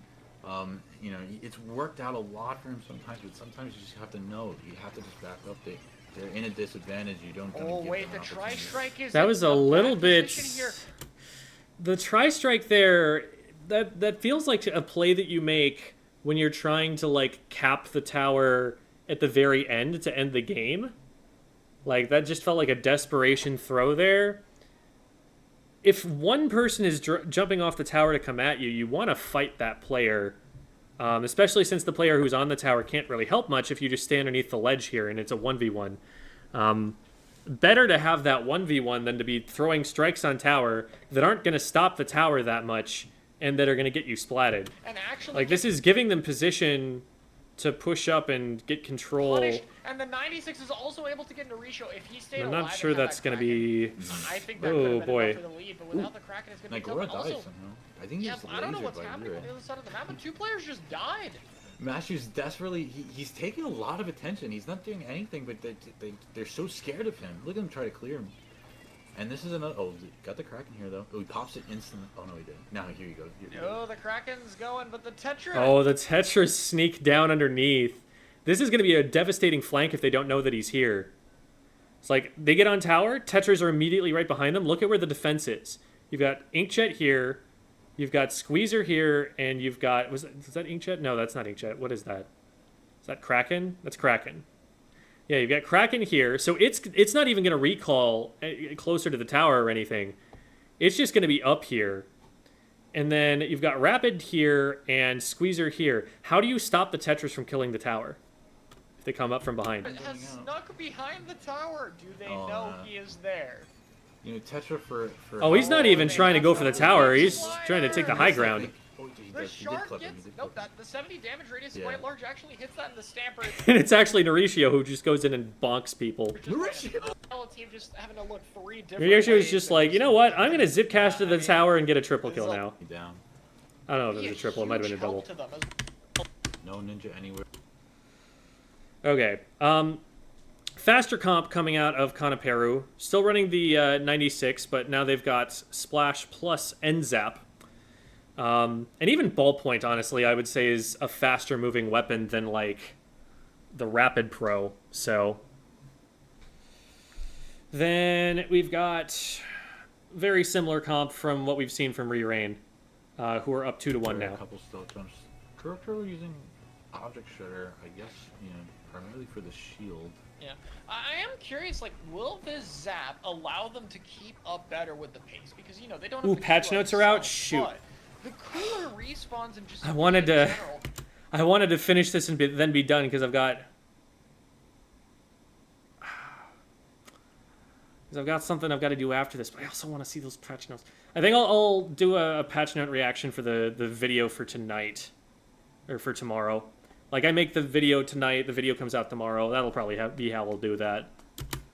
might be a huge help to them as well as like having much more. So I don't want to take too much more time watching this when I've already got a commitment that I'm maybe a little bit late for. in general than something like a squeezer. So potentially the ability to kind of fight more aggressively, be able to take more risk with it, as well as just a comp that has much more uptime and paint, might be able to help them here. But that Okay, being so said, everybody's they are dead. still trying to beat the Uh, Tetra comp at their Oh, own game. Like, let's this is what they're go. built to I love do. Inkjet And directs. regardless of how much you invest to try and Inkjet is so do cool. that yourselves, you're fighting a team that is meant to play like that, and that's Yeah. always. This, the use of the fizzy bomb for movement there is a really important aspect of the ballpoint skit. That's something that ballpoint players need to make sure that they're using when they can, because a splatling is, you know, fundamentally a slow weapon because it has to take some time to paint its feet, and painting your feet is necessary for fast movement. But the fizzy bomb bypasses that by basically being like a curling bomb that you can just chuck out there. always going to be harder. I would definitely say, like, I guess on paper maybe people would like it, but in practice it's exactly what they want. The Tetra wants to be fighting you. That's their whole game. If they don't have anyone to fight, that's the worst opportunity for them. It is So, insane that this even Splash with the player is cooler, like, alive. if Tetra kills a cooler guy, I don't even think they'll see. I don't think they're paying attention. I don't think they care really. Like, No they're just way. going for whoever's in front of That them. is crazy that they lasted that long. Yeah, you're not gonna have cooler for every so one good. of their pushes. So even though, like, for Rainmaker, Nice. still in general, still like a solid pick we've seen throughout this whole tournament.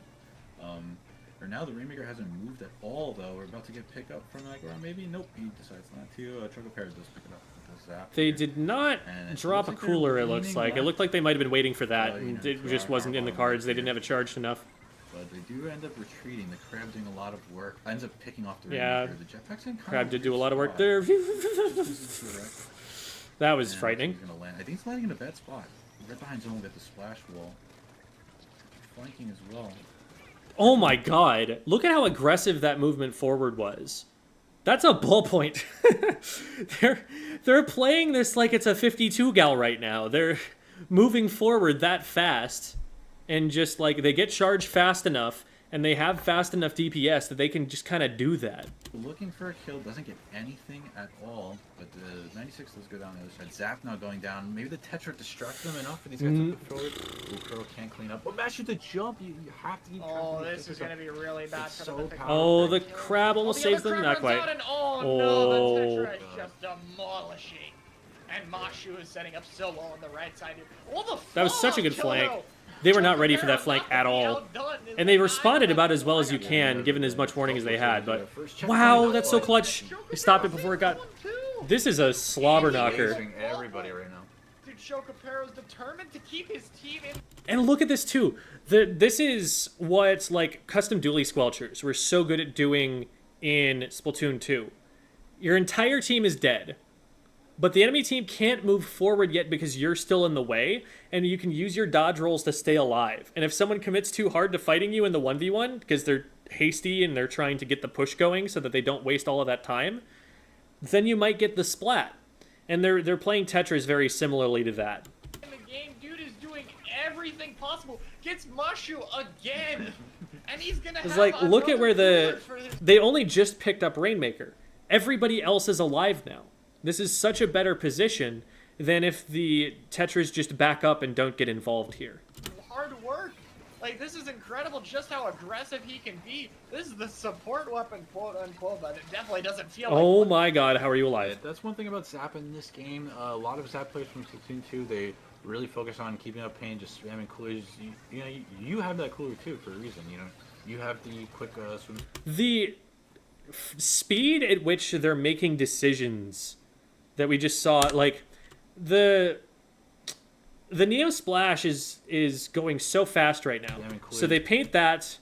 They have it fully painted. They know that that bomb is going to secure the paint that they want there. So they move up. You have that They cooler. paint this bottom left corner. Then they already know that they want to check up on the glass. And they do that. And then they recognize that, okay, there's nothing up there. And then they realize that there's someone splashing over here on the right. And they need to fight that. Like, that was so many things that they cycled through so naturally, so quickly.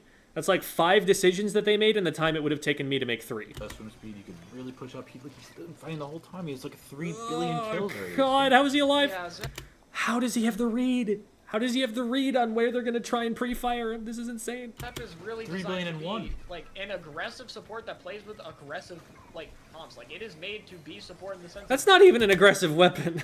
The main weapon's aggressive. The kit is not.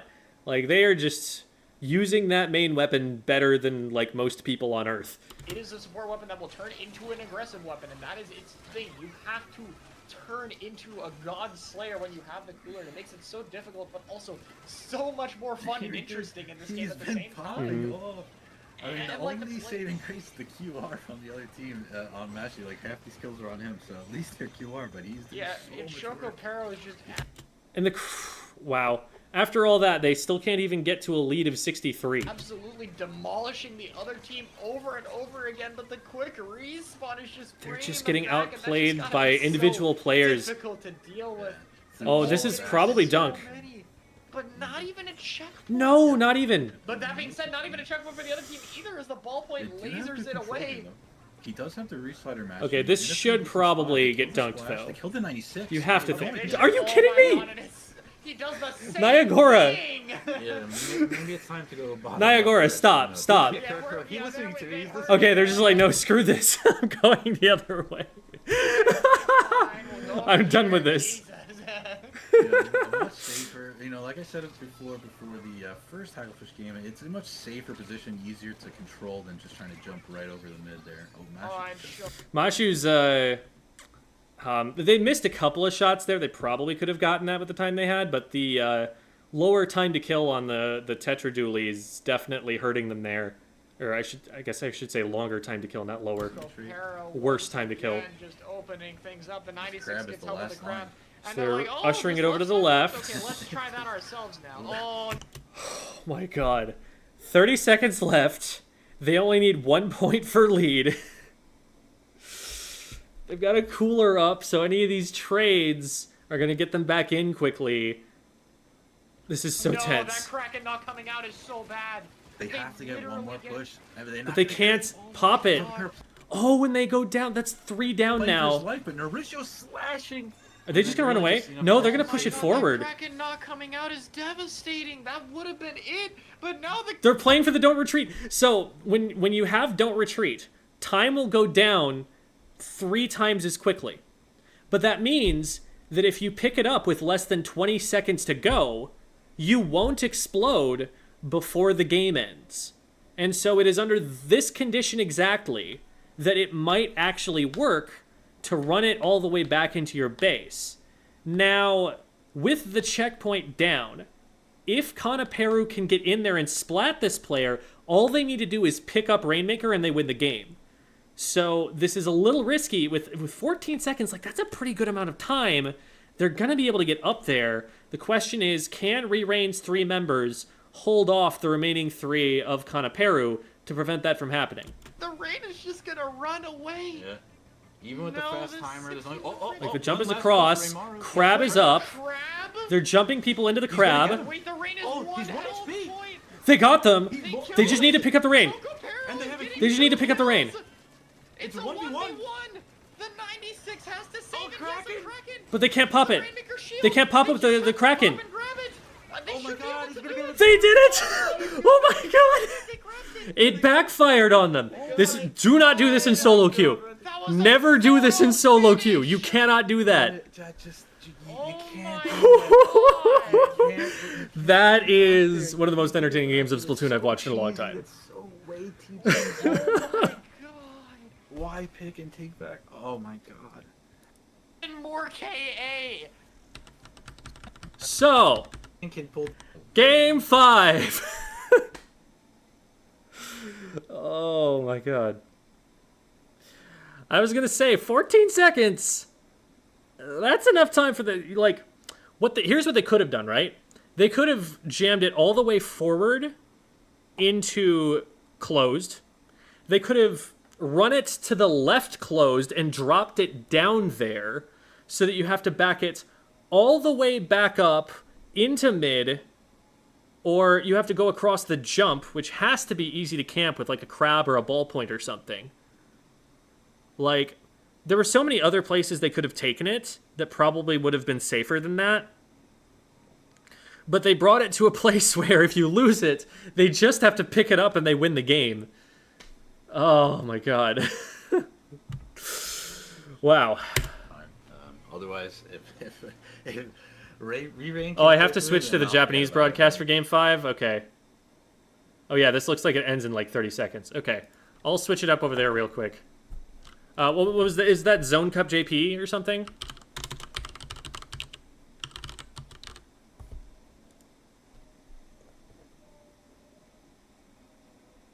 No, it doesn't look... Oh, no, it was. Oh, 9 months ago? Never mind.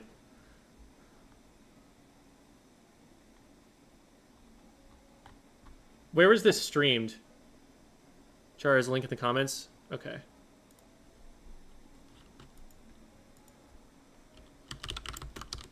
Oh, hey, there's me.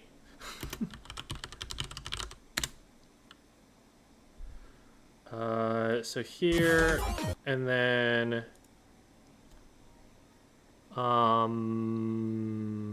where was the link? Did I skip by it already?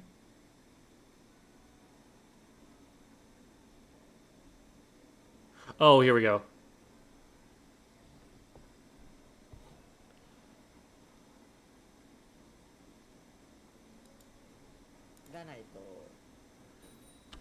Okay, yeah, 2-2. なるほど。ありがとうございます。さあ、決勝戦。の方が優勝です。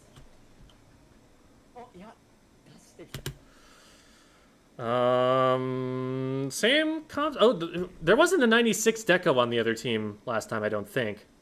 And they're, okay, it's Clamblitz, so they're running it for the crack and cheese. レディー。さあ、構成お願いします。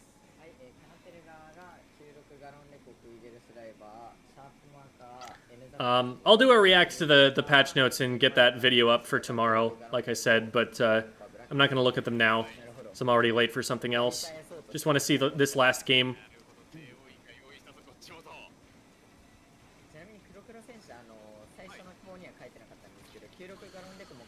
Nice. So Re-Rain in good shape right now. I guess they've been on color lock or something, because Re-Rain has been purple like every time. I didn't know it would like make it that way for the teams too. I guess Alpha Team is just always one color and Beta is always the other. So they get a score in and absolutely nothing else, and they get destroyed. So now full map control for Kanaperu. Oh, but they lose the 96 on the right side. So that'll start letting Norishio in on the left. ます切ります Lose the Tetras, though. Oh, boy. So Zip comes in, and it's just targeting the crab, forcing the crab to look away. Crab ends up getting it. カニタンクか So that's a couple down.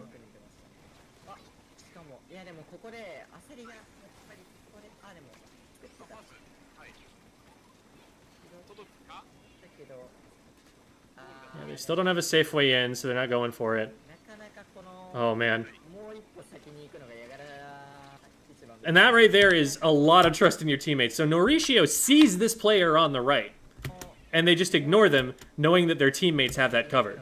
And they focus on what's in front instead. And it works, and they get that player. ですよね。いや結果森塩選手が倒 Like, that is a level of coordination that you're not going to see from most teams. 倒してそうですね。目を抑えました じわじわリレー側の焦りが集まっててっていう状況ですね。 7個ですね Okay, Kraken. バラバラに It just scatters everyone. Oh my god. It's not going to get anyone, and it's going to die, but look at how far it pushed back the enemy team. But everyone else tried to push in the meantime and just died. これはのりしお So not a lot of value out of that play. でもこれ維持してまた維持だよ。 Norishio guarding the jump. That was a really well-timed charge slash to make sure that, が間に合った was it まだ Mashu? わかんないですね。 Was safe to jump in there. ナイブラ選手 Forget what the ガチアザ Tetra player's name is. 高い位置に I think it's Mashu. 手を活動している体にピース選手現在カウントは進んでいません 2v3.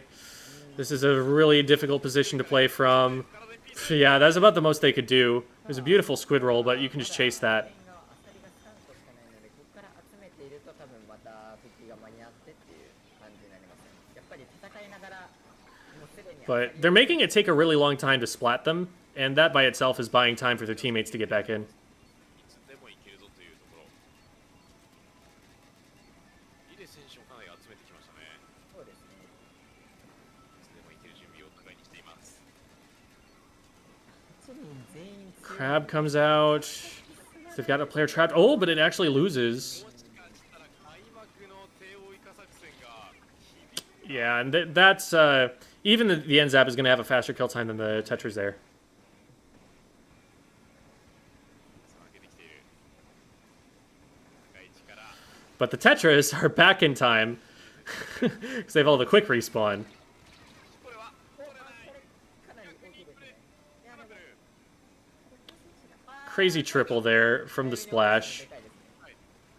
さあしっかりノリシオ選手が一人で守りますよ Man, this has been like a lot of really good fighting, but no actual momentum being built. Like, it's 80 to 100 with only 1 minute left. This is looking like a mincemeat scoreline. 強すぎるだろ自分 Oh my god, Norishio's alive. That's insane.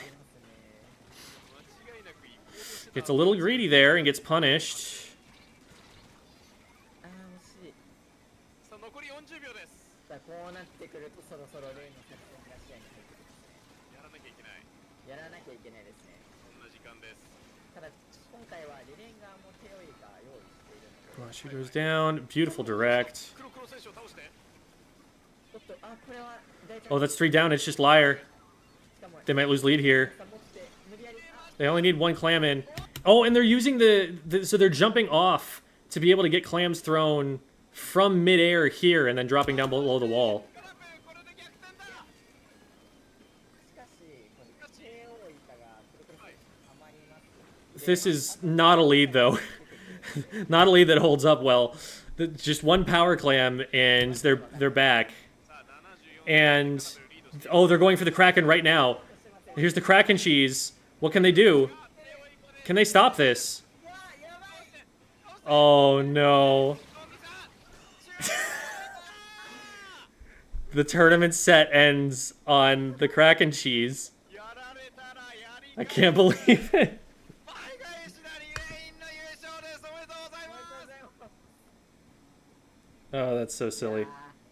まあいやなんか Congrats to Re-Rain for being able to beat the tournament favorites 3-2.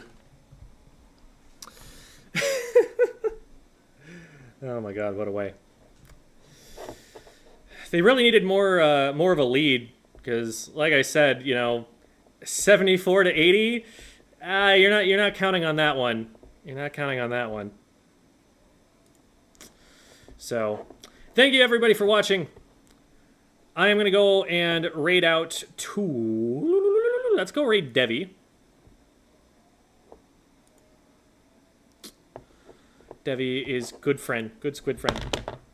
He's done a lot for the Squid School community. Here are the Squid School links. I've got YouTube, Twitch, Twitter, Discord server, and then I've also got a Patreon account and a Medify if you want private lessons. So lots of stuff there to check out. Go check it out if there is any of that you would like to see more of. I do a bunch of instructional content on YouTube.